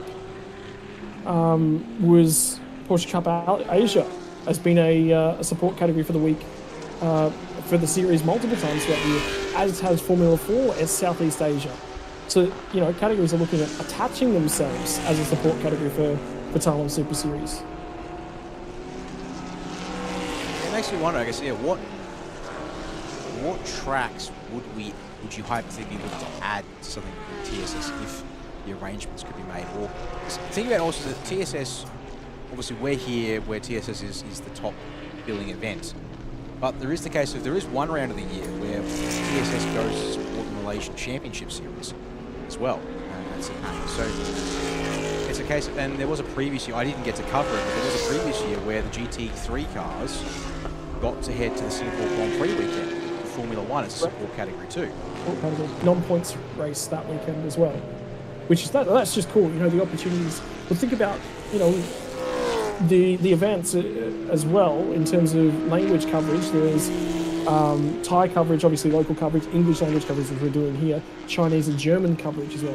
Are we only going to do a trip over Germany? Probably not. I don't think that's necessarily in the offering. But you have Zhuzhou circuit in China, and also think about Shanghai in China. And there's two, pushing into a Chinese market. Is that something that is potentially in the offering? Maybe. Zhejiang circuit as well, also in Shaoxing in China. There's, and then the Beijing, there's no way that, you would follow GT World Challenge to Beijing Street Circuit. I think that's probably off the cards. But yeah, the ability to combine more track time, and GT racing in Asia is booming, which is really, really cool to see. So,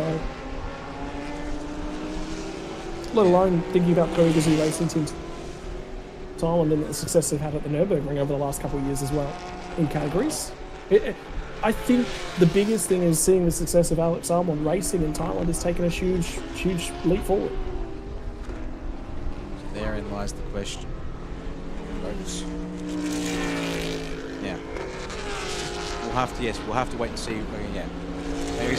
One of the whole things that I'm looking forward to seeing what the calendar is, partly also because of the stuff that we've got back here at home that we're involved in. We're trying to make things work schedule-wise, because hopefully I'm not being too forward saying we're certainly looking forward to continuing working here with TSS as broadcasting this series. You and I have repeatedly said that we are hoping one day we will be at one of these events in person, and most likely we'll be aiming for the Function Grand Prix if we likely can do. Be an in-person visit and workcation. It's probably the way I put it best.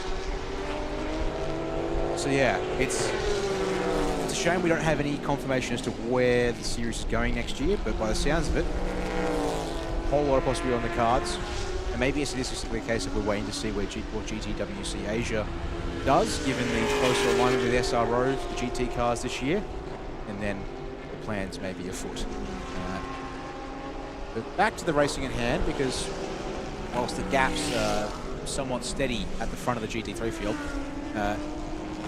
Robotham has opened up a near 12-second margin to Afik in the PSC Motorsport Ferrari Challenge car. And there's also the fact that Sandy Stubik has joined the Black and White Flag Club, so all the GT3 cars have exceeded track limits to the point of a Black and White flag.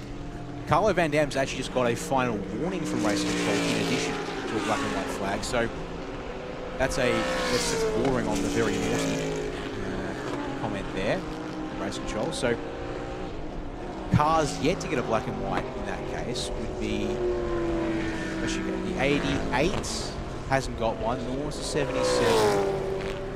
Actually, most of the GTM cars, they're fine. But all the GT3 drivers, they're pushing.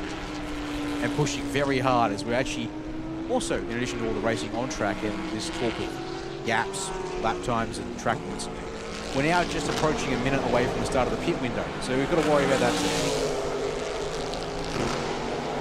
Times will be coming our way in just a few minutes from the GT3 field. Longest pit stop will go the way of Kansas-Cassiri.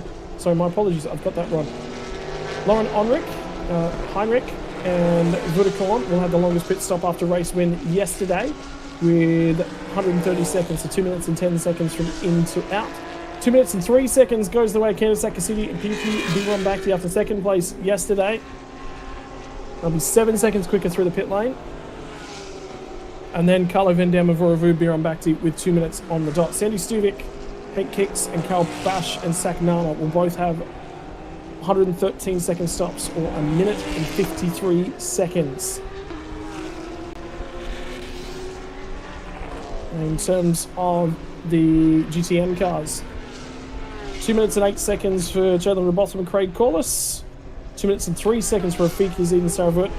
Matavude, though, 103 seconds. He is in a red-hot shout. He is effectively 20 seconds quicker through the pit lane as the window does open on this one.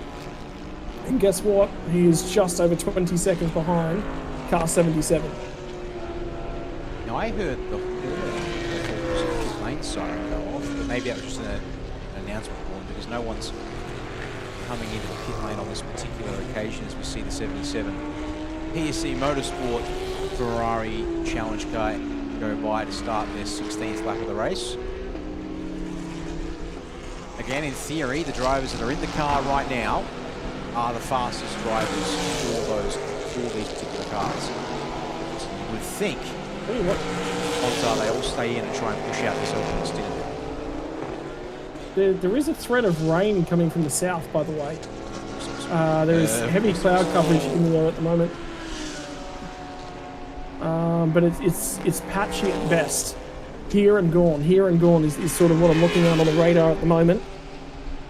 So Simon Chen, courtesy of the fact that he is on his own and punts the pit lane sign out of the way. We're coming in for a change of front tyres. Of course, no driver swap to be done by car number 10. They will open up the cockpit and try and get him some fresh air in there, though. Wheel gun took a while there on the front right. Let's see how the left front goes. Nope, we won't get a chance to see how the left front goes because back to the racetrack we will stare here as first bit of, I think, lapping. Yes, bit of lapping indeed for Kansas-Cassiri as he'll round up Natapong in number 9 Toyota Supra GTM, and Lauren Heinrich for a moment there having to tighten up his exit to turn 7 a bit more than he'd like and gets a bit squirrely through 8 for his troubles as well. So a little bit of pressing on the Pirelli P0s.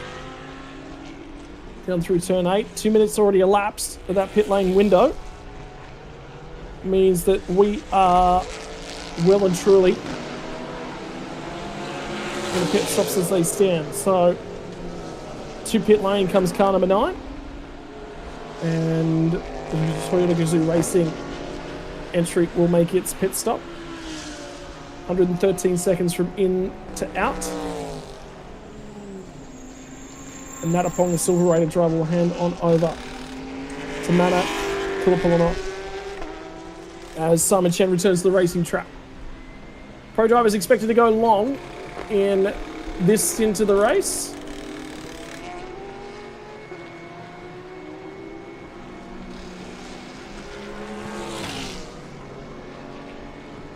Nice and practiced and rehearsed in terms of the driver swap.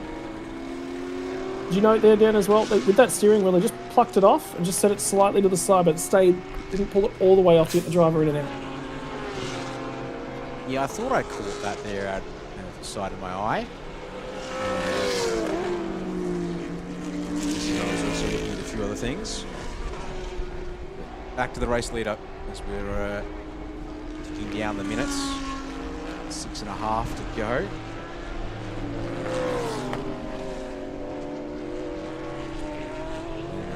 Question of this pit window about it here in this race. Gap for the lead, 3.5 seconds. As you said though, long pit stop coming up for this Honda NSX, which should set it back a couple of seconds Zach in that AAS Motorsport, which has also got a bit of help as well. It's not just purely, in previous years it was AAS Motorsport, but this year is now AAS Motorsport by EBM, and of course this part of the world, EBM is one of the things that we can't quite call it ours, because is claiming it as ours very appropriate in an Australian way, in that we do like to claim Kiwi triumphs as our far too often. I have no idea what you mean. L-Bender Motorsport is clearly oceanic, and therefore we will celebrate it. Joint celebration, yeah, look, that also sticks. If only to rub it in the face of a couple of Kiwis. They get extra support. Who really cares if there's extra fans sitting on the sideline barracking for them? Doesn't matter where it comes from. Jalen Robotham, speaking of Australian drivers, on the run down to turn number 1. I believe it's not necessarily a Trans Am car entered for this weekend as well. I believe this is actually the Mark car. This is the Mark car, yep. Trans Am will be up next in the GTC category. That's why I've got them wrong. There you go. They are both Ford Mustangs, so I'll give you that. No, good to see this this Mark II, I think, is the generation of Mark car. And as David Hankins kindly explained to those who haven't seen this kind of race car before, it is a custom space frame design with then stylized body panels to fit the look. In this case, a Mustang over the top. He believes it's also actually got a Ford V8 Coyote family underneath the bonnet. There's the 89 Steelers with Team Thailand Ferrari 296 GT3 come in. It's time for Carlo Van Dam to hand over to Paul Bakti in that machine. Probably only could come in on this lap or the next lap, so we're about there at the end of the pit window for the whole field. In which case there are only 2 cars at the stop complete, and the 3rd car here with an ongoing pit stop at this time. Into pit lane. Looks like it's fresh tyres on the rear, potentially on the fronts as well. Here comes Robotham. He'll hand over to Craig Corliss. Nice and accurate for the pit stop as well. They're looking at changing the rear tyres. And the thing about the Mark cars as well, at least in Australia, there's actually quite a number of them still circulating and in operation. And they are largely a part of improved production cars in Australia these days. It's really weird seeing, cars that you regularly see driving down the street with big honking diffusers hanging from the rear end of the car. Quite a lot lower, big splitters and big rear wings attached to them. It's just, you look at it and you stare, and then you look again, and then you look again. It's not even a double take. It is absolutely a triple take the first time you see them at the racetrack. Looks a lot better, I tell you what, the body shell with the Mustang on it, because you look at that, you go, yeah, that about suits. But when it's something like a Mazda, and you're looking at it and going, that is definitely not the Mazda 3. It's I used to be a Mazda 3 owner as well, that I drove to the racetrack. It is very different. The only thing is that it's attempted to copy the body shape. Whoa, that's Road Beer on Bakti, lighting the tyres up, getting out of pit lane, so he was keen to get out of there. That's a bit interesting. We don't actually see cars squirrel all the way out of the pits in these categories all too often.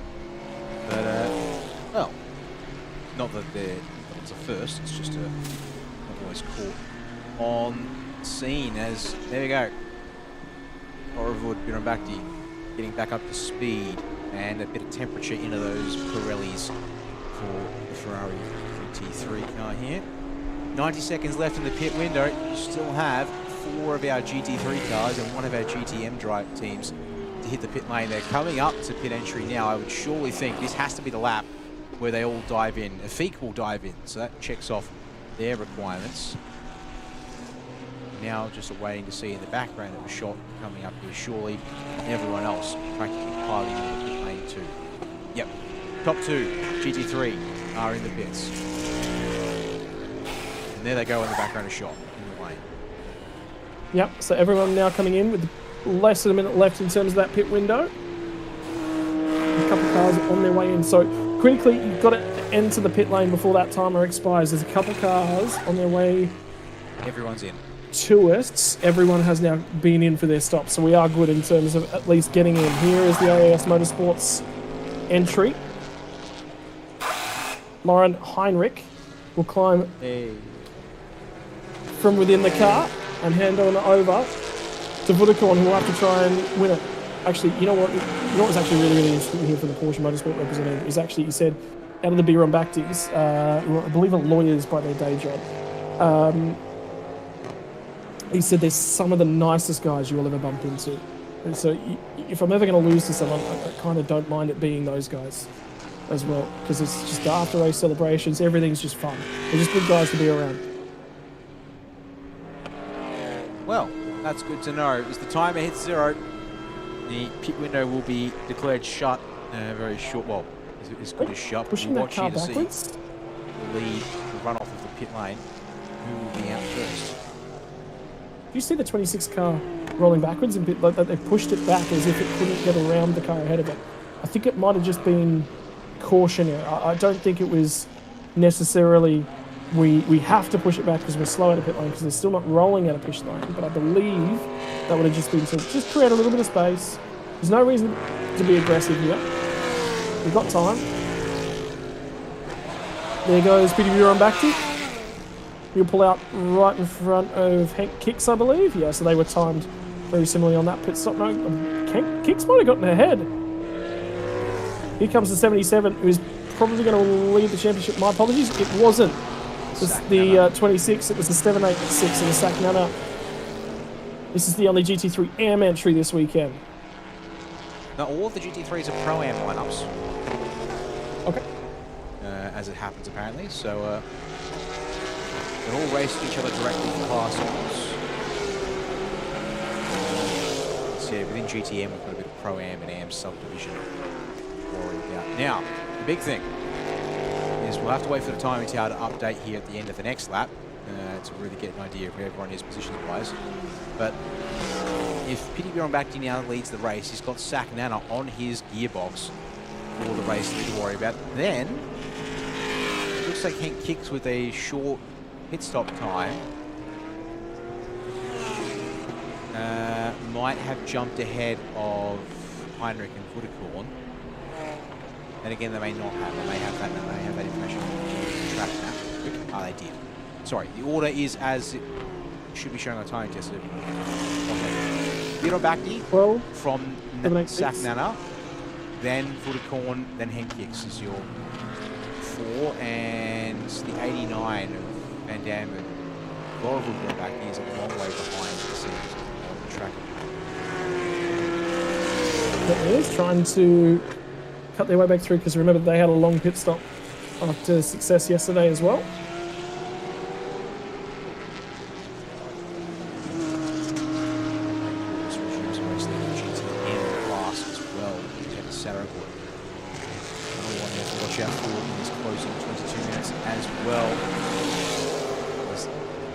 There we go, gaps are updating now, so it's a 1.3 second margin for the lead in GT3 after the end of the out lap on this driver change. Vudakorn is 10 seconds off the race lead. He's going to have to find a lot of time here in this back half of the race to hunt down the top 2. And Kicks is there with the 6 seconds back in 4th place. And Laurel been back in Van Dam. They've ended up a long way behind. 31 seconds behind the class lead, 14 seconds behind Hank Kicks, the next position car.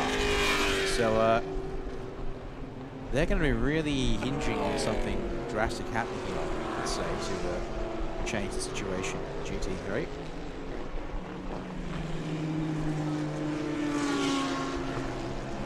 Yeah, they're going to be relying on something, unfortunately.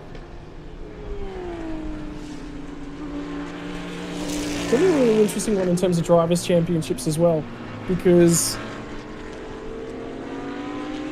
Lauren Heinrich unfortunately did actually miss a race. Just due to the fact that he had clashing commitments. The driver that took over was Dorian Bocciolacci, and that was for the most recent round from Sepang. Did a great job for that car. Bocciolacci came home with second place in a race win from that weekend, assisting Vudekorn in his ascent towards the Thailand Super Series title. So the interesting case whereby Lauren Heinrich is actually going to finish 4th in the championship whilst his co-driver will win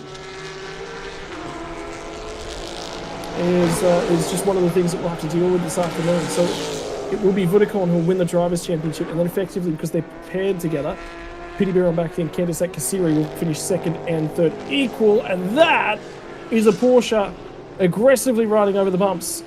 The one thing that can deny this car and its current driver that's on board a championship would be to see Car 12 win the race and them not to finish is effectively what's required. 1st or 2nd for Piti Birambaki and Kandisat Kassiri would be enough should Vudekorn not finish the race.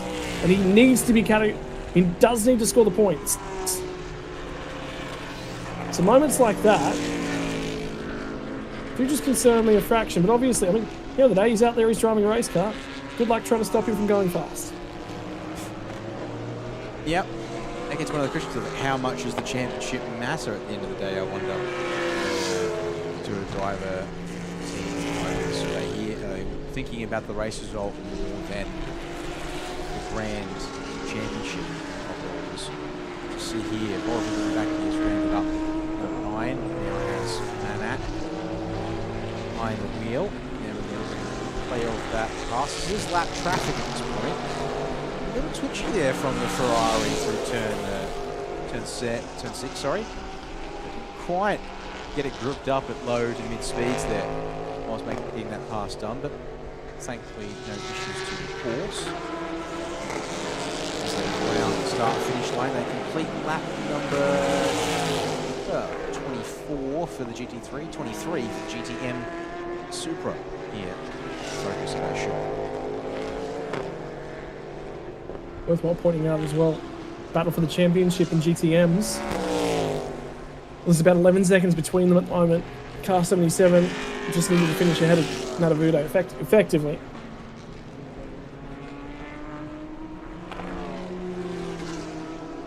So with that in mind, currently barring any difficulties, that will have that one wrapped up. Battle for the race lead could be tight at the back end of this one. I just wonder whether or not Stagnata's had a few issues since getting into the car. The pace was there initially. It's starting to just, I think, ebb and flow away from them. Quickest car on track at the moment is Vudekorn. He is, although 37.8 from Piti Birambaki. That lap is just completed. Nearly a whole second faster than Zach Nana, and wait, 37.7. So less than a tenth difference between Birambaki and Zach. Birambaki actually cleared a whole bunch of traffic potentially in that last lap. Either way, we also have to mind the battle for 4th place in GT3. 10 kicks, unfortunately, is the only driver. To put this into some context, 10 kicks is battling at the same pace as Craig Paulus and Sarabuk in GTM, top 2 GTM cars. So he is likely to be absolutely rounded up by Borovic Birambaki in due course. Given that gap between them is only 8.5 seconds at the line, we still have 16 minutes to go.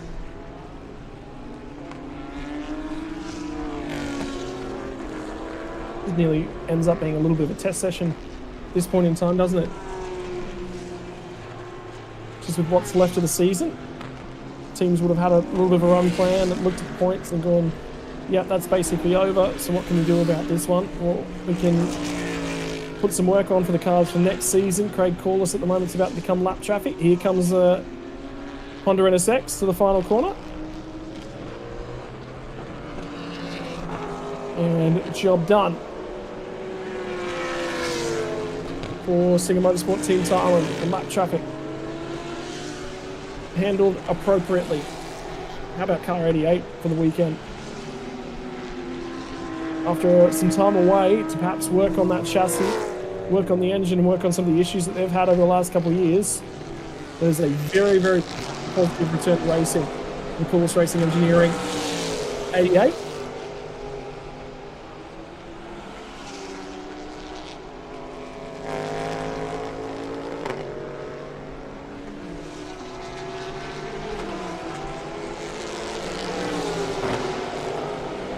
Second round up, doing what he can. 39-1 on the last time by. Margins starting to be opened up at the moment by PDB on back deep.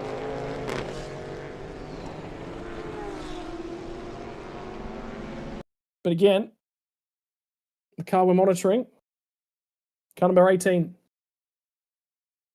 This is the critical one.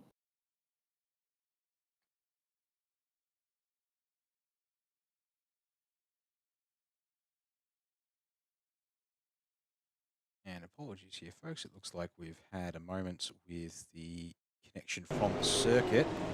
So we'll just stand by. Let's just come back as I look up the screen there. There we are. Connection restored as we see the 18 Porsche around his way through turns 9, 10, and 11.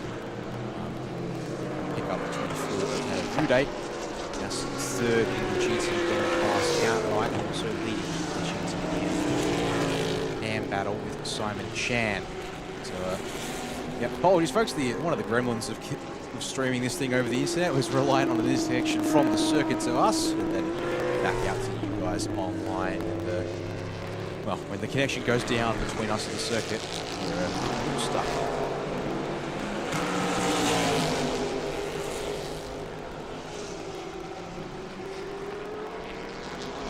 So for the moment, going to be car number 24 that we are watching have an absolute crack. Fernando Vude is going to fall just shy of another championship in Thailand Super Series Supercars. The series stalwart. For now, I think Kick's just enjoying getting to drive the Porsche. This car was picked up and there was some noise made at the start of the year about the Audis, because remember, Big Quick Absolute Racing stable had what, 4 or 5 of the Audis last year in operation? Well, they stopped running off the production line, and all of a sudden you've got to think about where you're going next. Do they perhaps try and pick themselves up a couple of Lamborghini Temerarios? That'd be cool to see a couple of Lamborghinis in Asia.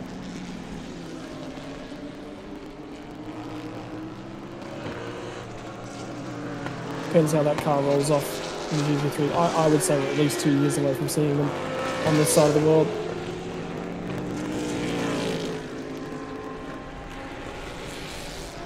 What does the future hold? We've already seen Ferrari's new offering in the 296. Porsche moved to the 992. BMW's M4 program. We've seen a few of these in this series this year. Working well.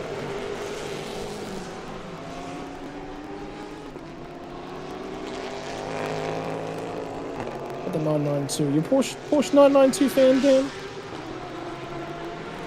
Well, I've got a soft spot for it, but I have a general appreciation for many things in a race car. What I heard was, if I don't have to pay for it, it's beautiful. Well, I don't expect my finances to any time in the future which have to involve managing a race car and all the regular expenses that come with its use, as well as the bill that comes due should it end up in an accident. So, yeah, I wouldn't have the foggiest on what would have to go into a case of, the car's broken, which car would be most affordable to rebuild. But has been pointed out in the chat, the gap is now quite close between Heat Kicks and Volvo back here. There's also this gap here, which is even closer still, between Sack, Nana, and Sack. So we've got a battle for second in GT3 and a battle for fourth in GT3 to try and hopefully see both parts of in this race, folks. It would appear that there's not a whole lot of a battle at the moment in GTM, so eyes going to be on faster machines here for the next couple of minutes at least, we hope. There you go. It's on. Go. That didn't take long. Out of the last corner. Kicks is going to be on the outside. The Vorobubira back down the inside. Job done. And a little bit of lap traffic just to add to that one. Eventually, they have that there, the GTM Lexus with some solid legs underneath it. The 24 of Nanabudo. So there's how the job was done. An error from Hank Kicks in defending the position into turn 12 opens the door on the exit for the switch back underneath into turn number 1. Like, he's still there, thereabouts, but lap traffic there. We also have to make a meal of it, which means it's happened just in time to check in on Sack, Nana, and Budakorn in for Puvasak. And the battle here has closed up big time. That AAS Porsche and Budakorn behind the wheel looking a fair bit quicker than Nana. And he looks several times, Scott, into turn 12, trying to bait an error from the Audi driver into the last corner here. We've still got this 9 minutes plus a lap of racing to go. So plenty of time for this one to play out here. Which of these cars is going to come away in second place? It suggests the way it's going that this should be the Porsche that ends up in P2. Budakorn's going to try and run this one down. See if he can't complete the overtake on Saknar. Oh. Run down to turn 3, and the Porsche was not happy when the brakes were applied at the back end of the straight, crawling all over the circuit. Manages to get himself out the other side. But you thought for a few seconds there that might have ended in absolute disaster. Again, not happy, not compliant down at turn 4 either.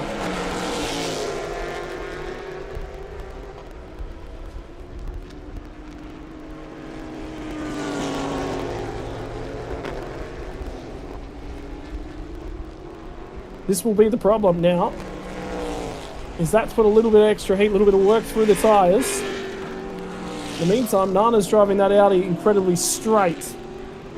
Not seeing a lot of attitude from the rear of the Audi, but the Porsche closes once more on the run up the hill. Does he have another dive at the final corner? Too far back from there, you would assume. Shows the nose regardless. Is it respected? Yes, it's respected, because deep at the final corner goes Saknana and through the Porsche of Budakorn. Not quite clear when they get to turn number 1. Is he going to move over and just cover the line off? Yes, he will. Narrow approach, though. Audi will have the chance to put the power down out of turn 1. Nicely rotated. We'll chase him down and replay the move.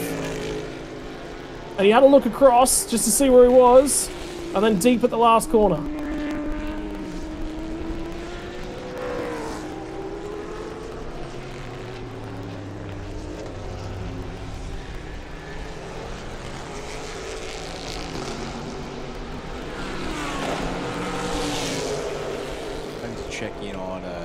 Where are we at with track limits violations? We actually haven't had any now.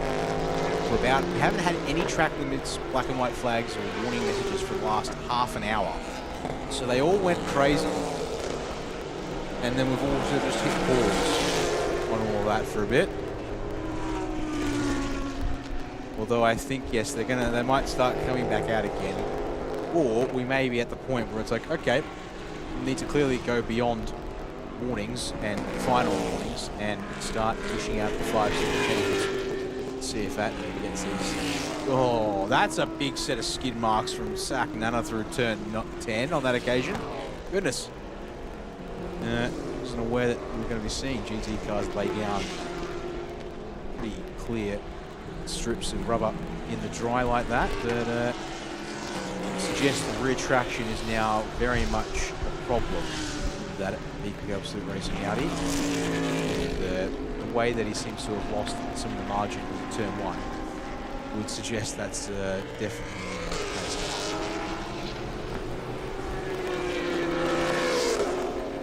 Back Nana, what can he bring back to the table? Because he's got to be aware that that Porsche was not compliant at certain points throughout.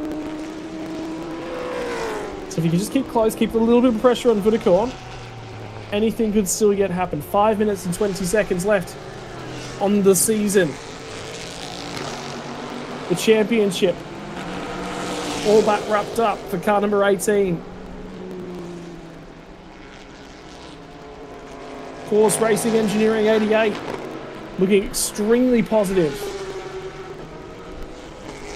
in its current lead in GTMs as well, which will be 2 race wins from 2 races this weekend.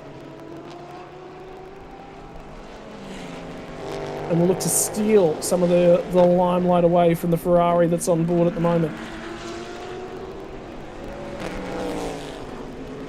PC Motorsports have done a phenomenal job this year.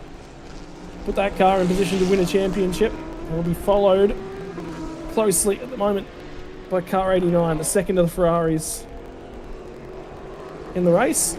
One coming from primary class in GT3.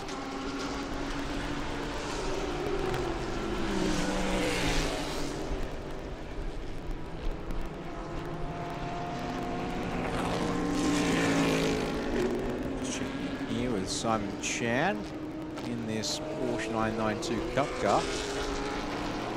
Fire Monkey Motorsport. Now GTM cars are pretty much all on islands of their own. Their pace between them is all somewhat stabilised within a matter of tenths. The gaps are up and around 10 seconds between each of the cars in the class. So this is looking like a P4 finish for Simon. Worth what pointing out as well, Dan, actually. For now. I just thought about it. With 33 laps into this race, so Vudicorn's done that. We've got 3 minutes left. I think that's championship done, because he's past 75% race distance. Yeah, true. I mean, that's a... I don't... even if the car was to retire now, I think it's still classified despite finishing the race. But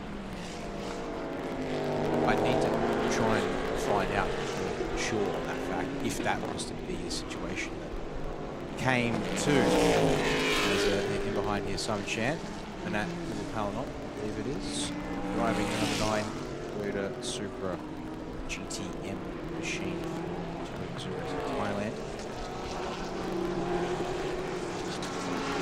These GTM cars all lapping in the 141s and 142s now. Hank Kicks has found some speed and confidence. He's now down in the 139s. Actually, for him, he is still the slowest of the GT3 drivers. Current cars, but the margin is less. So, look at that. He's still 4 seconds behind. So, like, he's there if something happens to develop and get back to the Ferrari. Such a thing. That's considering. Right. Race leader enters turn 5, sorry, I can count. So you're Chang. We think he's getting around to the line. No, probably not. So it's this lap that he's currently on. Then he'll start lap 36. That will be the penultimate lap of the race. Because don't forget, the clock must reach 0 before the last lap board is displayed. So, with him coming around here now for turns 10 and 11, 1 minute 30 to go. That means the next time that Pity Bron back across the start finish line, he will be at 0. So this, folks, is the start of the penultimate lap here for TSS Supercar GT3 and GTM. 9 kilometres of racing for the season left here on the track.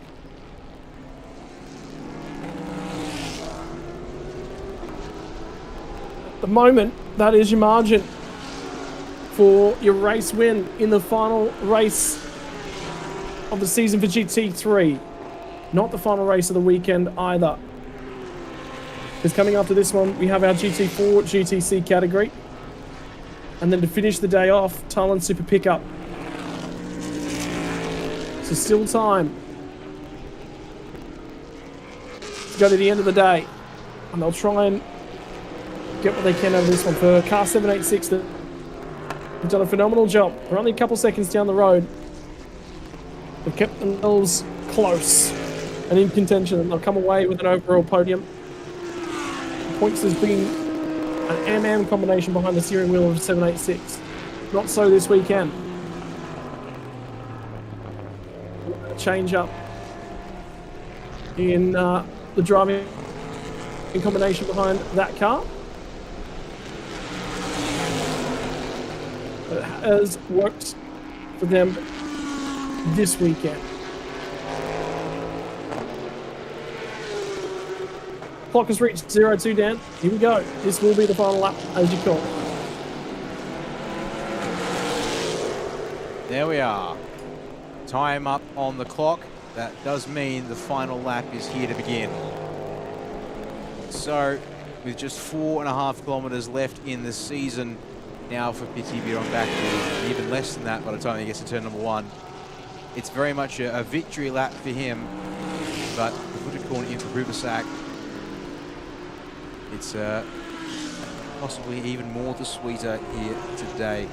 Whilst Lauren Heinrich won't get to share in the Drivers' Championship honours after the fact that he wasn't able to make race number 7 of the season, which would have been the second weekend at Chang, clashing with elsewhere. He is going to get the chance here to her partners there with the final lap graphic coming up, but so just one driver who stands atop the championship board in this year is Craig Corliss, also now doing the final lap for our GTM class cars, and he's looking comfortable as well. There's 16 seconds last time around, gap back to Sarah Wood in the PSC Motorsport Ferrari Challenge.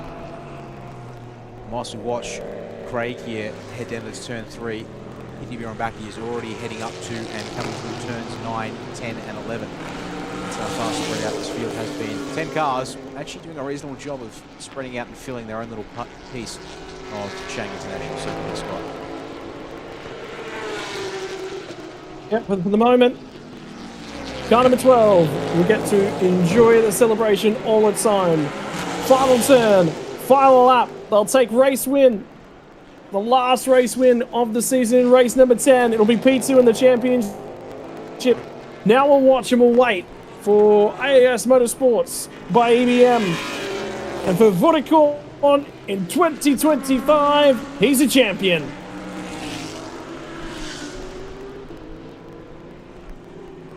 Makes it just their,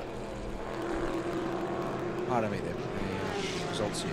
It's a screenshot up to race 7 because that's all we have once. But yeah, with only one retirement from the Bunsen Grand Prix weekend, otherwise the fact it's been a back and forth journey between Vodacom and Riversack and Lauren Heinrich versus Pity Bron back to the N7 Series first and second as an exchange all the way through the season. The only exception was race 2 of the Bunsen Grand Prix of Akash and Andy, and then he able to steal a win away as our GT3 field, rounded out by Hank Hicks, who actually, pardon me, missed. Craig Corliss coming through for the GTM class. We're going to make it 2 from 2 for CRE Racing. But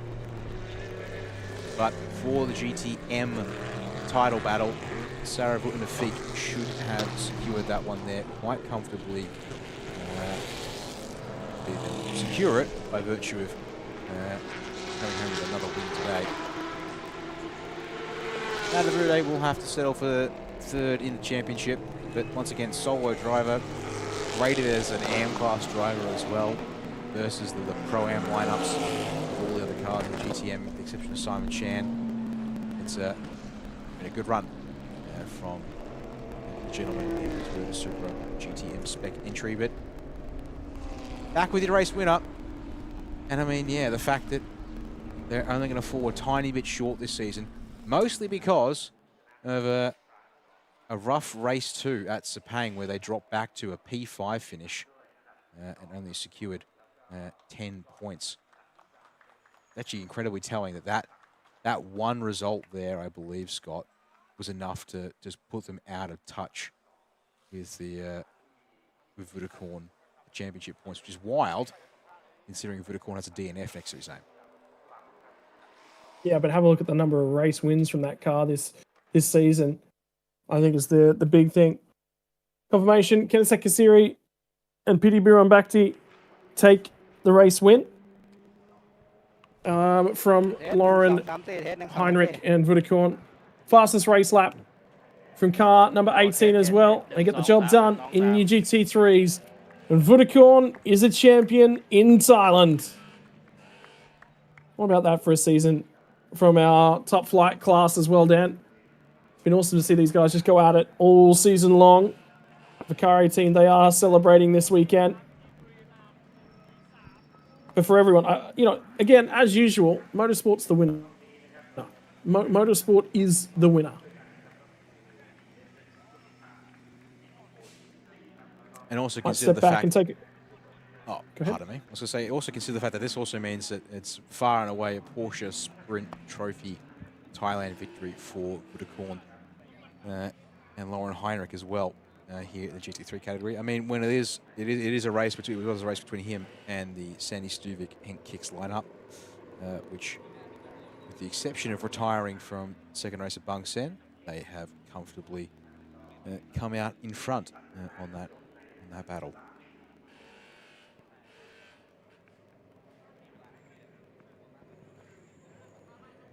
All right, for a few moments here, ladies and gentlemen, we'll step back and let the interviews from down in pit lane take control.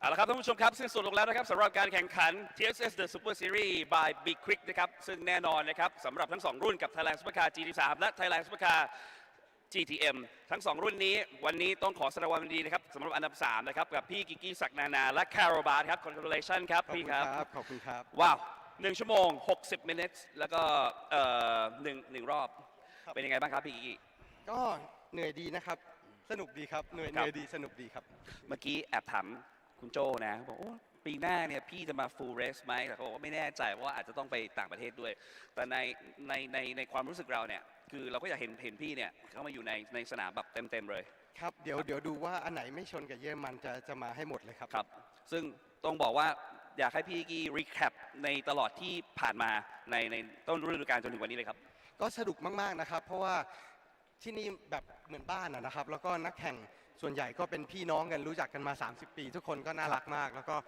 ที่นี่เวลคัมผมดีมากเลยขอบคุณทุกๆคนครับครับอยากให้ Carol how do you feel I feel very good yes congratulations for third so talk about all season here yeah so basically the season was really good I enjoy a lot of time with Kiki here in Thailand so yeah we make proper job as well this weekend we delivered the car on the podium again, so this is good results for us.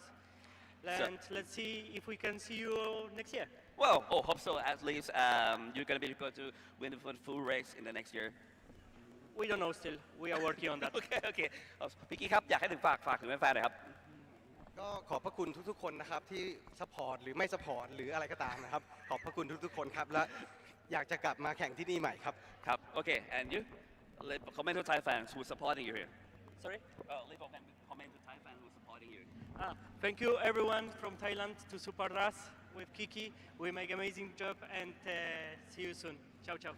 Congratulations ครับพี่กี้ครับขอบคุณครับไปต่อกันเลยนะครับท่านผู้ชมครับอันดับที่2นะครับเป็นของ AAS Motorsport สวัสดีครับสวัสดีครับพีเตอร์ครับRolling ครับโอเคครับสวัสดีครับแสดงความยินดีด้วยนะครับอันดับที่2นะครับเป็นไงบ้างครับก็พยายามเต็มที่แล้วฮะลอรินก็ตอนแรก มีไฟนิดหน่อยก็แอบเสียวว่าจะจบไม่จบแต่ว่าเขาก็ได้แข่งขันอย่างเป็นโปรเฟชชั่นอลนะจริงๆเห็นเลยแล้วก็ลอรินซึ่งออกมาค่อนข้างดีมากแต่เรามีไอ้ success penalty ที่มีมากกว่าคนอื่นอยู่หน่อยเพราะฉะนั้นตอนออกมาเราก็จะต้องไปอยู่ที่หลังก็พยายามเต็มที่เลยครับไม่มีทางเลยวันนี้โอ้โห Honda สมบูรณ์แล้วก็ไล่ไม่ขึ้นจริงๆครับพีเตอร์ครับขออนุญาตให้รอเรนพูดหน่อยครับ Congratulations how do you feel for this race Yeah, I feel great. Obviously, really happy. Most importantly for Wutikon to win the championship, which was the goal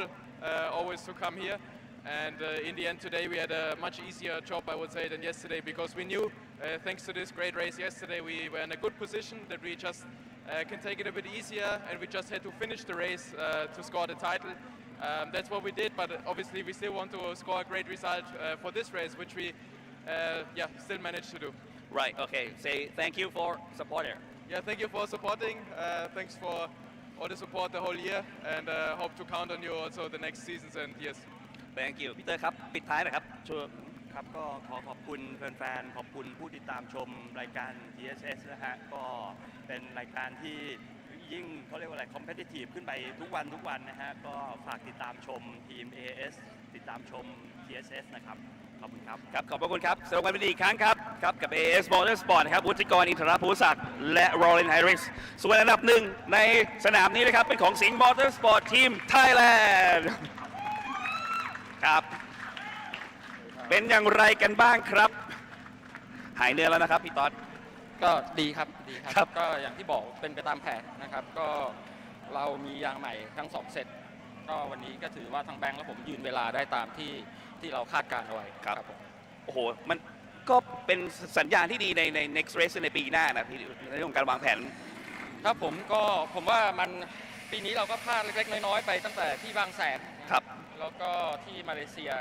ก็ถือว่าทำให้คะแนนที่มีส่วนต่างค่อนข้างเยอะจนตอนมา Final Race แล้วก็เมื่อวานก็มีข้อผิดพลาดอยู่เช่นเดิมนะครับก็เลยทำให้ไล่คะแนนแชมป์ประเทศไทยไม่ทันครับครับไม่เป็นไรครับขอแบงค์ครับพุทธครับผมก็สำหรับวันนี้ก็โชคดีตอนที่เราออกสตาร์ทไปก็อันดับ2กับอันดับ3เขากำลังต่อสู้แย่งตำแหน่งกันนะครับแล้วก็ทำให้เราได้มีช่วงแกปที่เราได้ทำเวลาใช่ผมก็แบงค์กับพี่ตอนแล้วก็ทั้งทีมงานทุกคนก็ทำผลงานกันเต็มที่ทุกคนนะครับก็อยากจะขอบคุณทุกคนแล้วก็ทางทีมช่างทีมงานแล้วก็พิทางทีวี12ด้วยครับผมถือว่าวันนี้เป็นที่น่าพอใจสำหรับทีมด้วยนะครับแบงค์ครับฝากถึงแฟนๆนะครับครับก็อยากจะให้เป็นกำลังใจให้ทีมสิงห์มอเตอร์สปอร์ตทีมไทยแลนด์ทีวี12ด้วยครับทุกๆคนที่ลงในรุ่นไทยแลนด์ทัวริงแล้วก็คันของทางพี่จ๊ะด้วยนะครับผมเป็นกำลังใจด้วยครับใช่ครับพี่ต้อยครับปิดท้ายนะครับครับก็แน่นอนครับฝากติดตามนะครับ TSS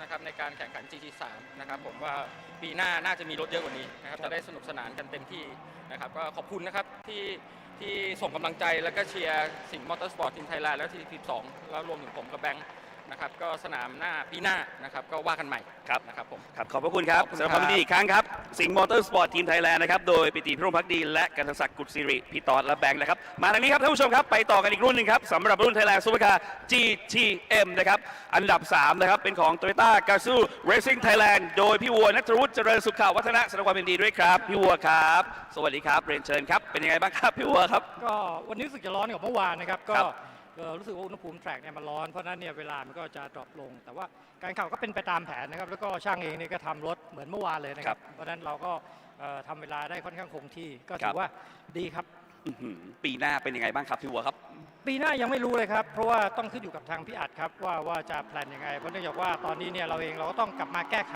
ปัญหาที่มันมีอยู่นะครับแล้วก็ต้องดูเรื่องกฎกติกาด้วยนะครับว่าทาง TSS เนี่ยจะมีการปรับเปลี่ยนกฎอะไรหรือเปล่านะครับก็ต้องดูกันอีกทีหนึ่งใช่ครับเพราะฉะนั้นปีนี้ก็ถือว่าเป็นที่น่าพอใจสำหรับผลงานครับดีครับก็ถือว่าได้ผลงานที่ดีมากนะเพราะเราก็เหนื่อยมานะครับ 5 ราวนะครับ 10 เรสด้วยกัน โอ้โห ต่อสู้กันดูเดือดทีเดียว ครับ พี่วัวครับ ปิดท้ายฝากถึงแฟนๆหน่อยครับ ครับ ก็ปีนี้จบลงแล้วนะครับ ก็มีผลงานดีๆ มาฝากแฟนๆ นะครับ แล้วก็ขอบคุณนะครับแฟนๆ ของ Toyota Gazoo Racing Thailand นะครับ ปีหน้าเชียร์กันต่อนะครับ เราก็พยายามที่จะทำผลงานให้ดีที่สุดครับ ขอบคุณครับ ขอบพระคุณครับ พี่วัวครับ Toyota Gazoo Racing Thailand นะครับ โดยพี่วัวณัฐวุฒิเจริญสุขวัฒนะนะครับ อันดับที่ 2 ในเรสนี้ครับ เป็นของ PC Motorsport นะครับ พี่กี้ครับ เรียนเชิญเลยครับ สวัสดีครับ สวัสดีครับ congratulations เลยครับเชิญครับ เป็นยังไงบ้างครับ recap Okay, congratulations for today. How do you feel to this race? Yeah, we are so happy. I'm so happy. I would like to thank to the team manager, to the mechanic, to the engineer for their hard works for this weekend. Yes. And for my teammate today, he drive like super good. I think one of the best race he drove. So yeah, we won the championship. So we worked so hard. We missed the first round because of the car couldn't arrive on time, and then we raced on the second round in Bang Sen. We won both races in Bang Sen, and we did very good in Sepang. And come here, we did very good. I'm so happy. Yes. Yeah, just thanks to the team. Okay. พี่กี้ครับ Thank you เป็นยังไงบ้างครับรู้สึกดีมากครับวันนี้ตั้งใจมากๆครับก็จะเห็นได้ว่ามันไม่ได้เหมือนเป็นฝันที่เป็นจริงๆนะมันเป็นสิ่งที่เราต้องเรียกได้ว่าเราไม่เคยยอมแพ้ never give up จริงๆแล้วก็สิ่งที่มันมาในวันนี้มันเป็นสิ่งที่พิสูจน์ให้เราเห็นว่าเราประสบความสำเร็จแล้วครับตื่นตันครับพูดไม่ออกอยากขอบคุณครอบครัวครับเพื่อนๆแล้วก็ทีมทุกคนที่มาซัพพอร์ตและเป็นกำลังใจแล้วก็แฟนๆนะครับก็รู้สึกดีมากๆเดี๋ยววันที่รับรางวัลจะชวนคุณพ่อคุณแม่ครอบครัวมาโอ้โหครับนี่แข่งมา10 ปีก็เพิ่งได้ครั้งแรกครับนี่แหละฮะต้องบอกว่าประเทศไทยมีอีก1 แชมป์นั่นคือพี่ด้วยนะครับแสดงความยินดีด้วยครับขอแสดงความยินดีครับขอบพระคุณครับขอบคุณครับสวัสดีครับกีสราวุฒิเสรีธนรกุลนะครับและอาฟิกยาซิดครับอันดับ1นะครับ Finally, Sierra Cake, Korea and Chilean report time. Congratulations for today. Wow, how do you feel? Well, this weekend is incredible. To come here, 2 podiums, 2 poles, 2 race wins, just unbelievable. You know, what a wonderful weekend. Great drive by Jalen. Great teamwork. Got to thank my team. They've done such a wonderful job. Get the car perfect. Yeah, we just thoroughly enjoyed racing it. The car's so good to drive. Fantastic. Yes, and hopefully for the next year, you're going to be to come to the full race all year. Yeah, we're planning now for next year. I mean, I couldn't race this year, but we're back, and we're back with strength, and we look forward to next year, for sure. Yes, and you, Chang, how do you feel? Yeah, good. What a way to come back. You know, cricket's in both practices, qualifying and winning both races. Can't ask for much more. So, yeah, thanks to Craig. You drove awesome all weekend, and getting better every session. So, yeah, thank you to the team. Pit stops were great, working on the car all weekend. And thanks to all the supporters for coming out. And thanks Thai fan who's supporting you too. Fans. Yeah, it's been good. So hopefully we can do it again next year. Yeah. Yes. We have a lot of Thai fans. They follow our car. They follow Jalen and I. So big thanks to all the Thai fans out there. We love you and we really appreciate your support. So keep it up and we look forward to next year. Thank you, everybody. Yeah, thank you. Congratulations. เอาละครับก็จบลงไปแล้วครับสำหรับ2รุ่นนี้คือ Thailand Supercar G3 และ Thailand Supercar GTM ครับรุ่นต่อไปจะเป็นอะไรติดตามกันให้ดีครับกับ B-Quick Thailand Super Series 2025 ครับ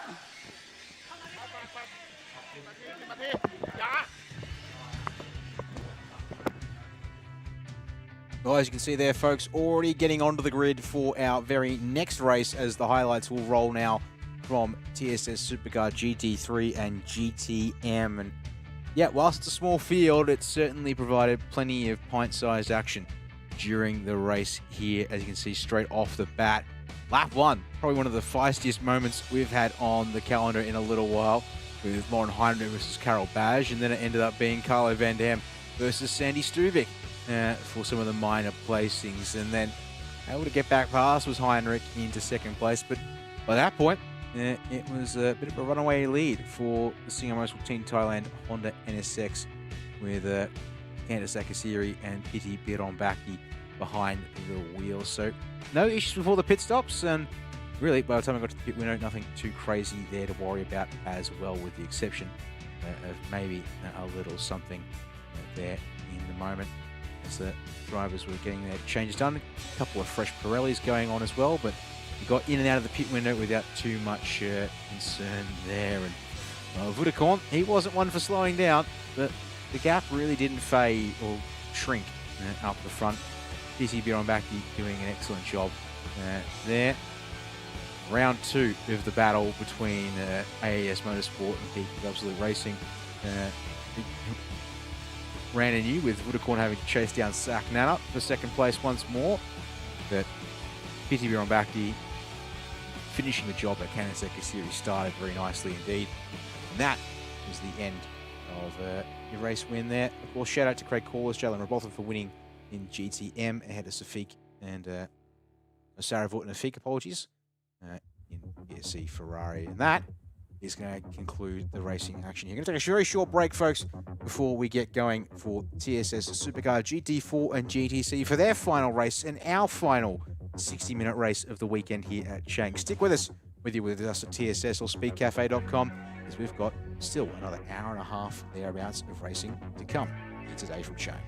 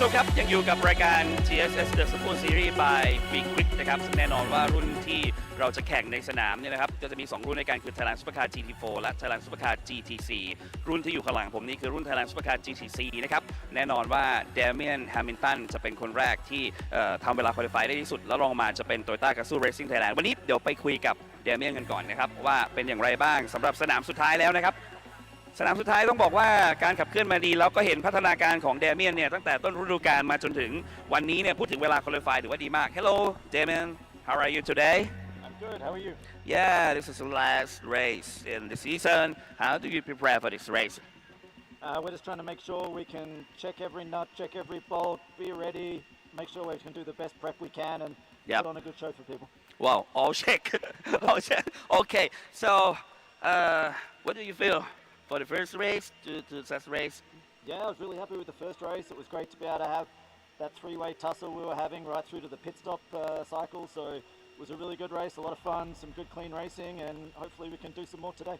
We have to looking forward for you. You just increase the performance until to the end race, and the timing so faster, and you have the more strategic. You're gonna be to come to the win all many race, you know. That's the plan. I can only try and be as consistent, as precise as I can, and just keep on trying to improve. Yeah. So talk about the Thai fans for next race, next year. To the Thai fans, thank you for your support. Thank you for attending and watching online and watching through the various channels. hopefully we can put on a great show for you today. Thank you for your support. Thank you Thank you. best of luck โอเคไปต่อกันครับวันนี้เรามีเวลาอยากจะให้อยู่กับกล้านะครับมันมาคุยกันหน่อยครับ Toyota Gazoo Racing Thailand นะครับสวัสดีครับสวัสดีครับ สวัสดีครับ เป็นยังไงบ้างครับก็โอเคครับก็เดี๋ยวก็จะพยายามไล่ให้เต็มที่ครับโอ้กล้าครับปิดท้ายหน่อยครับในเรื่องของการแข่งขันในเรสนี้สนามสุดท้ายแล้วครับครับก็ฝากติดตามเชียร์ก้าในโคโรล่าอาร์ติส GTC ด้วยนะครับในรุ่น Thailand Supercar GTC สนามสุดท้ายแล้วมาลุ้นกันครับครับฝากถึงแฟนๆก็คือว่าขอให้เต็มที่แล้วก็ขอให้อยู่ในโพเดียมนะครับครับขอบคุณครับขอบพระคุณครับขอบพระคุณครับ Toyota Gazoo Racing Thailand นะครับเอาละฮะท่านผู้ชมฮะ1 ชั่วโมงเต็มๆนะครับอีก1 รอบนะครับกับ Toyota กับTSS Super Series by B Quick ทั้งรุ่นนี้ Thailand Supercar GT4 และ Thailand Supercar GT3 ใครจะเป็นแชมป์ในสนามนี้ติดตามกันให้ดีครับ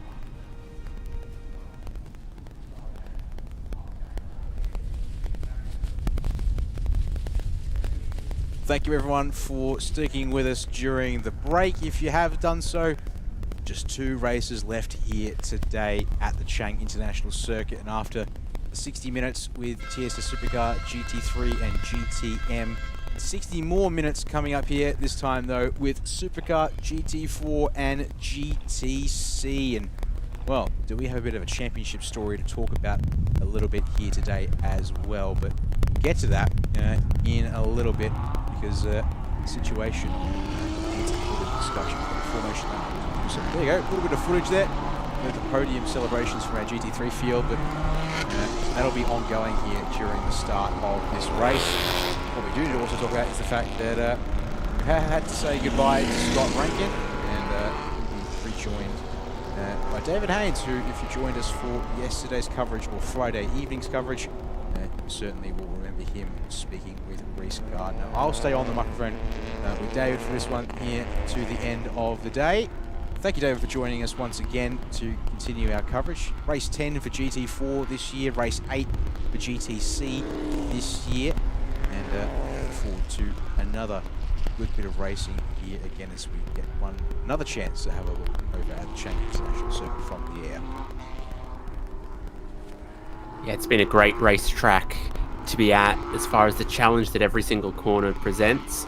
Fast turn 1 has had its runoff used on many, many occasions. And then you've got that long straight towards the hairpin turn 3. Turn 4 is fast, but not completely flat out.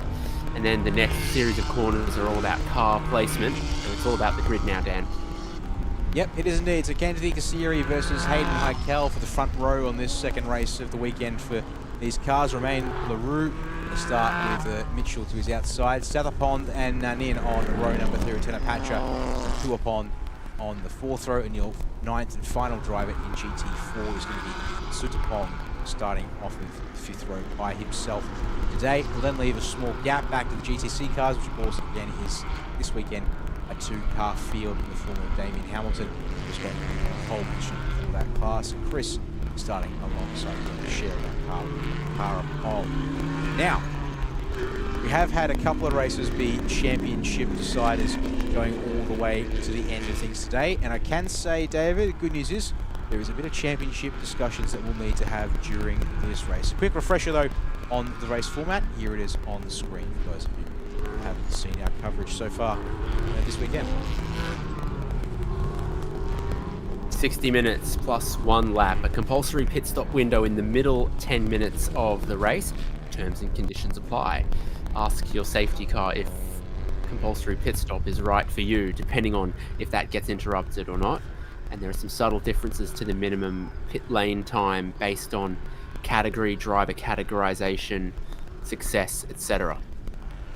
And the other big one being that yesterday we had the other half of the field starting the race. Today, based on the qualifying results from Q2 in yesterday morning session, the faster rated drivers start in the cars today for this one here. So going to bring it around the final corner and then wait on the 5 lights to go out at the gantry, and then it will be in the hands of Kennedy Kasiri to get us underway here. The final race of the year for TSS Supercar GT4 and GT. The lights are out. It's time to go racing. Black Supra has shot out of the gates like an absolute quick thing, challenging for the race lead already. Nakib Aslan and Mitchell Chi not holding back whatsoever. No one's afraid of the runoff of turn 1 either. Turn 3 is going to be the action zone once again. It always is here, with track limits being optional lap on turn 1. It seems, well, they're optional, it seems, in a whole lot of spots, based on the way that the track warnings come ticking on in. As the exit of turn 3, my goodness, that was ambitious, but Mitchell Chiaminji is going to absolutely pressure here for the race lead. It's also a championship battle here between the number 1 and the 39 machines as they'll swing through turn number 4. Now it's Kasiri's turn to be off the road in the runoff at the approach to turn 5, but he'll gather it up in time. He'll actually maybe use a fraction of runoff there between 5 and 6.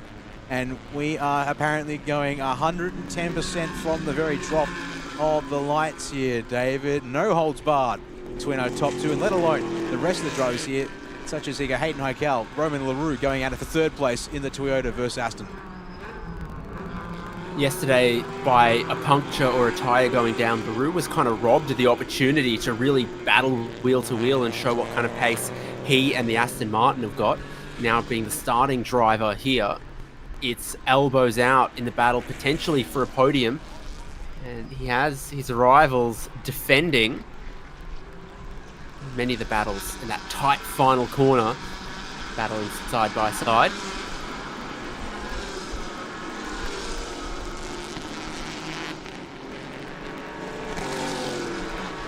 First lap complete, and it's generally speaking single file by the time they get to turn 1.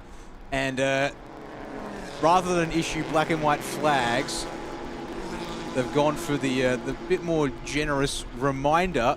You must respect the track limits. Oh my goodness, Leroux tries to push Hayden Heikel to the grass at the fastest point of the circuit, and he refuses to back down and instead will take the position away through turn 3. Gentlemen, it's a 1-hour race. Apparently, they seem to be thinking we're racing in the sprint style because they're not leaving anything here, and we're on lap 2. Not even at the end of it. Hayden Heikel's motto there is, I'll lift up the grass before I lift up the throttle. I'm heading for the inside. Romain Leroux will dive back in towards turn 5, but that is way, way too deep. Hayden Heikel saw it coming, crosses back over under. 10 points for aggression and determination, 3 points for measuring accurately. see a replay over here from there, the front-on shot at turn 5, and for a moment there, he almost completely drove through the rear bumper of the Racing Aurora Toyota Supra, which, as you heard from Daniel Bilski and Hayden Heikel both in their interview after yesterday's race, the third different model of car they've used this season. After starting in a Mercedes GT4, then switching to a Porsche Cayman last time out at Sepang. As Cantady tries to get up alongside Mitchell into the final corner and gets back in line to not get stuck on the high side, but just 2 laps into this race, and we are absolutely throwing hands here in Supercar GT4. This is wild. This is the top battle. This is the battle for the championship right here between these 2 cars as well. Prior to this weekend, Nakib Aslan and Mitchell Chiamanji led by 4 points. Of course, when you factor in the result from yesterday, that Kimmich and Cantady took the race win over Nakib and Mitchell, it swung back the other way. So the number 1 Porsche leads by 4 points going into this final race. So with the way that they are trading first and second place back and forth, that will mean that whoever wins the race wins the championship. If we start talking minor placings, that's when possibly there'll be a tighter battle on our hands for that one there, David, when it comes to the top of the championship here. Yeah, so if that happens, we'll bring out the slide rule and the abacus, but in the meantime, it's looking a little bit winner takes all. We need to worry about the 36 and the 7 behind them. Romain Leroux had a monster of a slipstream down towards turn 3 this time, set a new speed trap record at 232.8 kilometers an hour. Seeing that his battle with Hayden Heikel in that Supra is not done yet. 3rd car in 3 rounds, effectively, for that crew. Adaptability has been the name of the game for them. And this Supra from Mitchell Chiamanji from 4th on the grid to leading the race in the course of just 2 laps. Battling, yeah, it's wild. Like, I know these guys are here racing for every single spot they can get their hands on, but it really feels like that we're not exactly looking to preserve our race necessarily off this start. There's a headlight flashing going on there, and we are barely 5 minutes into the race, and our first black and white flag has come from the stewards. And it's been decided that the reminder message clearly didn't get through to Romain Leroux, David, because he's now issued that car a black and white flag. Although notably, it's for driving standards, not explicitly exceeding track limits. Well, for the dive bomb, or for forcing Hayden Heikel into the grass at turn 2, which is the kink between turn 1 and the turn 3 hairpin. You got to imagine it was that. It's like, hey, you were probably meant to leave your rival a car width there before you forced them, or encouraged them to dip some tires in the grass, which Hayden Heikel didn't seem afraid of doing at over 200 k's an hour. And now his Supra taken a little bit longer to fire up, but as it has, he's now challenging for 2nd place. He's taken the fastest lap of the race in that white and grey 36 Supra, and he's all over Candidate Kassiri right now through this twisty middle sector. Yep.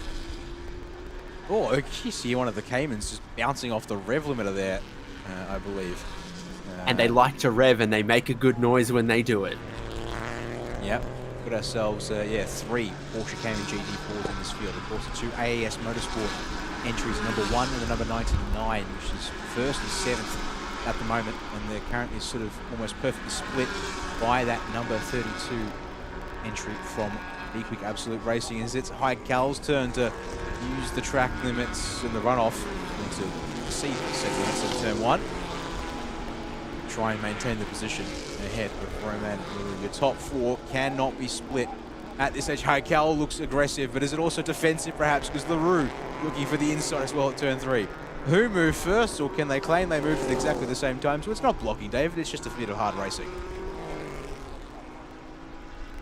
Well, a little bit of a warning given to Leroux already in this race. Maybe it's time for Hayden Heikel to get one as well.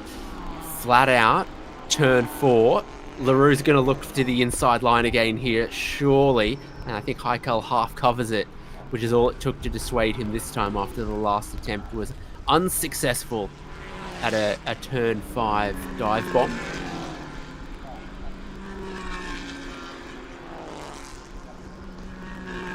Patience apparently is something we'll learn very gradually here in this category today. It seems like it's slowly trickling its way in here. So, maybe miracles do occur. We also need to obviously keep in mind that this is not the only battle on track. You can see we've got Spa-Francorchamps and Nanin for 5th and 6th place there, right together as well on the circuit. From there though, Tanner Patches on his own in the number 99, it looks like. Guapon in the 33 Super looks like a bit of a gap to himself. Damien Hamilton just have spread out as well in GTC cars. There's also been some issues for Sudapong, it seems, at the start of this race. He's lapping well off the pace and also a fair bit down on straight line speed through the speed trap approaching turn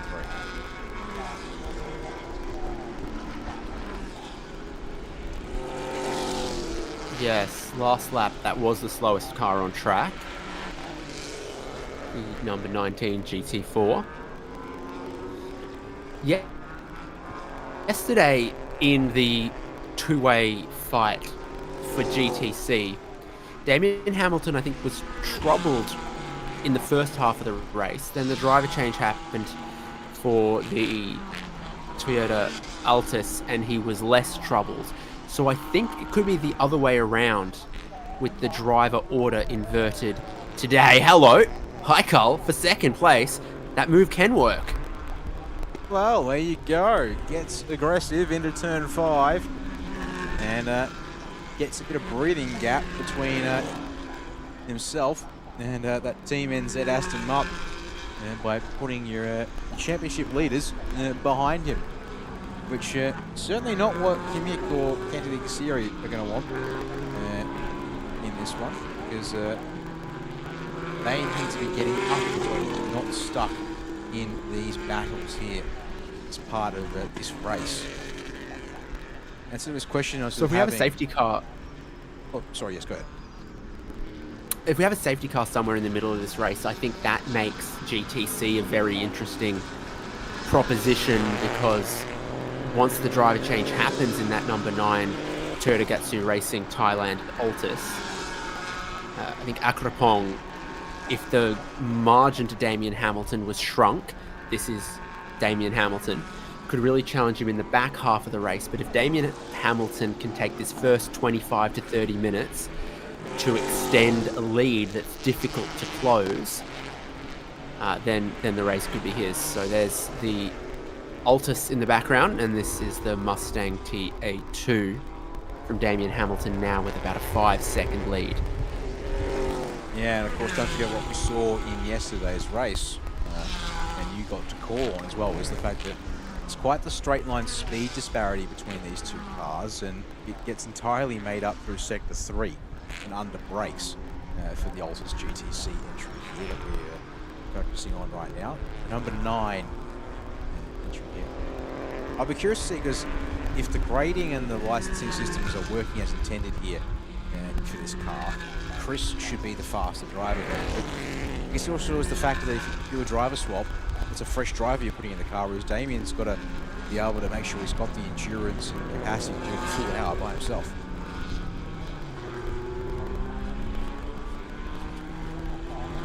In GT4AM, for example, I'm not convinced that the order the drivers are in is quite as clear-cut as in GT4 Pro. Is LaRue looking for another move? Final corner.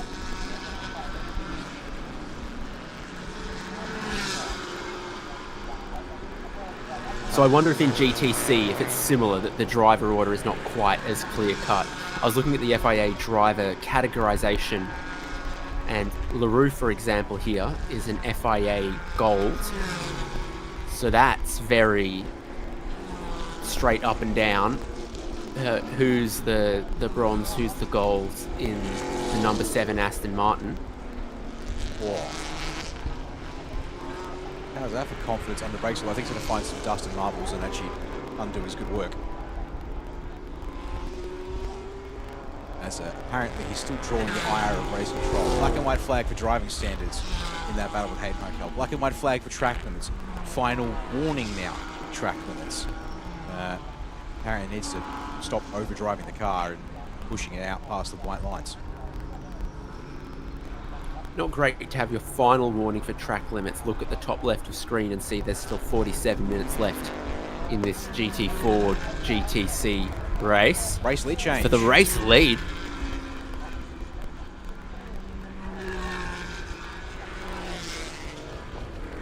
Well, this is an impressive turn of pace from Hayden Heikel. We didn't see this really yesterday in the sense that looking at the margins, it was, well, in yesterday's race, Kimiki and Kantidi Kasiri, that they walked away to a 13-second lead, and then it got to almost a second between Nakib and Nakib Mitchell's number 39 versus Milski and Heikel's 36. But we're seeing here and now, apparently, that with the quote-unquote faster drivers in the car to start, that Hayden Heikel, he's looking here to get some laps led in this phase of the race. Now, in this situation, can I give you some numbers? You may, please. Well, yesterday was Hayden Heikel's first race in a Toyota Supra. Today's his second race. He's twice as experienced as he was yesterday. Or would it technically be infinitely more? Oh, but the rear bumper's off. Hello. It might have been a little bit of contact as he made that move. As we saw the replay, we saw that Heikel and the 36 got ahead sort of at turn 7, turn 8. There may have been a hint of contact. That probably is going to need to fly off the car to satisfy race controls sort of requirements. That bodywork isn't. I mean, it's attached a couple of spots. They've given some leeway for loose bodywork that doesn't fall off this weekend, David. That's quite a substantial amount of bodywork to have come partially detached from the car. At the moment, it still feels more attached than part of the bonnet of what the Super Pickups did yesterday. It's not great. And you look at it and you wonder, is it getting looser?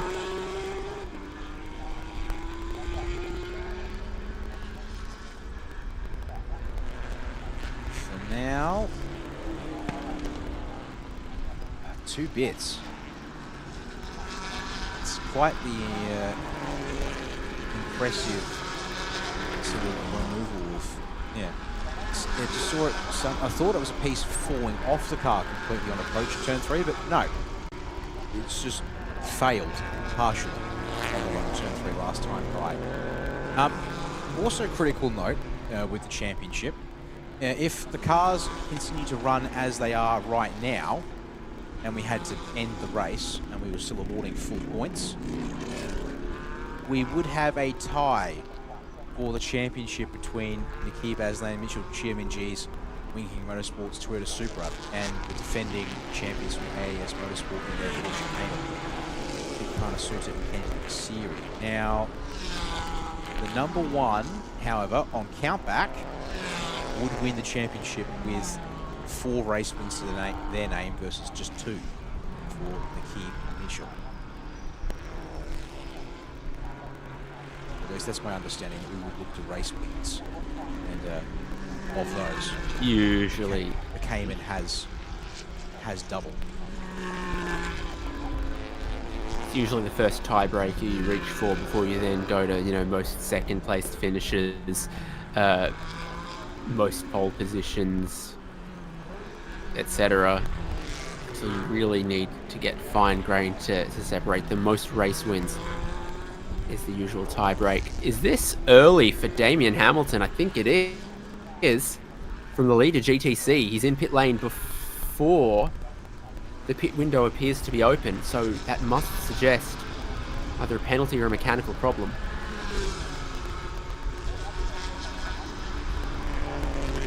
I mean, also to note, that's a shame. And to come in several minutes before the pit window means that even if the car does get fixed up, you can't count it as a possible stop too. That's unfortunate after been a bit of a trying season for Damien Hamilton. And yep, off comes the bonnet. And they're looking under the front left corner as well.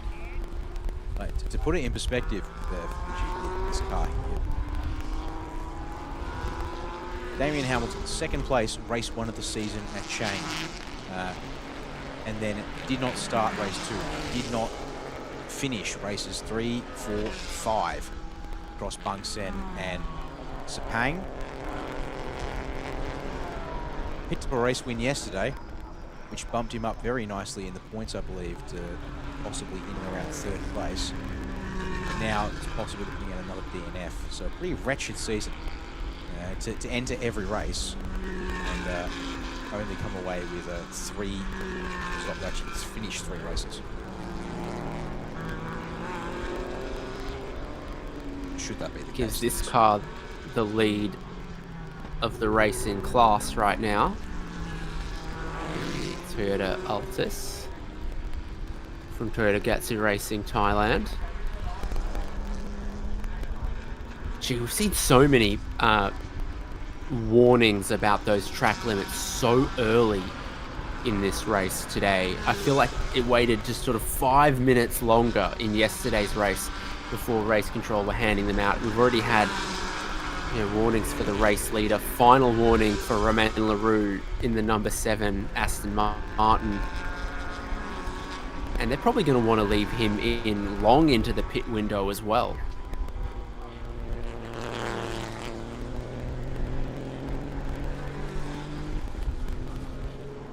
You know what's interesting also with the championship situation in GTC? Just having a look through the documentation for it. The car that's going to win the championship actually isn't in attendance this weekend. It's generally been such a successful season for the number 23 of Kenneth Chong-Yi and Shane Ang, which was a Honda Civic modified and being homologated to work within this GTC framework here at TSS. And because they placed first or second in every race that they entered, they were so far ahead on points, they couldn't be caught coming into this weekend. As next car to get a final warning is Mitchell Chiamin-G in 2nd place. So I need to tamp that down, but immediately following that message, David, our first time penalty for track limits has come through. Any guesses, ladies and gentlemen, which car might have picked up that time penalty? As, yeah, it's looking pretty terminal in the pit lane. Ah, there you go, race control's actually giving away the answer for me. Number 7, the Aston Martin from Romain Leroux, was the first car to get a final warning. Now the first car to get penalty. I'm not seeing a whole lot of hurry around that TA2 car from Damien Hamilton. If his crew know something's wrong with it, but don't think it's a quick or an easy fix, or aren't even completely clear what needs doing if there is something that's a quick or an easy fix, unfortunately.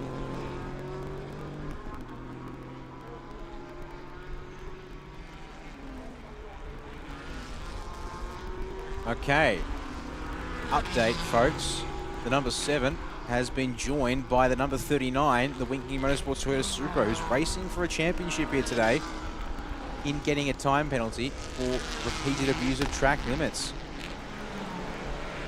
So 39's only 1 position and 1 second ahead of the number 1 car that to this point doesn't have a penalty of that kind. Doesn't even have a black and white flag for track limits yet, as the number 1. So they're sitting relatively pretty by comparison. Yeah, got a little bit mobbed in the opening hectic 10 minutes of this race. Dare I even say the hectic first 3 corners of this race. Suddenly they look wise and level-headed, and like this is shaping up to be a very good drive for this first half of the race for Kantati Kasiri, because Aikal is not their fight. Mitchell Chiamin-G is and has a penalty. Behind them, Romain Leroux is not their championship fight, but has a penalty too. Oh, Damien Hamilton doesn't look thrills with that. Indication with any more of an indication it's a terminal problem. Driver out of the car and preparing to unstrap the helmet. And it's pretty damning as well, unfortunately. There. So it's going to have to be another DNF to Damien's name this season 2025 after such a buoyant, uplifting result in race 1 of the weekend.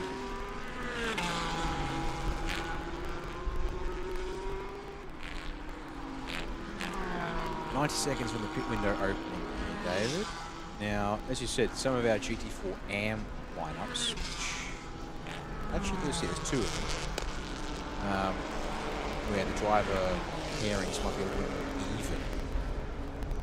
We might see them come in sooner, perhaps, than our Pro-Am lineups that have most definitely got an A and a B driver by grading.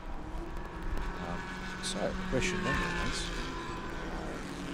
with just a minute now to run, do you expect anyone to dive in early, or are we going to see teams take their time? For reference, the GT3 teams in the race just gone by waited pretty much until the very end of the pit window before they all dived in as one.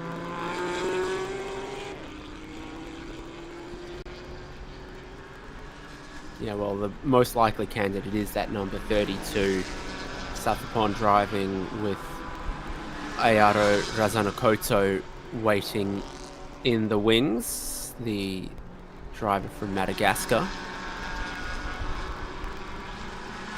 I certainly wouldn't be in a hurry to remove Hayden Haikal or Candide Kassiri. He's been within track limits. Romain Leroux has been very quick.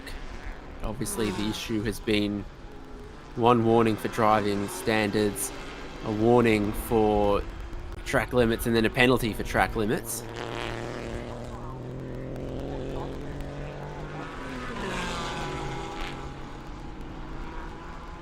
This is the championship fight getting closer, isn't it? Closing back up, yeah. Just going to make the time penalty even easier to worry about. Now, the other big thing, pit stop compensation times. For Candide Kassiri and Kimit Kanasuta, minimum time for everyone, a reminder, is 90 seconds from pit entry to pit exit. Because they are both FIA Silver rated drivers, you have to add on 40 seconds to the number 1's pit stop time. Then plus another 15 seconds for winning yesterday's race. So they have to be in the pits for 145 seconds. The 39 is actually in a very similar position. Both are FIA Silver rated, so 190 plus 40 is their minimum.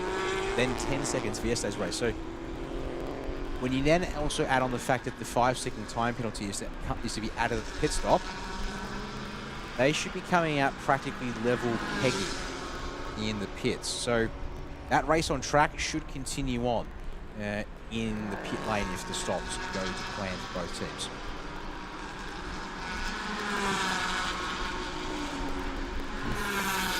.39 also in, so you saw Wing Hin Motorsports getting ready.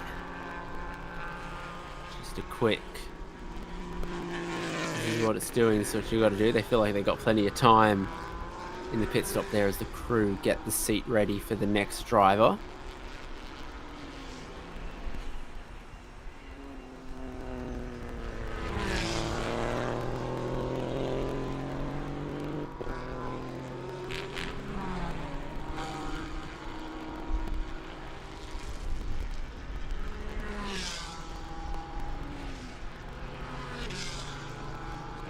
Three cars taking a stop here on the pit road.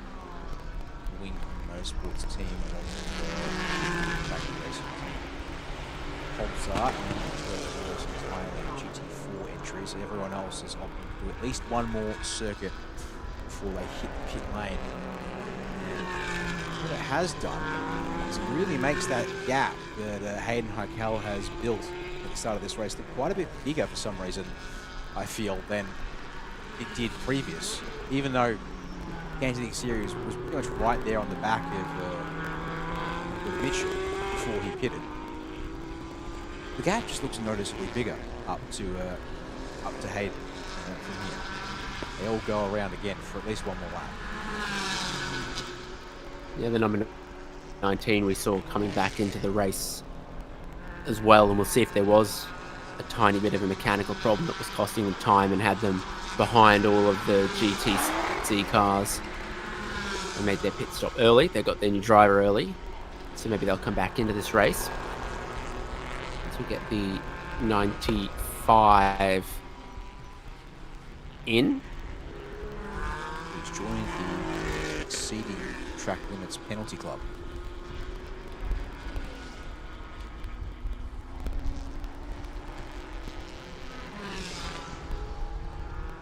The dress code is very relaxed for that club because everyone is allowed in if they want. Yes, it's more of a it's an opt-in club, not a by invitation only. It's not a your dad needed to put you on the waiting list when you were born, and also someone else has got to recommend you. I think it's not that exclusive. Nor is there many side by side heading into 8 or 9 and 10. LaRue ahead with a penalty still to come.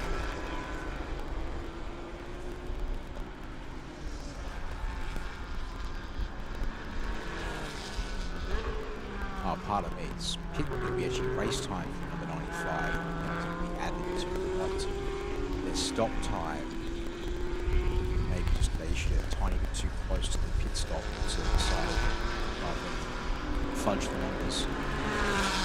That or because the pit wanted already being open rather than issue it and then get a mix up, which I think is actually might explain Scott's and I's confusion about some race results that were updated following penalties in Super Touring this afternoon prior to the lunch break. It's actually, I guess technically we're talking track time, not local time.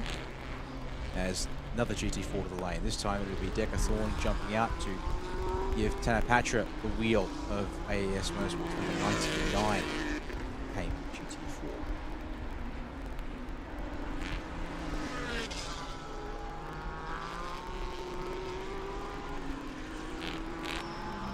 Five cars that haven't stopped, the top 4 in GT4, and the leading and currently only one running GTC from Toyota Gazoo Racing Thailand.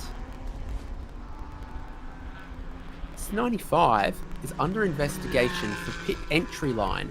That's something we saw happen just once yesterday, and it resulted in a 5-second penalty in that category. And again, it's one of those things that you never see under investigation unless someone's seen something that kind of looks probably almost certainly over the line. Yep, it's just like all of those things. The one we usually see here in TSS is investigating pit stop times. The moment you see that message, it generally signs a death warrant that means, okay, yeah, might as well just I mean, someone's got a number on their stopwatch that says you're in trouble, and now they're just going to double check it before they hand that penalty over, is normally how they go. Very true. Well, Kanasuta jumps out. Sorry, Kansas Series, sorry, I'm getting the names around the wrong way.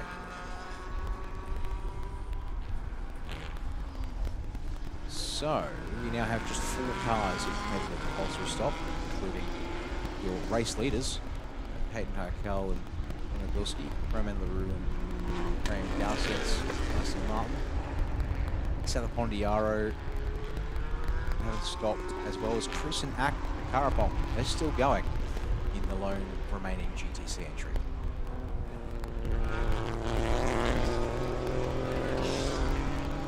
That's kind of counter to what I thought about their driving lineup yesterday, but it doesn't really matter all that much with their only rival in class parked up. Probably Damian Hamilton already in a shower or an ice bath, or maybe even a bar. Here it is.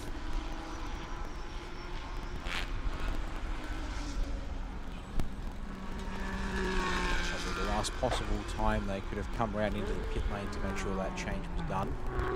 Time, and there you go. A couple of team members get to work on helping with belts and radio cables there, I think, by the looks of it. David? Probably the only right-hand drive car in this race. True, because unlike a lot of, yes, all the homegrown cars are right-hand drive, but yes, in this kind of a category, GT4, pretty much all of that will be left-hand drive machinery from Europe in most cases. Unless the Supras, being GT4s, are right-hand drive. They're left-hand drives. They're left-hand drive from Toyota Motorsport Europe in Germany. There it Same is. factory that the rally program was run out of. Right, there you go. So yes. And the World Endurance Championship factory. Yeah, there's a bit of history there. As out will come your championship leaders as of yesterday afternoon's race result. You'll have to forgive us for a moment, folks, because we're still waiting on the racing. Oh, never mind. They're side by side. This is the championship battle right here. It's back on. And we're getting straight to elbows. It's getting straight to fists, shoulders, knees, throwing a kick or two.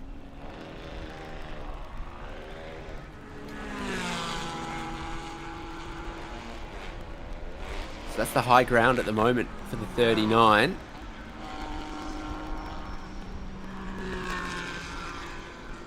Oh, mind those track limits with 25 minutes still to go.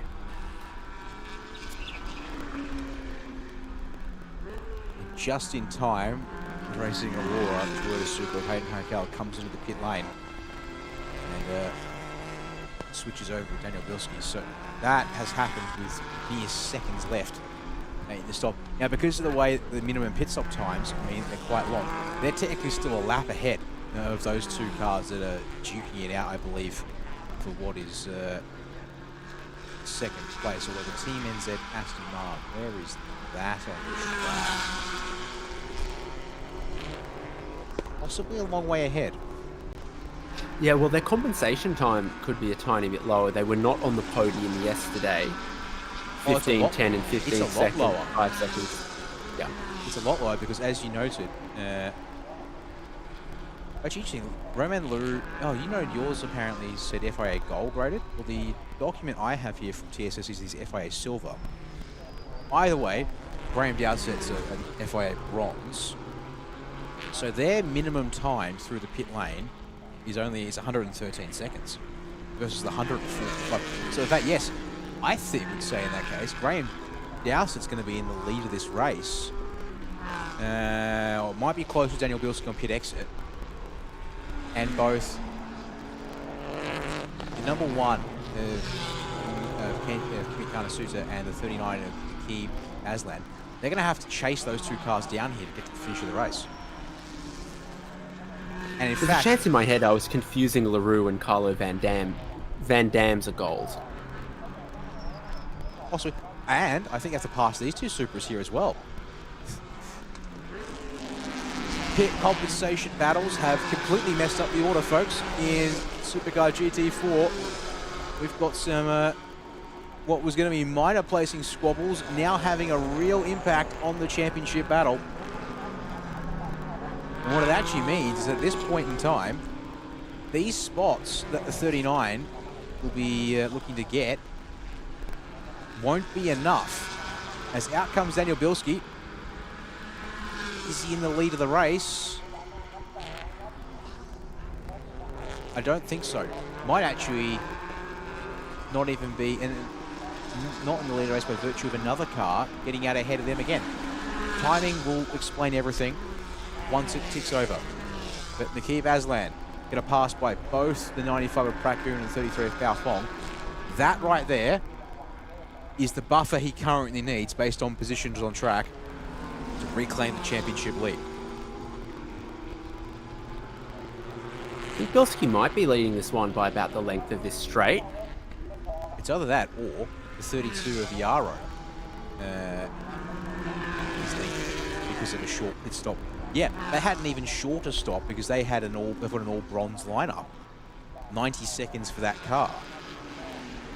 So,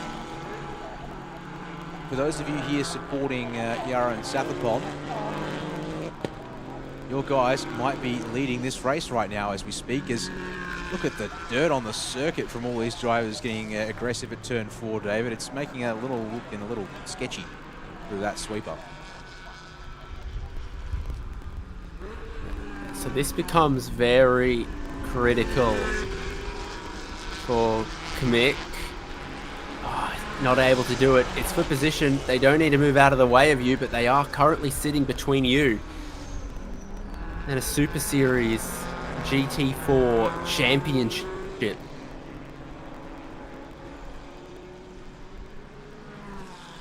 It's got 21 minutes to pass both of them. If you can do that, hang on to the championship by 1 point. Pass only one of them, and the Keeb will win it. And ladies and gentlemen, your new race leader, now that the pit stop cycle is completed and everyone's filtering through the sectors in their correct order, Yarrow and Sathapon, with the advantage of the shortest pit stop possible in the category. That being part of the reason why they've done this. This has worked out for them. Take the race lead from Daniel Bilski, 5.4 seconds, who in turn is 5.8 over Graham Dowsett. It's then 9 seconds back to Decathlon and Tanapatra, who have also jumped up the order with a short stop. And then 11 seconds for Nikib Aslan. Oh, big tyre lock-up into turn 3. Kimit Karnasuta is stuck behind the Supra still. There you go. Both drivers so committed on the brakes in towards turn 3 that you saw the Cayman wiggling around. You saw a rare lock-up from an ABS-equipped GT4 car.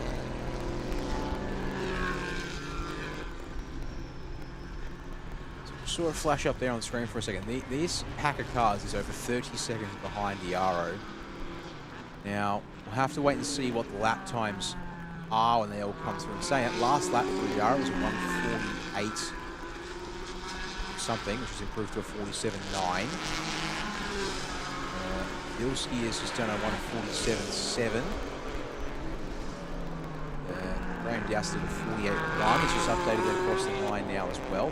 These guys are doing 46s and 45s if they don't squabble. When they squabble, they're doing 47s as well. So there you go. Last lap time now on the tower for you all to read. You can see the fastest car currently, comfortably, there you go, Nikib Aslan, 44.8. That's showing the pace again of that Lincoln Motorsports Toyota Super. And they kind of need to, David, because they've got to get up the road and pass as many of these cars, just Decathlon, Dowsett and Bilski, as they can to give themselves a chance of getting back ahead on points. Kamick, he just has to sort of shadow the 39. Can't afford to get stuck here forever though. Do we get a repeat on the brakes into turn 3? Perhaps. Around the outside, braking deep, getting a little squirrely. And they've done what I thought they'd do, which is just rip that rear bumper off the 36 at the pit stop. It was definitely overdue, that kind of drastic issue. And the bonnet's Don't now say a that little the loose. bonnet's going to need the same treatment. Hopefully the pins on that are good enough. That plus also the way the air has got some air vents to guide air up and over the bonnet might also help force it down rather than allow too much air to get sucked in. The gap that now exists. How's that there? That's the gap from Bilski back to Nikib Aslan. Symbolised there in that shot. They also need to make you guys all aware, if we haven't already mentioned it, despite the fact that Yarrow sits in the lead of this race, his gap is currently 5.4 seconds.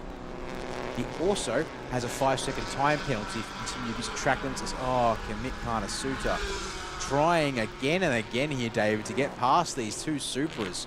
The first one here of Pao Fong still can't get a clean and decisive move done yet, and keeps overshooting the corners when he goes for the big move under brakes.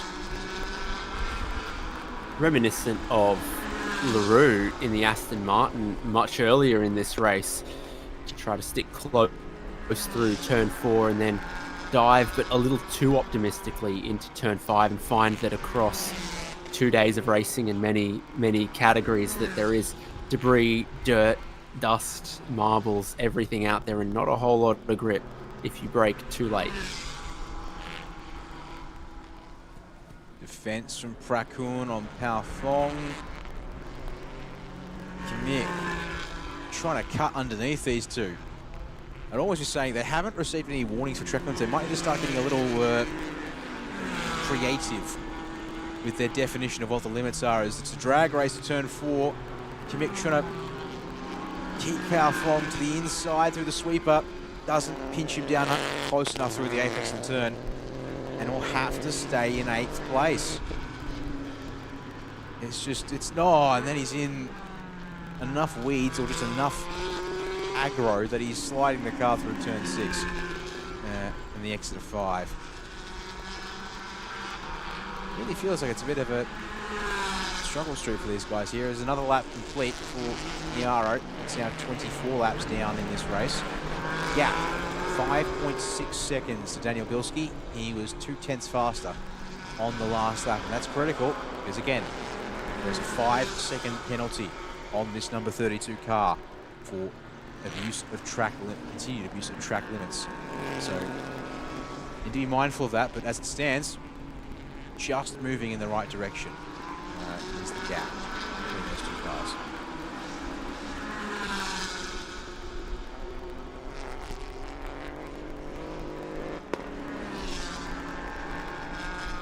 What would you look at that, Dave?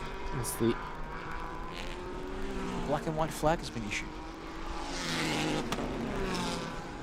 Car 1 joins the party.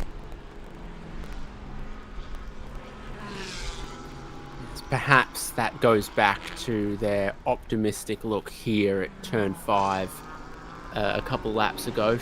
Surely, eventually, the frustration builds for a car that the drivers were very measured and restrained in the first 30 minutes. But the way the pit stop compensation time falls, they now need to make more moves on track. And that is when it becomes more challenging to remain within track limits and remain calm and cool. And you've got Supras that are pretty strong in a straight line, defending you into all of the key overtaking opportunities, and seeing the championship rival just beginning to pull away a little bit.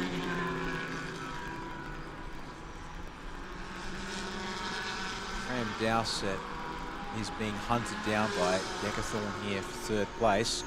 So at this rate, look, there will be an AES Motorsport Porsche on the podium, which is not the one we were expecting. Oh, the understeer at turn 12. You keep cranking the wheel, but eventually you run out of grip on...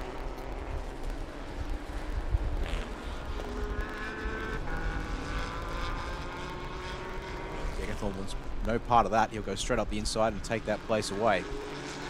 So AES Motorsport Porsche on the podium, which is not the one that was sort of thinking it would be. And a championship challenger, Kev Aslan, is now in the background of the picture.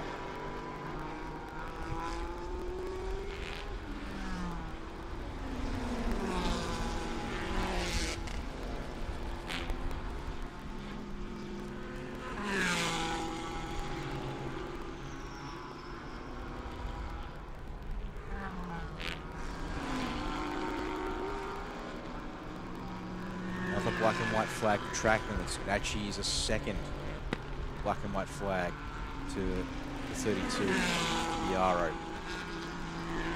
So, watch out on that one there. There's possibly another chance that Commit Kana suits it. No, he loses all the speed through turn 4. Look from Pao Fong and Prakun into turn 5. Is there a chance here, perhaps, Commit to get a run?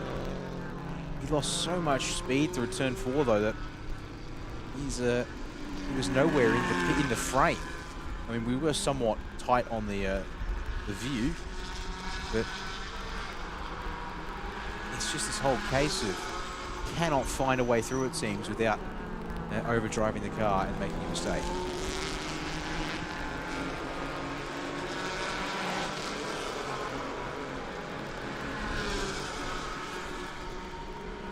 there's the confirmation of a second black and white flag at track limits for Yarrow.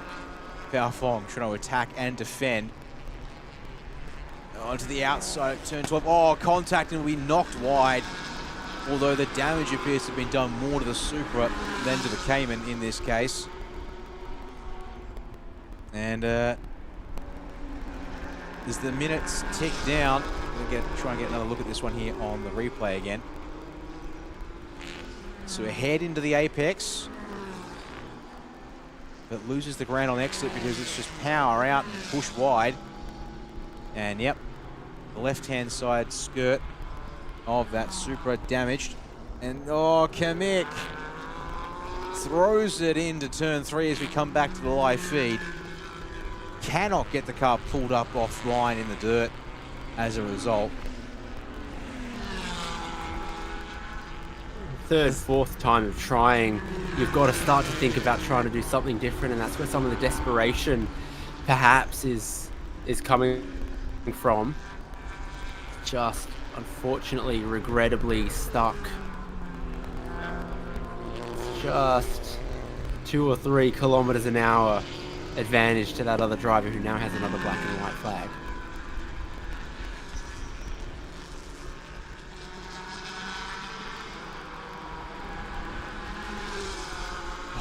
Still Where's the hunting. line between a block and defense? It was close to a block.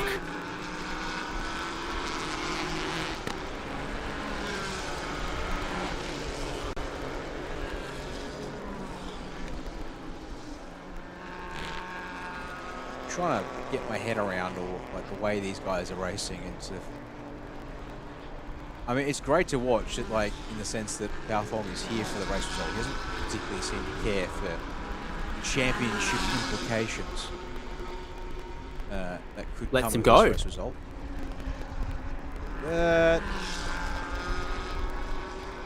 My timing is impeccable, and I've been completely had my comments completely undone by that.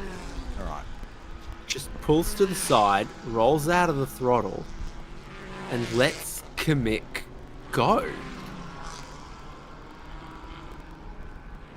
Is that a case, I wonder, of acknowledging, yeah, okay, I probably overdid it trying to defend you, defend from you into turn 1 last time, or turn 12 last time, and probably just need to ease up on it, perhaps.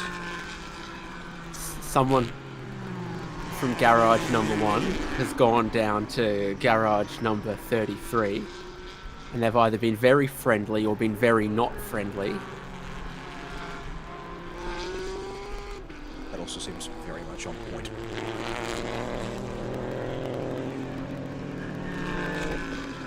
And we're just seeing the aftermath of some lapping here, but also critically there's been a change for 4th place. Nikib Aslan is up into 4th place, has caught and passed Graham Dowsett on this lap. We continue to close one hand around the championship here in the Wing Him Motorsports Toyota Supra GT4.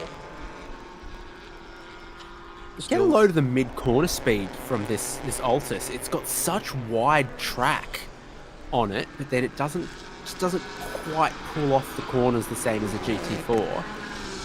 We've seen how well it's been for its sort of mid-corner speed. I just saw a really good example of it there in the final corner. Yeah, it's got plenty of turn and plenty of stopping power. It's just lacking the acceleration and top speed. But it is the only car still circulating in GTC, so there is that too. As we are inside of 8 minutes to go, the final 10th of this race is not far away. As the time ticks down, you look there at the last lap times for Yarrow and Daniel Bilski, practically identical. You have to get to the 2nd decimal place. Start splitting the numbers. It means your gap at the line was 5.6 seconds. With a 5-second time penalty for car 32, that's enough. They will hold on to the race win at this stage.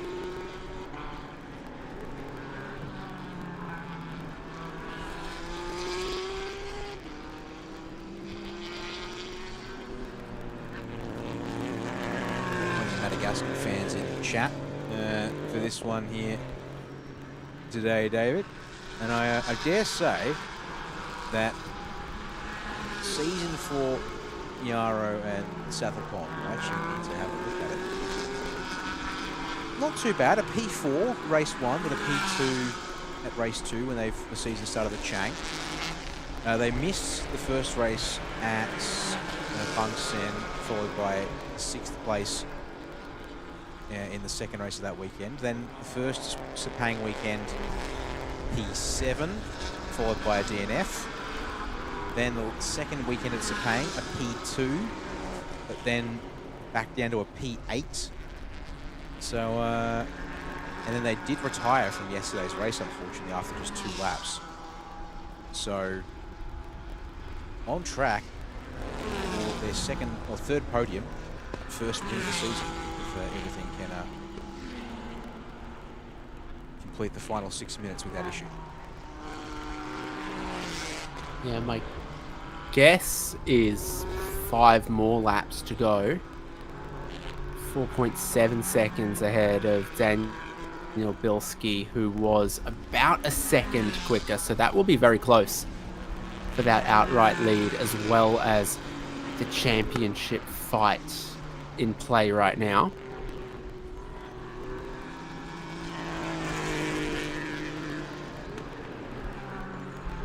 Keep Aslan far and away the fastest car on track last lap with that 44.9, though, in this black Wing Hin Motorsports Toyota Supra GT4.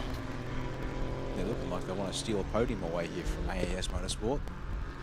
They're in position to be able to probably do so. They're currently lapping nearly 2 seconds a lap, over 2 seconds a lap faster than Decathlon is in front. So actually they go 1, 2, 3, 4, all in line of sight on the start-finish straight. Yeah, which means that the leader was just crossing the line at about 5 minutes to go. Oh, Yarrow slowed down big time on that last lap. The gap is now under 4 seconds. That's been a massive difference in time loss. If that doesn't suddenly change, we have a new effective race leader after time penalties. Daniel Bilski and Hayden Heikala are on track to now win this race if the gap doesn't improve. It was about a second last lap, 0.8 the next lap. This is so important for the number 1 car. Headlight flash, flash, flash, flash, flash, indicator, looking for the inside of turn 3. Just get it pulled up. Kimmick finally through on the 2 Supras. But the damage is done. They have lost touch with Nakib Aslan in the Wing Hin Motorsport Supra. They are now some 20 seconds behind. But do they just need to be in touch with the number 7 Aston Martin? It's more complicated than that, though. Well, if Nakib... actually, good point. If Nakib somehow doesn't get 3rd place off of Decathlon, then they would... Oh, sorry, Nakib would end up still 1 point ahead. Because it's 2 points per position. Oh, but Fracun refuses to give up. To take the spot back by surprise at turn 8. Suppose, yeah, for positions 4 through 10, or 4 through 9, if there's 1 car in between them, then Nakib and Mitchell would still win by 1 point, because they get the +4 versus Kimmick and Cassidy in this race. And here it is, the battle for 3rd, and critically, if you go from 3rd to 4th, that's 3 points difference right there. So now it doesn't really matter, because Nakib, Kimmick would have to now magically find, there's some 15 seconds in 2 laps, and that's just not going to happen. This is a tiny touch through the kink at turn 2 here, David, and almost a return serve there before the brakes at turn 3. Well, they're both just, jostling for similar space. It wasn't wasn't the biggest hip and shoulder we've ever seen. I think that was a good and fair move, and the driver on the inside's always going to want a little bit more space. The driver on the outside's always not going to freely relinquish all of that space, and that's just the give and take of it approaching the braking zone.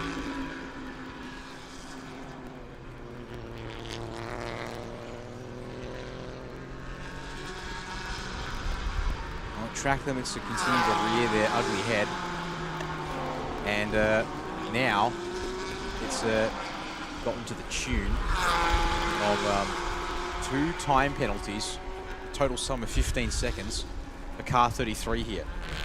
They had a 5-second penalty issued only a couple of minutes ago. They've received a second 10-second penalty for continuing to run off the track. So it will be last lap next time across the start-finish line for your race leaders. The gap has continued to shrink. In fact, Yara and Southapond are at risk of losing second place to the 39 car, which will beat them on time penalties because of the way things are going here. So yeah, as a result of a 5-second time penalty for repeated abuse of track limits, and in fact, they've received another final warning. Yara has to be careful. If they get another time penalty, they'll fall off. They could fall off the podium entirely here.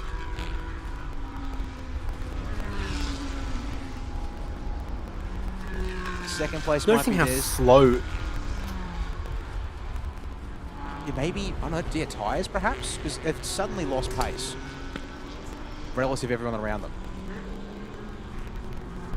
The number ones also just become slow out of the corners and then picks up the pace, doesn't seem hindered braking into any of the corners, but just coming off of the slow corners like turn 7 and turn 9, that's where you've seen Commix suddenly become very vulnerable once again.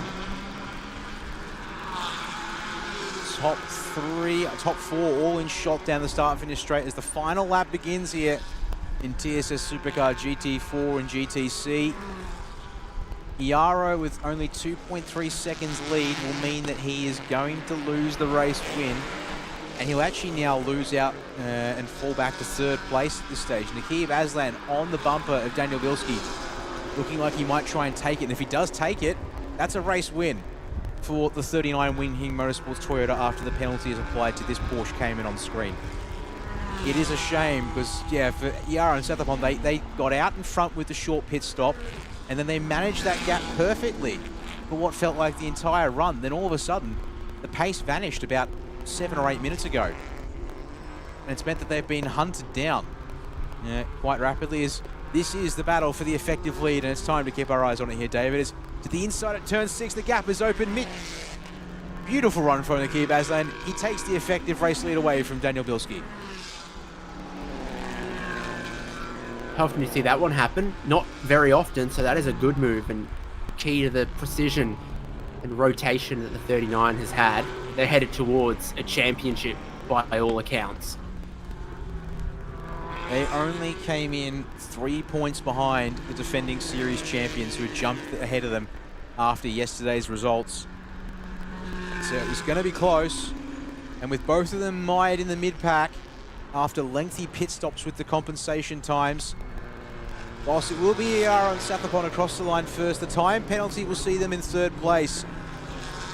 Nikib Aslan and Mitchell Chiaminji will take the race win, and with it, secure the championship in TSS Supercar GT4 for 2025. If there is consolidation prize, the answer is that Iaro and Southapond will still be your GT4M subclass winners.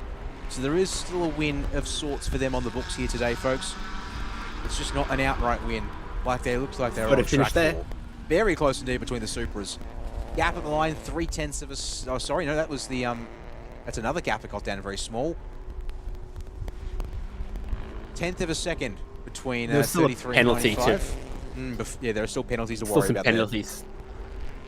Yeah, particularly for Fowafong, I think. The timing now just updating as everyone crosses the line, and then it applies the penalties and gives the race win to Mitchell Chiminjay and Nakib Aslan. Yeah, here it is. Yep. 5 seconds still means that Iaro and Southpond finish on the outright podium here today. So they will get that credit at least. And as I also note there, they are the leading GT4 AM lineup here today. So they will get a subclass win in GT4 AM to their names for this weekend as well. And a third place on the podium. No, it looks like, unfortunately, they will not be able to gain any spots in the championship. They're currently sitting in 9th at this stage. GTC, unfortunately, only the one car finishing today with Chris and a Karapong's Toyota Altis. GTC from the Toyota Gazoo Racing Thailand squad able to survive the racetrack and conditions today. Mechanical issue as yet unknown for Damien Hamilton. Saw that car pull in before the pit window opened. The bonnet come off the car. And a lot of inspection around the front end before he jumped out and called it quits.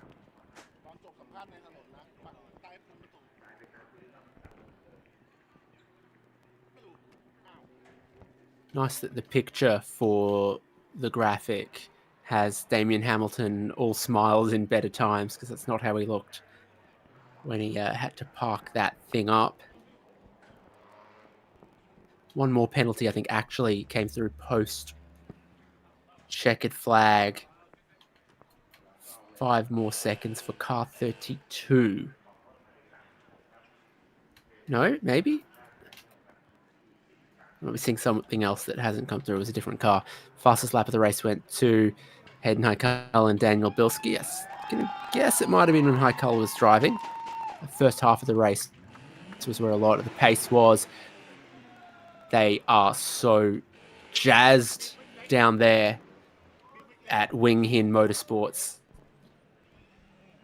Well, I'm not surprised about that, David. A combination of being able to drive your way back to, after penalties, a race win, and it means that they take a championship win. These guys, don't forget, were in what is now called Super Touring, previously Super Compact category. Oh, let me pass, please. I want to join the boys. They got promoted up to the GT4 category this year, and it looks like they have been well rewarded with the result here. Strong for most of the season. In fact, the only time they didn't finish on the podium was retiring from the second race of the Bang Seng Grand Prix weekend back in July. Otherwise, 2 third-place finishes, 4 second-place finishes, and now 3 race wins to make it their 10-race season here in 2025.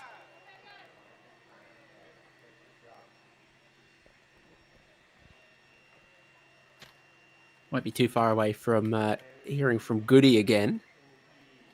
And even if Thai is not your language, I suspect the enthusiasm will no doubt carry through. Well, the thing is that these boys here are from Malaysia. And when we have drivers from Malaysia, Goody will speak to them in English. That plus also Hayden Haikal, Daniel Bilski, Australia-Malaysia combo. So we'll have, absolutely drenching them there. I'm going to presume they'll appreciate that, though. Those were frosty cold. No, that's got to feel so good. A couple frosty cold water bottles.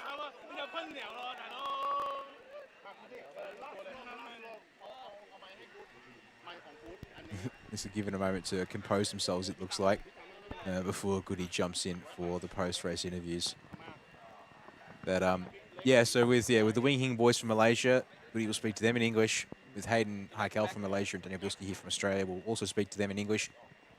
And in fact, with Iaro and Satherpond, I think it's a Thai Madagascan combination. So that will also be partially in English today as well. So in fact, it's actually quite a good podium for us as an English-speaking commentary team to be able to pitch in and listen in when those interviews get underway here shortly, folks. And then we still have one more race to come after this. It's our final sprint race of the weekend. It's just the final race, full stop for the racing action this weekend. We'll talk about that after Goody wraps up these interviews. ต้องบอกว่าทำดีที่สุดแล้วนะครับสำหรับอันดับ 3 ซึ่งแม้ว่าจะเข้ามาเป็น คันแรกนะแต่ด้วยความที่มีเวลาที่ต้องบวกไปอีก5 วินาทีนะครับจึงทำให้มาอยู่ในอันดับที่ 3 กับ Be Quick Absolute Racing นะครับแต่ก็ยังไงก็แสดงความยินดีครับพี่แม็กครับครับผมก็ทีมเมททำเต็มที่แล้วครับวันนี้ก็มันมีบวกอยู่5 วิแล้วก็ด้วยกับที่เราต้องรักษายางที่ทีมเมทต้องรักษายางเพื่อให้วิ่งจบไม่ทำให้สปรินต์แล้วก็อยากให้เวลานิ่งครับผมก็ทีมเมทก็ผมทำงานวันนี้อย่างหนักเต็มที่แล้วครับผมครับบูครับ How do you feel? Yeah, so basically everything went good due to our engineer. Thanks for Pierre. Yeah, he was really great. Basically we should be number 1, but we get 5-second penalty from Max. But yeah, it's the race, so we have to accept it. Can speak Madagascar. Salamat all. Tukuni fulutsik androanya fa nas penalty 5 secondes e Max tela sa fatiertsik. Ya toputsik fulufontsik fa fatatsin duraritoni Madagascar. Surato. โอเคพี่แม่ครับอยากให้ฝากถึงแฟนๆหน่อยครับว่าในฤดูกาลหน้าเราจะไปต่อกันยังไงแบบไหนครับฤดูกาลหน้าก็ฝากติดตาม Be Quick Racing นะครับมีอะไรให้ลุ้นแล้วก็สนุกกว่านี้แน่นอนครับผมครับผมติดตามกันให้ดีนะครับขอบพระคุณครับแสดงความยินดี สวัสดีครับ ขอบคุณครับ congratulations so ไปที่อันดับที่ 2 กันต่อนะครับมาฮะ congratulations Daniel Hamilton และ Hayden okay wow how do you feel today Yeah, pretty. I don't know how I feel actually, but yeah, I did what I could. We pulled a 6-second gap, and passed count to Daniel. He did a good job trying to catch up to the leader, but we just had no pace towards the end. But yeah, you know what? I think it was a good race overall. P2 is better than P3 or P4. Yeah, I think I think we still did a good job, but yeah, just pretty bummed out that we couldn't hold it in the end. But it is what it is. It's racing, and we move on to the next one. I'd like to thank the team, sponsors for an amazing year. Yes. And yeah, I'm out of here. Yeah. Okay, Damien, and you. Well, congratulations. So, more successfully for final. Wow, it's to be honest, we're a bit disappointed. We took some damage in the first part of the race, so that had a bit of aero balance issue, but I just ran out of tyres at the end, and I couldn't keep the Wing Hin car behind me. But firstly, just a big thank you to the team for getting us a car this weekend to make sure we're on the grid, for the amount of hours that everybody worked to get the car set up, get it organised, and get us here. With the pace that we had, you can tell I'm disappointed with P2. The win was there. Unfortunately, it just ran out of tyres at the end. All right, so not a problem that in the next year maybe you have not to learn in new car again. I'm a little bit over learning new cars every weekend. But with the pace that we have as a driver pairing, you can see that we're quick, and if we can stick with the same car, it'll probably be better. But anyway, it was a good finale, and thank you very much to the team for all their hard work, and also just to Hayden, spectacular first stint, really, really good. Yes. Some tyres would have been good. Well, okay, so finally, just congratulations. Thank you very much, and thank you to all the fans at home and all the messages. Appreciate it. Okay, thank you. ครับและอันดับหนึ่งนะฮะเป็นของ Wing Hin ครับ Congratulations. Thank you. Finally, successfully in the season, and you guys how do you feel? Bit lost for words. It was a very long season. A lot of hard work, thanks to the team, Wing Hin Motorsports. We never gave up. We had a lot of hard moments, Bang Sen being one of them. Yesterday with the penalty, today with the penalty, but we never gave up. So this is to them. This is to Malaysia. Thank you very much. Yeah, I know. So, and you? I think it's still kicking in. To be GT4 champion of 2025. Yeah, I think I'll just let it sink in. Thanks to the team, like Nakib said. Without them, this wouldn't be possible. Of course, like Nakib said, we had a lot of ups and downs through the season. But in the end, we are the champions of 2025 GT4 class. So we are very, very happy. Yeah, I'm happy with you too. All right, congratulations again, and hope so. You next years you're gonna go to. Yeah. Hopefully. Okay. Leave a comment to Thai fans here. Thank you for the support. back in Malaysia and also in Thailand for supporting us throughout the season. And of course, big thank you to Wing Him Motorsports. Without them, this would not be possible.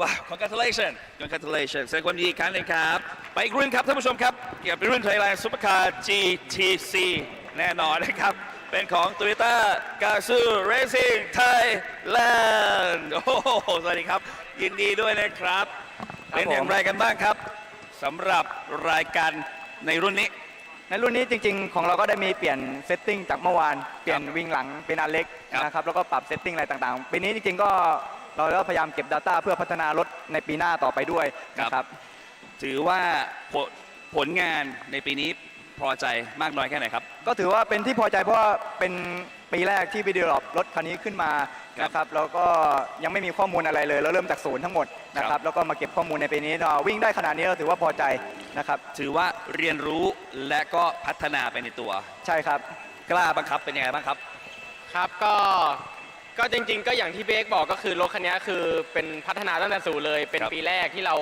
ทำคันนี้ขึ้นมาก็เริ่มจากศูนย์เลยจากที่ลองขับก็เวลาก็ตอนนี้ดีขึ้นมาจากเดิมก็ร่วมๆเป็น10 วิเนาะใช่จากที่พัฒนาตั้งแต่แรกครับใช่ถือว่าเป็นแต่ถือว่าเร็วนะเพราะถือว่าการพัฒนามันควบคู่กันไปแล้วบางสนามเนี่ยเราไม่สามารถไปปรับจูนเซตติ้งได้อย่างบางแสนเนี่ยไม่ได้มีโอกาสไปซ้อมเลยน้อยมากครับใช่เพราะฉะนั้นมันถือว่าเป็นสิ่งที่ Toyota เนี่ยได้พิสูจน์แล้วกำลังประกาศให้ประชาชนรู้ว่าการพัฒนาเนี่ยไม่เคยหยุดยั้งไปเรื่อยๆจริงๆนะครับปีหน้าเป็นยังไงบ้างครับก็ปีหน้าก็สำหรับคันนี้เราก็จะเก็บข้อมูลสำหรับเลนนี้แล้วก็ไปพัฒนาต่อหาจุดบกพร่องก็ไปแก้ไขให้ดีขึ้นกว่านี้ครับครับครับฝากถึงแฟนๆนะครับครับยังไงก็ฝากติดตามเชียร์ Toyota Gazoo Racingในต่อไปด้วยนะครับผมปีหน้าก็ยังมีการลงแข่งขันเหมือนเดิมนะครับยังไงก็ฝากติดตามเชียร์ทีมเราด้วยครับผมขอบคุณครับครับกล้าครับบอกถึงแฟนๆด้วยครับครับก็ยังไงก็ฝากติดตามเชียร์พวกเราเหมือนกันนะครับใน Toyota Gazoo Racing ทั้งในรุ่น GT4 GT4 GTM ครับขอบพระคุณครับแสดงความยินดีอีกครั้งครับขอบคุณครับแน่นอนครับผ่านไปแล้วครับท่านผู้ชมสำหรับรุ่น Thailand Supercar GT4 และ Thailand Supercar GT4 นะครับแต่ความมันยังไม่หมดนะครับยังมีอีกรุ่นหนึ่งที่ทุกคนรอคอยติดตามกันให้ดีนะครับกับ TSS The Super Series by Big Quick และ Big Quick Thailand Super Series 2025 ครับ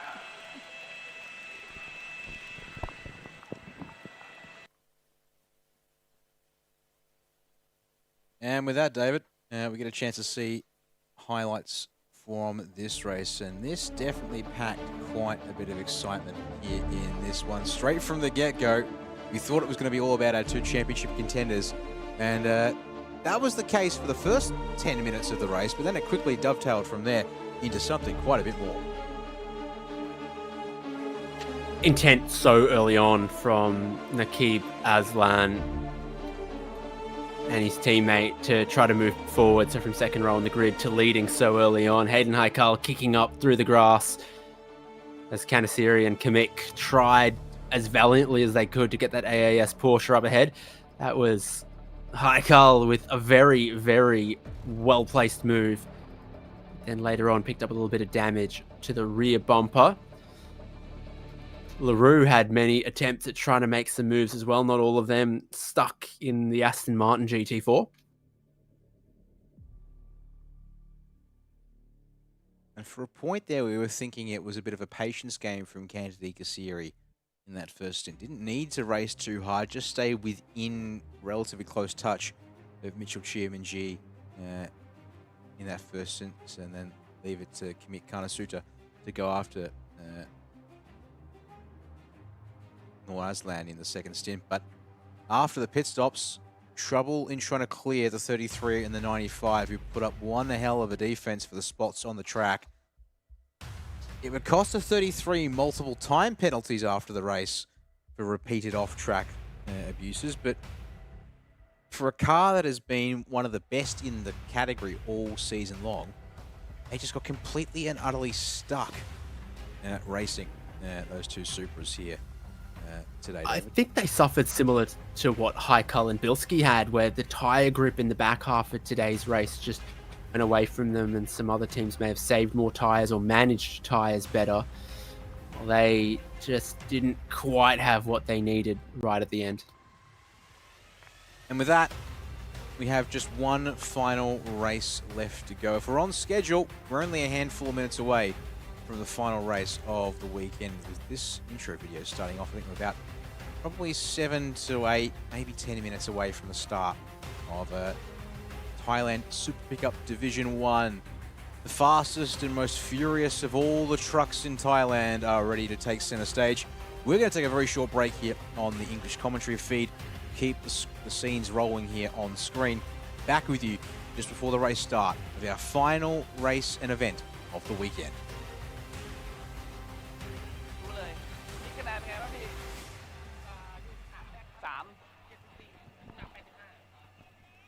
สนามนี้ลุ้นไหมต้องลุ้นได้แต่นิดนึงโอ้ยเดี๋ยวคู่แข่งคือใครเบสเหรอ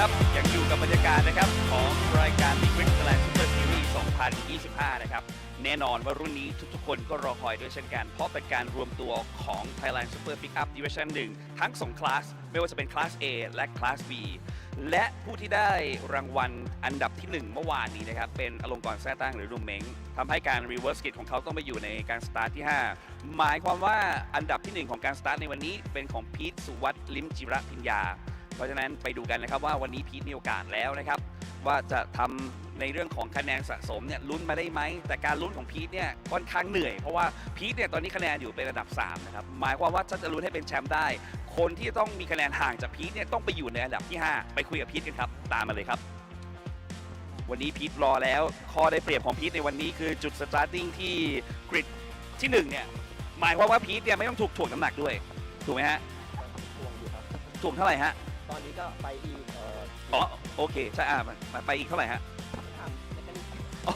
โอเคพีทบอกขับอย่างเดียวไม่รู้เรื่องเลยนะฮะเพราะฉะนั้นวันนี้มีโอกาสแล้วในสนามนี้ทำเต็มที่ได้แค่มากน้อยแค่ไหนบ้างครับก็คะแนนก็ยังถือว่ายังไม่หมดลุ้นสักทีเดียวคะแนนได้ลุ้นอยู่ครับครับรวมเลยครับครับแต่จะทำให้ดีที่สุดครับพ่อผมครับปีหน้าสำหรับปีหน้าก็เหมือนเดิมครับไปรอดูก่อนว่าจะจบปีนี้จบยังไงครับครับพี่ฮะฝากถึงเรื่องอะไรครับพี่ครับก็ฝากถึงคะแนนเชียร์เบอร์59ด้วยนะครับครับที่ผ่านโยโกฮาม่าดิสทริกต์นี้ครับผมครับขอบคุณครับสุวัฒน์ลิ้มจิระพิญญานะครับหรือพิษสุพรรณไปต่อนะครับสำหรับเบรกที่ 2เข้ามาเป็นที่ 4 ของเมื่อวานนี้นะครับกับเบสเทอร์โบยำแน่นอนนะครับธนพลชูเจริญผลต้องถามหน่อยว่าอุ้ยสวัสดีครับสวัสดีครับเป็นไงบ้างครับเบสหนูบอกว่าหนูใส่เอียบไม่ได้ยินเท่าไหร่ชื่ออะไรครับลูกโอเคยังบอกชื่อได้ยังดีเบสครับเป็นยังไงบ้างครับวันนี้เราจะขับไปอุ้มลูกไปด้วยถูกไหมฮะครับผมโอเคแน่นอนเลยสนามสุดท้ายแล้วครับเบสเป็นยังไงบ้างครับก็จะทำให้เต็มที่ครับขอให้จบครับครับผมเพราะฉะนั้นลุ้นกับแชมป์ครับฝากถึงแฟนๆหน่อยครับเบสครับก็ฝากเชียร์ทีมพวกเราด้วยนะครับนะครับก็วันนี้ก็จะทำให้เต็มที่นะครับครับผมครับขอบพระคุณครับขอเชียร์ด้วยนะครับแน่นอนนะฮะเดี๋ยวเบสเนี่ยจะเอาลูกขึ้นไปด้วยนะฮะ2 คนเลยนะอันดับ3นะครับยังอยู่กับเราตรงนี้นะครับในกริดสตาร์นี้นะครับกับแบงค์ชินวุฒิเหล่าชินชาตินะครับ Alpha Factory by พอซ่าสวัสดีครับแบงค์ เป็นไงบ้างครับ ก็เต็มที่ครับพี่ เต็มที่เลยวันนี้สนามแล้ววันนี้ใส่เต็มที่เลยไหม ครับผม เอาให้หมดเลยนะ หมดแม็กเลยวันนี้ถูกถ่วงไหม ถูกถ่วงเพิ่มมา 25 โลครับ 25 กิโล ครับผม แน่นอนทุกคนก็ถูกถ่วงกันหมด ใช่ครับ เพราะฉะนั้นเราก็อยู่กลางๆเนาะ ครับ ก็คือเต็มที่เลยกับสนามนี้ ครับ ครับผมปีหน้าฟ้าใหม่ต้องมันกว่านี้ แน่นอนครับผม ครับผมวันนี้ถือว่าปีนี้ถือพอใจในผลงานไหมครับ พอใจครับ ครับ ก็ถือว่าผลงานดีขึ้นมาเรื่อยๆครับผม ครับก็ถือว่าเต็มที่แล้วนะครับ ใช่ เพราะฉะนั้นฝากเชียร์แบงค์ด้วยครับ ครับฝากด้วยครับแบงค์ชินวุฒิพิกัดเบอร์23ครับ ครับขอบพระคุณครับ ครับ ชินวุฒิเหล่าชินชาตินะครับหรือแบงค์นะครับจาก Alpha Factory by Pulsar นั่นเองนะครับยังเหลืออีกหลายๆท่านนะครับที่เป็นนักแข่งทั้งคลาส A และคลาส B นะครับใครจะเป็นแชมเปี้ยนชิพใน 2 รุ่นนี้ติดตามกันให้ดีครับกับ B Quick Thailand Super Series 2025 ครับ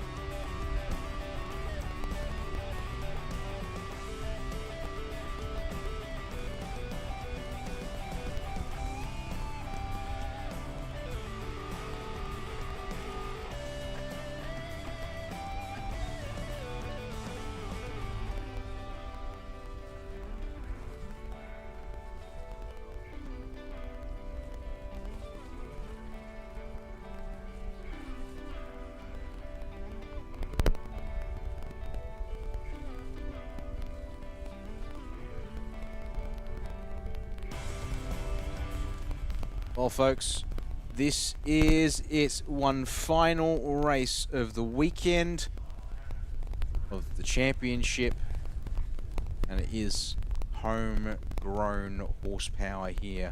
Welcome to Thailand's Pickup Division 1, our Class A and B drivers here for this event too. To wrap things up, we go back to the 12-lap sprint format, 30 minutes time limit in case of multiple safety cars looking to stretch the race out here. It's kind of important given that the sun will be setting shortly at the circuit, and it gets dark pretty dang quick there. Sprint race, no compulsory pit stops, but we do have Class A and Class B honours up for grabs. Unfortunately, we don't have yesterday's official race results with us here, so we can't actually keep you posted on exactly where the championship is standing. But after Friday's race results, David Haynes, we had a change in the overall championship lead with a retirement for the incoming championship leader, Tanawat Sunawarat, meaning that Tanafon Chucharenpon in the 15 truck winning the race jumped right ahead of him to the tune of about 8 points clear of the standings. There's your favourite Toyota Hilux champ. With its final start of the season getting ready here.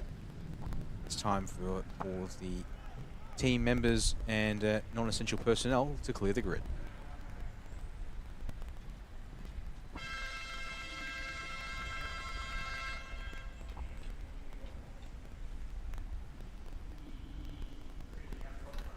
Well, the reliability of all of the races in this division of Super Pickup Cup has been critical. We've basically lost half from every race so far this weekend, and then numerous penalties across everything that you can get penalties for: black smoke, track limits, etc.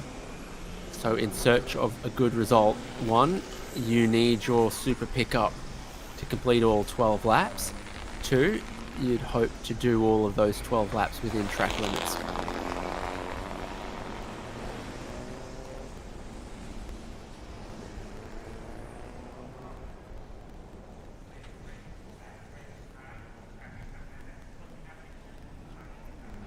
Division 1, our best drivers in these trucks But before we do, one final look from the sky at the Chang International Circuit.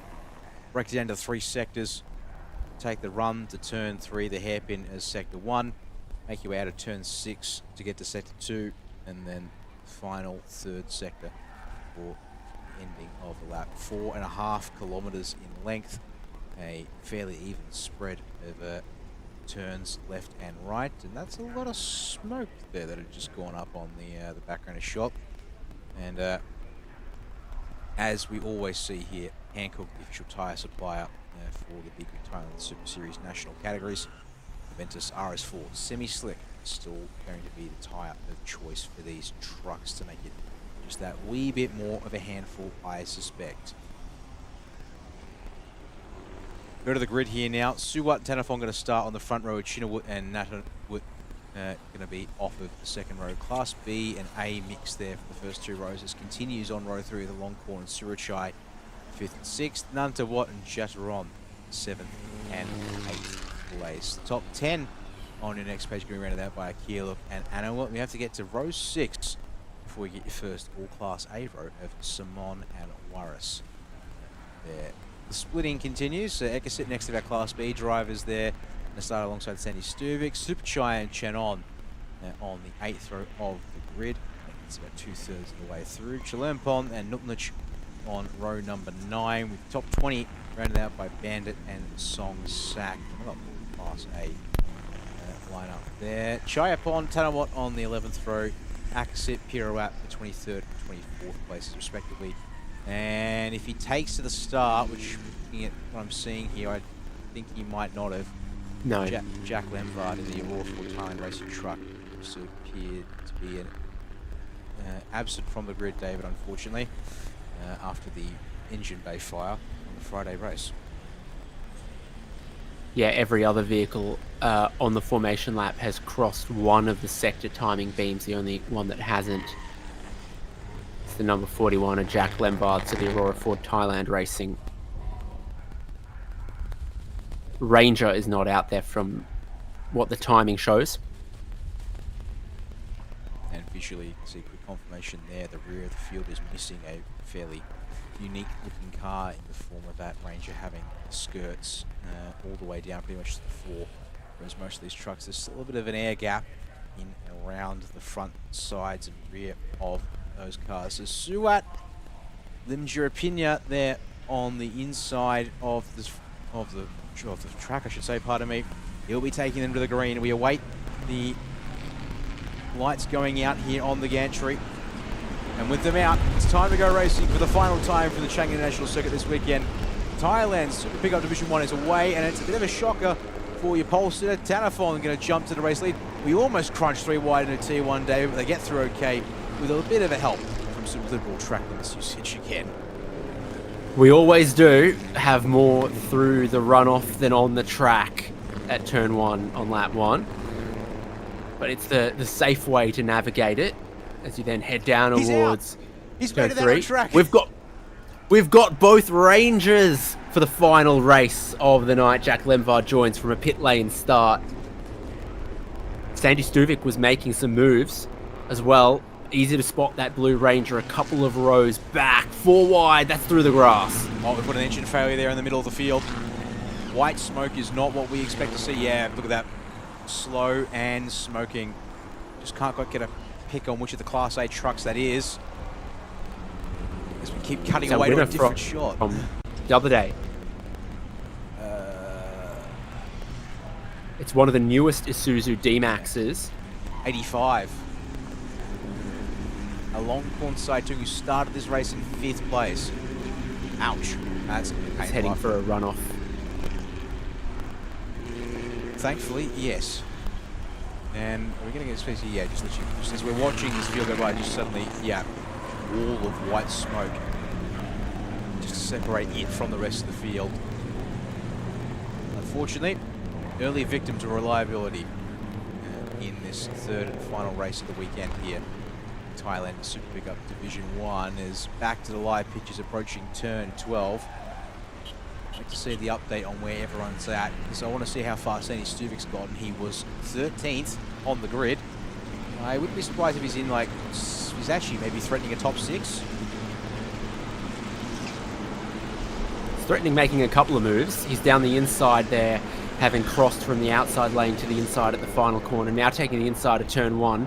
There's many forward supporters here that we've seen all weekend long, and he's kept it on track at turn 1 there as well, to be on the inside for this long run down towards 3. The question is, does he have the power? Because he looks a little slow in a straight line at this point in the race. Yeah, it's only lap 2. But even then, even if it is only lap 2, I've just seen our first black smoke penalty be issued by race control. The 39 truck, which is pirouette, had an absolute shocker in the second 2, and is currently limping around, crossing the line now. He's already been flagged for excessive smoke emissions. And to make that 2 truck's going to be out of this race with mechanical issues. Waris on Raya, David, pulling out of the track, was 13th across the line in lap 1. Yeah, trying to make use of their various escape roads, similar to what we saw along Korn Tung do, which was realise this thing's not going anywhere, head for the nearest escape road. And there are lots of escape roads in between the barriers that will get you out of the way. That's a rejoin. Super sideways.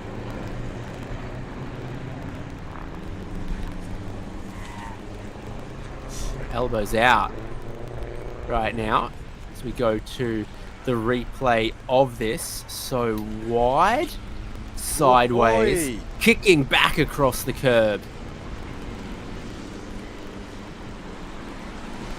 And then 2 by 2 when we cut back to the final corner here. Pack of cars or 7th onwards to about 14th, I think. Spin in the background, exiting the final corner. Shunt. Contact. The 91 of Jataron Aimrod there appears to be the truck that's around, and lock up, and big hit into the right rear corner of Amrod Z-Max, and he's actually, pretty hefty hit there, side on though. So, actually I was going to say maybe the sensitive parts of the truck were okay, but immediately he's actually gone and requested that the pit wall be open from David, so he won't even go any further than that.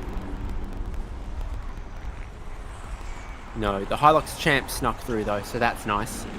It was all kicking off in front, and this is the mid-pack ferocity.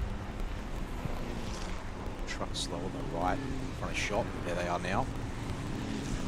Is that lap traffic or I think so, because it looks like that 13 is building some pace again. Yeah. There was at least 1 or 2 that were a lap down, but still going. Hey, here's a surprise. Incident at turn 12 under investigation. I couldn't possibly wonder what that would be for. That investigation is going to start with, well, there was some contact, and then try to unravel a couple more details after that. Yeah. Was that contact avoidable? If the answer's not yes, I'm a goldfish.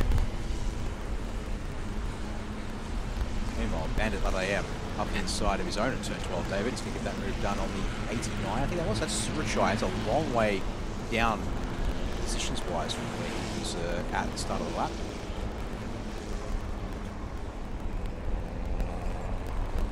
Yeah, that 24 was one of the retirements yesterday that ended up parked at turn 7.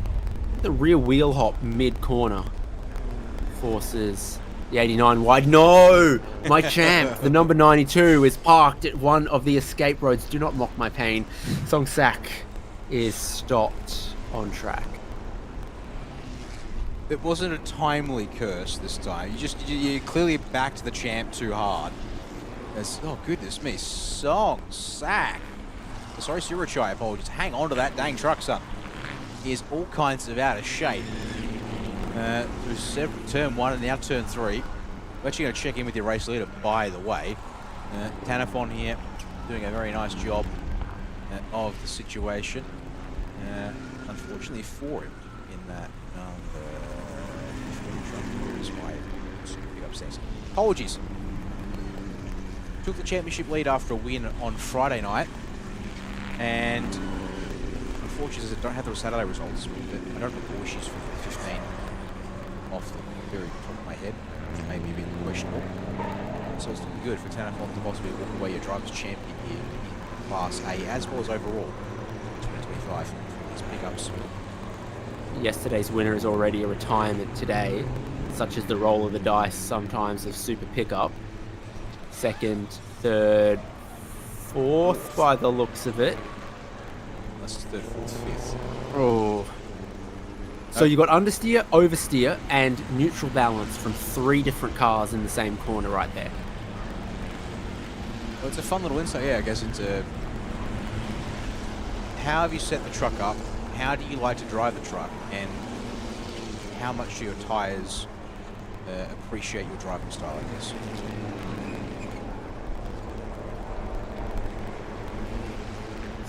How's the straight line performance from the Ranger? You thought in previous laps it was down just a little bit.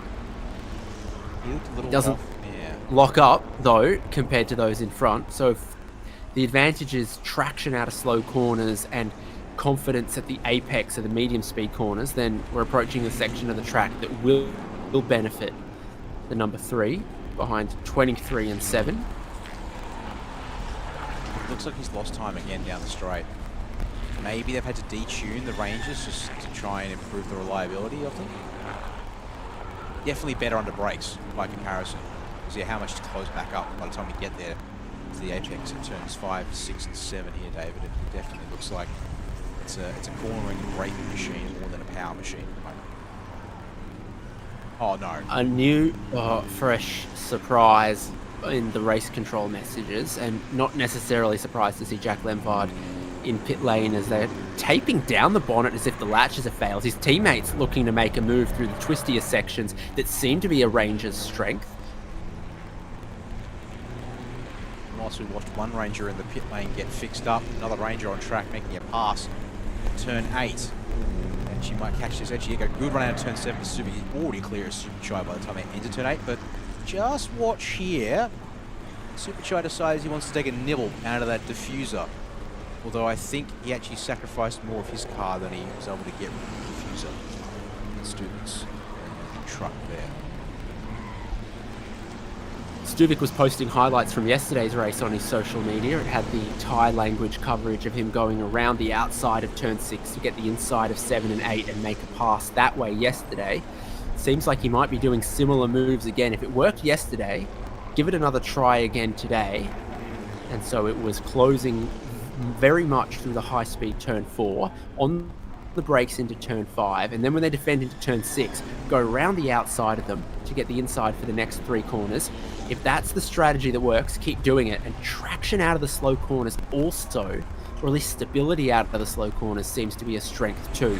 He gets dragged in a straight line. Yep. Has to make sure he's not threatened too much by Super Chai. Look at that confidence to return. Oh, it's just superior cornering pace today. Outside of turn 6, pencil it in. Can he get there though? Because he's not going to run unless it's all about set up here. Go tight through turn 6, switch back through 7, monster the power, and then slam the. And then here it is. Yep, up the inside at the exit of turn 7, and turn 8 is going to be his. That's where he seals it.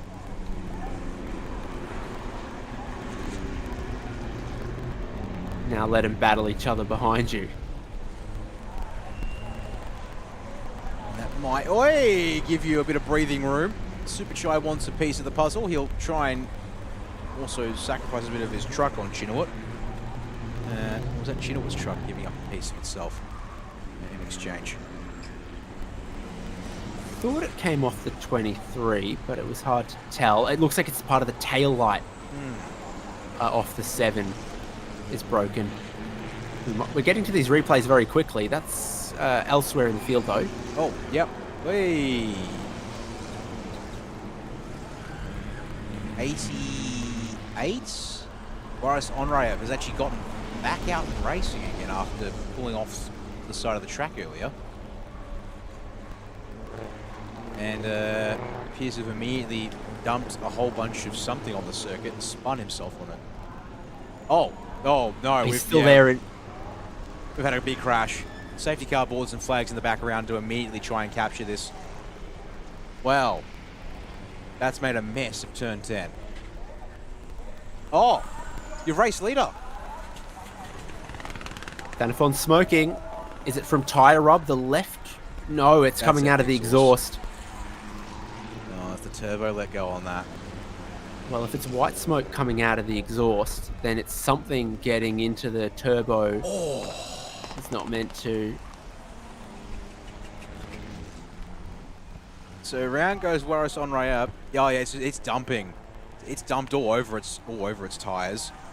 So it's going nowhere. And then we need to just catch which carnival was that? That truck came through and smashed into him. I think based on the timing information, it might have been the 66 Chayapong Chantikit who's dropped off of timing and scoring and fit as unfortunately for Tanafon, he's not going to get that truck much further and he's going to have to pull it over here on the exit. Oh, he's going to join the champ at the runoff between turns 5 and 6.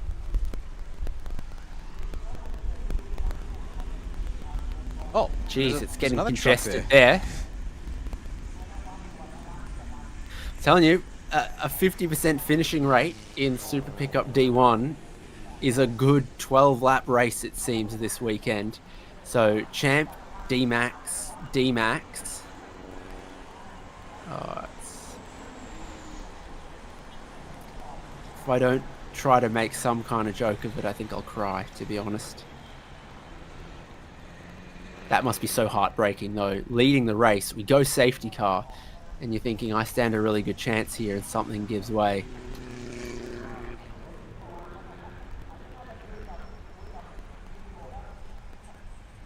Maybe the same as my philosophy. If you don't laugh, you'll cry. That seems rather appropriate. So I think we're going to get one more shot of this here. Yeah, just... Oh, bang! Right rear locks up. Yeah. Yeah, interesting. Okay. So a seized brake then. And then it's... Class... Ah, yep, there you go. Confirmation. Oh, it smashes the door off of Waris Onrayev, the passenger side door, thankfully. And then, well, that'll have messed the intercooler and the radiator up, and that will have dumped its own fluids in to join the party. In Super Eco, we had a Suzuki Swift yesterday where it seemed like one of the rear brakes may have grabbed and stayed stuck. And from turn 6 to about turn 10, it seems like it's riding the ripple strips for some of these vehicles that can occasionally trigger that. And obviously riding rumble strips can knock the brake pads away from the disc. Is there a chance that sometimes it knocks them the other way and leaves them stuck on rather than stuck away? Yeah, it looks like this is going to take us a while here to possibly clean up the two trucks. The irony is that it sees us have 2 more Isuzus on track than beforehand. Sacrificing race trucks for government trucks. Thank you, David, for that astute observation that as Isuzu's used to pick up the vehicles. No, looks like we've got a couple of drivers here joining the safety car queue that maybe need to just figure out where the queue is. So, $1 million question here now. We expect one of these races without cautions to run for about 23, 24 minutes. We only have 30 minutes available on the race clock for this one here. Usually one safety car we can get away with, but this is going to have to be a lengthy safety car. Then again, only 4 laps to go when they next cross the start-finish line, David. Do they fit all the laps in regardless, being the last race of the day, or do they still run at the time limit? Well, it was 2 damaged pickups and there were 2 flatbeds out there, So they should be able to get the stricken vehicles cleared quickly. At most of the action spots, we've seen plenty of marshals with straw brooms, leaf blowers, the whole lot. They can get 8 or 10 folks on track to tidy it up quickly. Recovery has been pretty quick, so I feel confident on 12 laps. I don't know how confident on 12 laps Aurora Ford Thailand Racing seem, but they're watching very, very closely in the garage. Another look to them.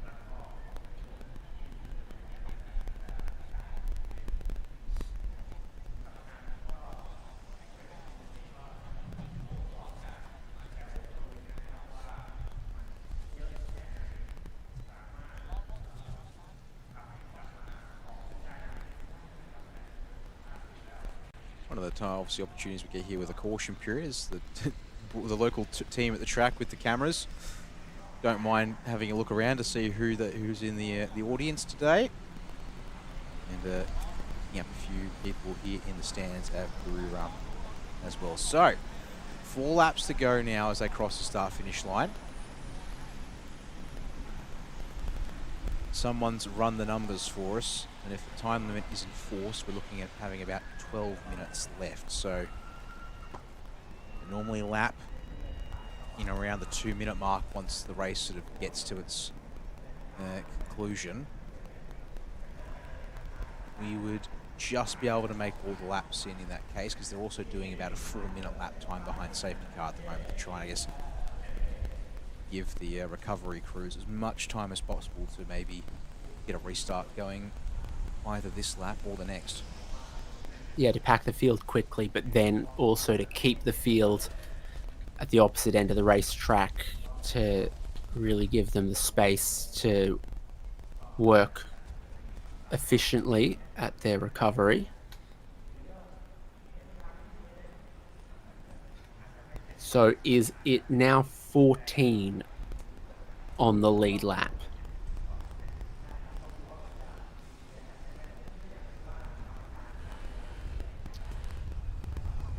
And indeed, the list of cars that are probably going to be classified as DNF grows. We now hope, obviously, that it doesn't grow much bigger, if at all.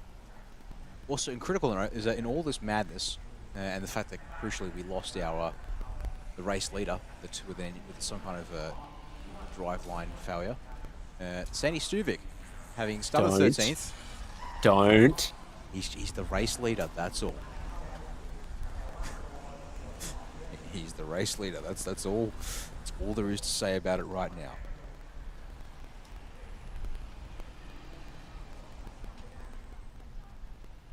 No safe time, Daniel Yeaman. True. You executed it. Well, I'd say brilliantly, but it's never really the intention of a commentator to sequence those comments in such a way that it lands perfectly. Superchai Kongman in second place, though, appears to have the fastest lap of the race at the moment. He does, yes. It's one of the older D-Maxes there, and maybe he's just had a bit of clean track at the right time to set that kind of lap time. And look how many bodies we have on track cleaning up. That's why they get things cleaned up quickly. At turn 3 on Friday, we had a very quick cleanup. So many brooms, probably many bags of oil dry, if that goes along with the incident that we saw. Yep, and then in addition, get to be one of the lucky marshals there who gets to hold the sign up saying, go around. Oh, look how much they've had to put down, David, now to clean up the spill as it's spread out. Just the distance that Warris drove, as well as then the spread from 66 crashing into him. That's a lot of the track.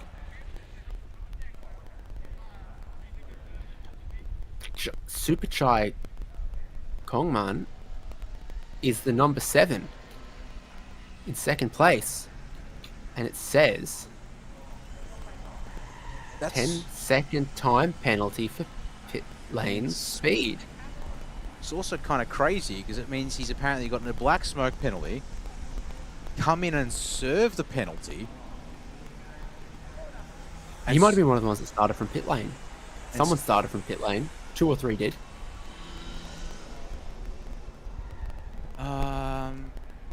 Oh, yes, there was somebody else. I'm now Well, he's sorely not tempted the to try and go figure number that out. 91 under investigation for driving in the wrong direction of pit lane. Very interesting messages across race control. But the most exciting is safety car in this lap. All right, folks. I think we're going to get the 2 remaining laps once the restart happens. So we are going to get all 12 in, I think, based on that.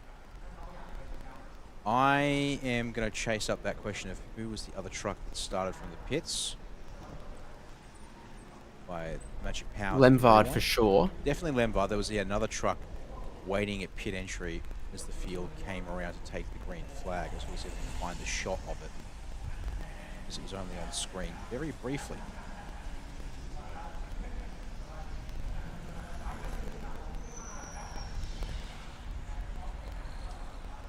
Just trying to think how far back. It was a 66, which unfortunately has retired after crashing into Boris on Rayab. So that was Chayapon Chantikit. I mean, you could even be penalised for speeding in pit lane on your way to the grid, to the formation lap. Yeah. Such possibilities. Unfortunately, I don't have a In other- concrete answer. In other categories, that tends to not be a competition penalty. It tends to be like a financial penalty if it's not part of the race session, but it's still a breach of regulations or of safety, but it doesn't give you any competitive advantage because it's not speeding during the duration of the race. Safety car is pulling away. Get the cameras out. It's going to look so gorgeous for the next 5 minutes. The sun's out through some of the clouds today.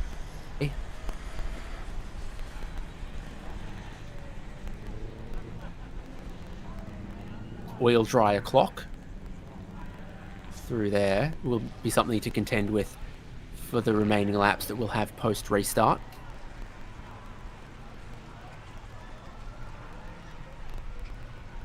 All right, here we go. Green flag's out. Sandy Stuvik puts the foot down a little bit to build us back to racing speed. It is time to restart the final race of the day, the weekend, the season. 2 more laps remain here in this one. Thailand Super Pickup Division 1. Sandy Stuvik leads Chai Chinawut to turn 1 here. There's your top 3. It's a single file down to about probably sort of their 7th or 8th places. There we go again with elaborate use of track limits. The 95 of Anawat there deciding to extend the road best he can. Now, one other thing, if I'm not mistaken in these trucks, David, I think they have boost control. I wonder if someone's willing to push the boundaries of what their truck can handle, if it means a bit more speed at the end of this race. Let's watch here. Ford versus Isuzu. Seen with various of the onboards, lots of gauges like air pressure and boost, etc., measuring that. I don't think that Ford Ranger has got all the horsepower that everyone else has got, but it's strong in so many other places, like from about turn 5 through to the end of the lap. Build the That's margin. where they are right now.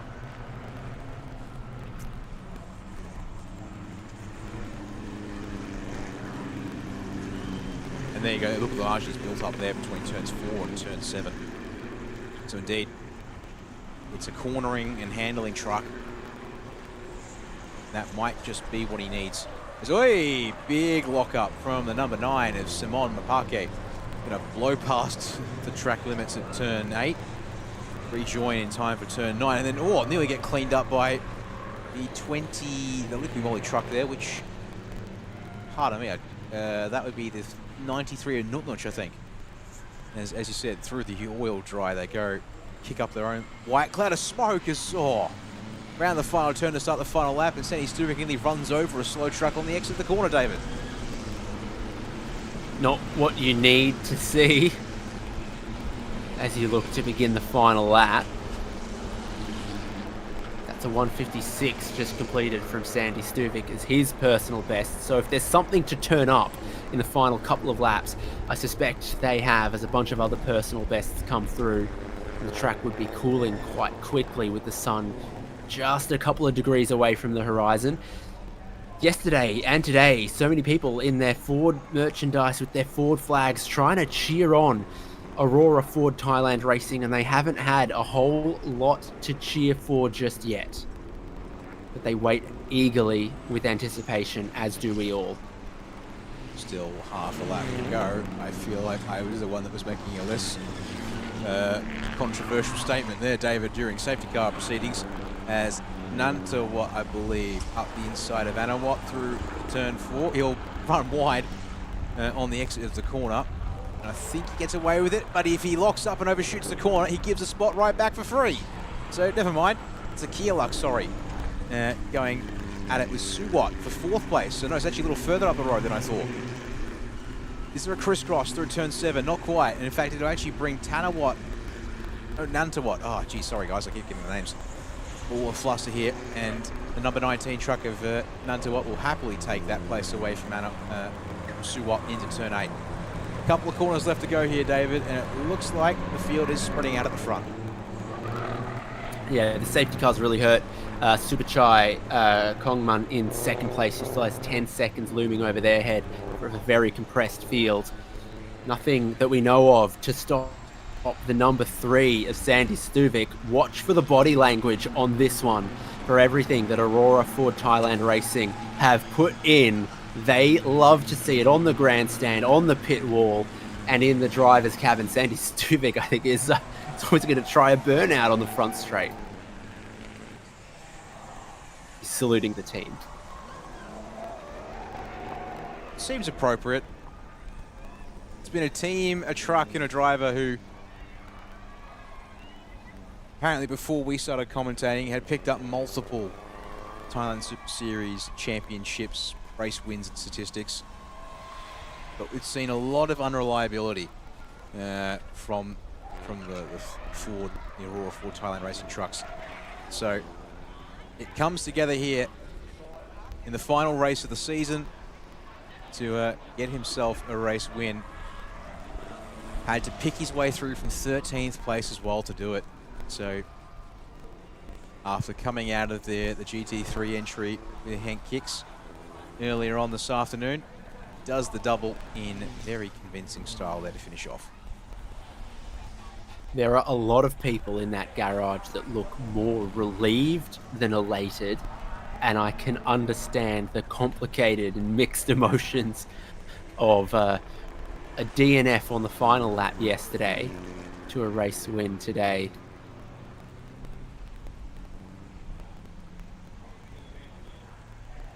Oh, there's Jack Lemvard to congratulate Sandy Stuvik. There's not a vibration in that Ranger. That's just Sandy Stuvik absolutely buzzing.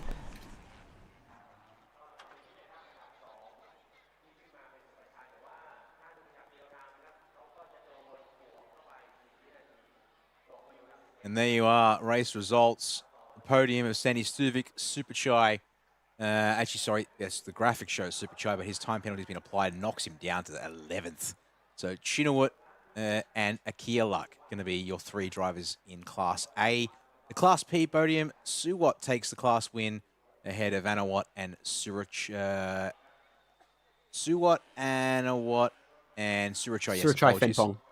Yes, sorry. For some reason I was reading a different name. It was actually one of our Class A drivers, so completely fumbled that one, so you can see there. So just imagine, knocks Superchai out of the top 10, bump everyone else up a place, and also promotes Simon Mapake, who's not on that graphic, up into the top 10 for the 8th and final race of the Thailand's Big Up Division 1 champions. And as you can see here, whilst it was a 56-0 from your race winner, that wasn't the best lap recorded in the race. A 55.696 from Supercharged Kong Man on lap 2.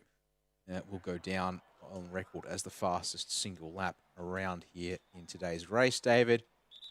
But with that, there's also some drivers who need to be recovered from various parts in the field to the track, back to the pits. Yeah, and an Isuzu with a crane would be overkill, so I suppose a moped will do. He's got a cold bottle of water though. That's nice. Saw that it was sort of 35 degrees and hotter at points today, plus that tropical humidity.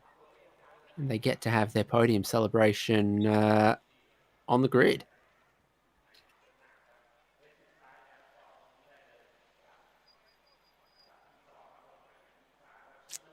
And that's parked backwards on the racetrack there from Chinawood.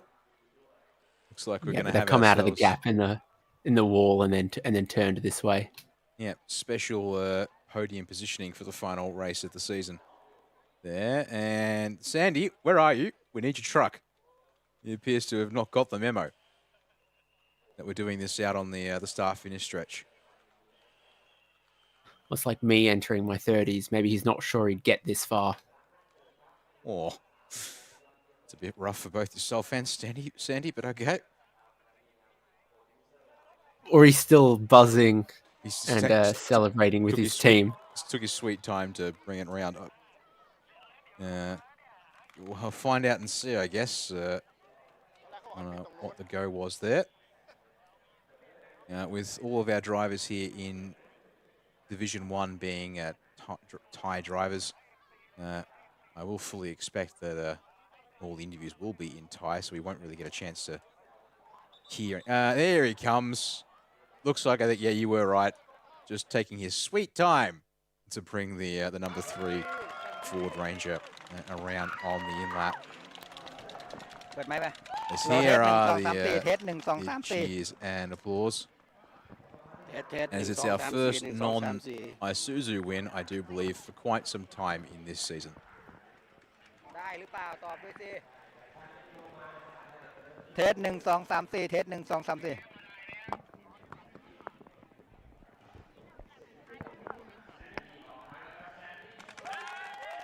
We'll stand by for the interviews here, I'm sure, in a couple of moments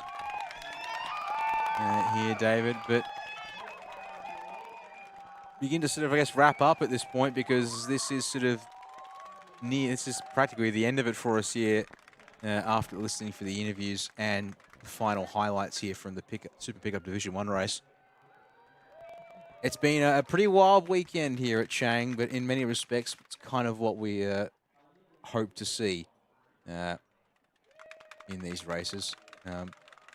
Reliability occasionally playing its part, but for the most part, a whole bunch of great fighting and racing making the action on track for us. Yeah, a good season for the Super Series, Thailand Super Series. Some changes across all of the categories.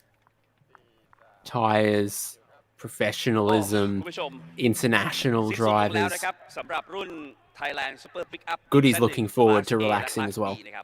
ผลของคลาส B เนี่ยนะครับที่1เป็นของพีทสุวัฒน์ลิมจิระพิญญานะครับรองลงมาอันดับ2เป็นของอนุวัฒน์ลิมณีอินนะครับพี่หนุ่ยเป๋อนะครับแล้วก็อันดับ3เป็นของพี่เอสุรชัยเพ็งผ่องและแน่นอนในคลาส A นะครับอันดับ3เป็นของท่านนี้ครับเอกลักษณ์นาฏเกิดขอแสดงความยินดีด้วยครับสวัสดีครับโอ้โหเป็นยังไงบ้างครับสนุกครับไม่เคยมาถึงจุดนี้นานแล้วครับครับ ไม่เคยมาถึงจุดนี้นานแล้วขอบคุณทีมแล้วก็ทีมช่างครับแล้วก็สปอนเซอร์ที่ช่วยสนับสนุนทั้งที่อยู่เบื้องหน้าอยู่เบื้องหลังครับขอบคุณมากครับถือว่าตลอดระยะเวลา1ปี1ซีซั่นที่ผ่านมาวันนี้ก็เป็นอีก1วันที่ต้องบอกว่าแฮปปี้มีความสุขกับผลงานที่ผ่านมามีความสุขครับมีความสุขครับเพราะว่าจบสวยแล้วก็ขับกันค่อนข้างจะสนุกเลยครับครับอยากจะบอกอะไรแฟนๆบ้างครับฝากติดตาม Thailand Super Series 2026 น่าจะมีอะไรเปลี่ยนแปลงแล้วก็เพิ่มเติมความสนุกครับในการแข่งขันมากกว่านี้ครับครับเอาละฮะฝากถึงแฟนๆให้เชียร์กันด้วยนะครับในปีหน้าขอปีหน้าเชียร์ทีม 6.9 ลิตรด้วยนะครับครับขอบพระคุณครับแสดงวันนี้อีกครั้งครับ ไปต่อกันที่อันดับที่2นะครับท่านผู้ชมฮะกับแบงค์ชินวุฒิเหล่าชินชาตินะครับ อุ้มมาก็ได้ครับอุ้มมาก็ได้ครับ เป็นยังไงบ้างครับสำหรับวันนี้ ก็ถือว่าประสบความสำเร็จมากครับใน3เลสสุดท้ายนี้มีโพเดียมทุกวันเลยครับเพราะว่าเลสแรกๆ1 2 3ผมไม่มีโพเดียมเลยเพราะว่ายังหาข้อมูลอะไรไม่เจอตอนนี้ถือว่าประสบความสำเร็จแล้วครับโอ้โหเราก็เห็นในเรื่องของพัฒนาการนะครับว่ามีเหตุการณ์เกิดขึ้นต่างๆวันนี้Alpha Factory by Forza ก็มาถึงจุดนี้แล้วในท้ายซีซั่นแฮปปี้กับผลงานแฮปปี้มากๆครับครับปีหน้าเป็นยังไงบ้างครับแบงค์ครับปีหน้าก็ผมคิดว่าน่าจะดีขึ้นเรื่อยๆครับเพราะว่าเรามาถึงจุดที่ว่าแบบเจอหลายๆอย่างแล้วครับครับเพราะฉะนั้นแน่นอนก็มาลุ้นกันว่าปีหน้าจะเป็นอย่างไรนะครับฝากถึงแฟนๆหน่อยครับแบงค์ครับครับก็ฝากเชียร์ด้วยนะครับแบงค์ชินวุฒิปิกอัพ23ครับAlpha Factory Racing Team by Forza ครับผมครับขอบพระคุณครับแสดงความยินดีอีกครั้งครับผู้ชมครับต้องบอกว่าอันดับ1นี่นะครับเขาทำมาทั้งปีนะจนวันนี้ได้มาอยู่ในโพสิชันที่1แล้วนะครับต้องขอเสียงปรบมือให้กับแซนดี้สตูวิกครับ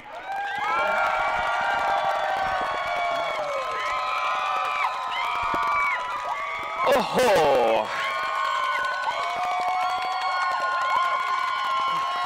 แซนดี้หายเหนื่อยไหมหายเลยครับหายทันทีครับโค้ชผู้จัดการพี่อุ๋มนะร้องไห้น้ำตาไหลเลยเนี่ยดูดิทุกคนรู้สึกยังไงบ้างเล่าให้ฟังเลยโอ้โหผมไม่รู้จะพูดคำอะไรครับเพราะว่าความรู้สึกนี้คือเราสู้มาทั้งปีเลยนะครับกับรถของเราก็พัฒนามาทุกสนามแต่ปีนี้คู่แข่งของเราต้องบอกเลยว่าเขาสุดยอดทุกคนเลยครับเพราะฉะนั้นการที่เราเอารถนี้มาสู้กับเขาได้ผมภูมิใจมากในทีม Ford นะครับแล้วก็ทีม Aurora ของผมที่สร้างคันนี้ขึ้นมาครับก็ต้องขอบคุณทีมจริงๆเลยครับแล้วก็ขอบคุณ Ford Thailand ด้วยครับต้องขอบคุณแฟนๆที่ทุกสนามมาอยู่ที่นี่ตลอดเวลาไม่เคยทิ้งแซนดี้ใช่ครับก็ต้องขอบคุณแฟนๆด้วยครับทุกคนที่มาจากบริษัท Ford นะครับที่มาเชียร์แซนดี้ที่มาให้กำลังใจนะครับขอบคุณมากเลยครับผมทำไม่ได้ถ้าไม่มีคุณครับว้าวแซนดี้ครับปีหน้าหวังว่าจะได้ไปต่อครับผมก็หวังว่าที่เราจะได้continue ที่จะพัฒนาเครื่องนี้แล้วก็รถคันนี้ครับตอนนี้รู้สึกว่าเราเริ่มสู้ได้แล้วครับต้องบอกอย่างนี้ครับท่านผู้ชมครับเหมือนกับ Ford โดยเฉพาะแซนดี้เองทุกคนเนี่ยใช้ไม่ว่าจะเป็นกำลังสมองกำลังกายกำลังใจนะครับแล้วก็พัฒนาแล้วก็ไม่หยุดยั้งในเรื่องของสิ่งที่มันมีความผิดหวังความคาดหวังมันเกิดขึ้นในทุกส่วนเนาะแต่มันก็มีความผิดหวังอยู่ตลอดวันนี้เหมือนเป็นการปลดล็อกเพราะฉะนั้นในปีหน้ามันแน่นอน Ford คันนี้นะฮะจะต้องเป็นที่น่าจับตามองในทุกสนามแน่นอนแซนดี้ฝากถึงแฟนๆหน่อยครับก็อย่างแรกขอบคุณทุกๆคนนะครับที่เชียร์ทีม Ford นะครับแล้วก็สำหรับปีหน้าก็ขอกำลังใจเยอะๆนะครับเดี๋ยวแซนดี้กับทีม Ford จะกลับมาแข็งแรงกว่าเดิมครับขอบคุณมากเลยครับขอบคุณครับทุกคนถ่ายรายการแล้วเข้ามาเลยถ่ายรูปร่วมกันมาถ่ายรูปร่วมกันเลยมาเลยแน่นอนนะครับท่านผู้ชมครับต้องบอกว่ากิจกรรมของเรานะครับเดินทางมาจนถึงท้ายฤดูกาลแล้วนะครับสำหรับรายการ Be Quick Thailand Super Series 2025 นะครับและรายการ TSS The Super Series 2025 นะครับโอ้โหมาพี่บิดามาเลยครับโอ้โหต้องบอกว่ามันมากเลยครับรายการของเราและยังมีกันต่อนะครับสำหรับปีหน้านะครับพบกันใหม่นะครับผู้ชมกับรายการ Be Quick Thailand Super Series 2026 และรายการ TSS The Super Series 2026 และเจอกันใหม่ปีหน้าครับ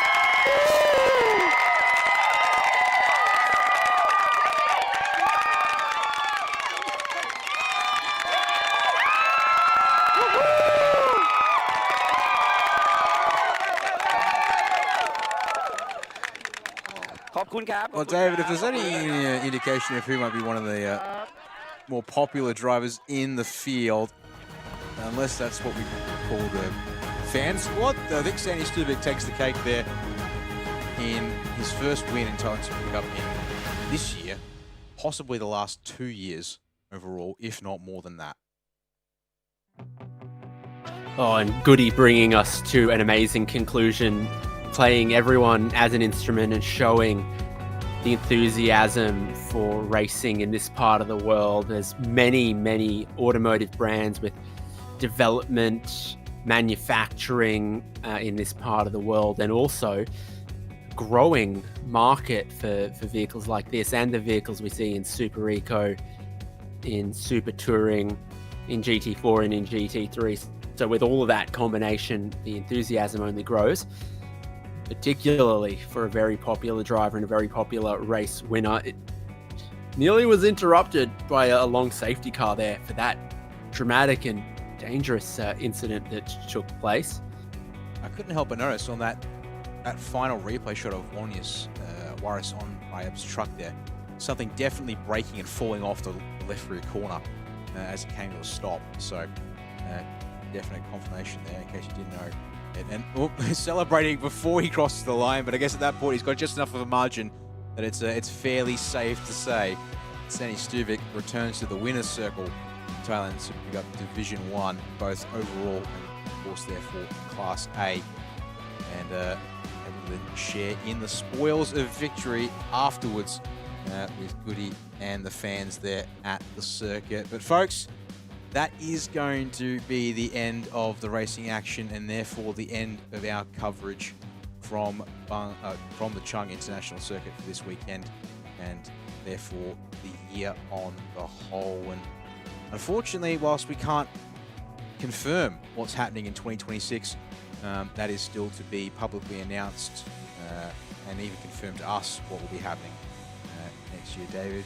So everything's still up in the air, but we certainly hoping, I think on many fronts, we'll be hoping to be back next year. So please check in with Thailand Super Series and their social pages and coverage to hear about the calendar.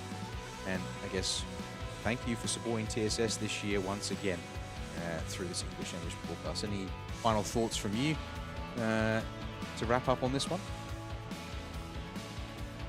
The more places around the world you look and you enjoy the motorsport and the level of competition we have, the more great quality you see. And even today, some races of even only sort of 10 cars in GT4, GTC, and still some of the closest, most competitive and impressive racing I've seen in a while. So congratulations to everyone involved in putting this series on and growing and always improving the motorsport scene in Thailand. This great circuit at Chang International Circuit, a permanent venue that can really become a base to continue to grow this championship and this type of racing in this part of the world. And indeed, from our humble beginnings when we joined the series in 2023, it's great to see it, grow, expand, and for us to be able to continue covering it. So, David, on your behalf, as well as Reese Gardner, Scott Rankin, for their work commentating and sharing the roles around this year to make it possible. Jake Kennedy and Hamish Munro for assisting with the broadcast production. To those at speedcafe.com for continuing to support us and also helping us rebroadcast the series to a wider audience on their YouTube channel. To everyone at Thailand Super Series, in particular Pat, who's been one of our contacts in helping get us keeping us organized for these broadcasts. My name has been Daniel Yeaman. A massive thank you to everyone for watching us anytime, any place, anywhere around the world. We hope you've enjoyed all of the coverage, as it looks like we're heading to the podium celebration shortly, but we'll be signing off here for tonight, for the weekend, and for the year.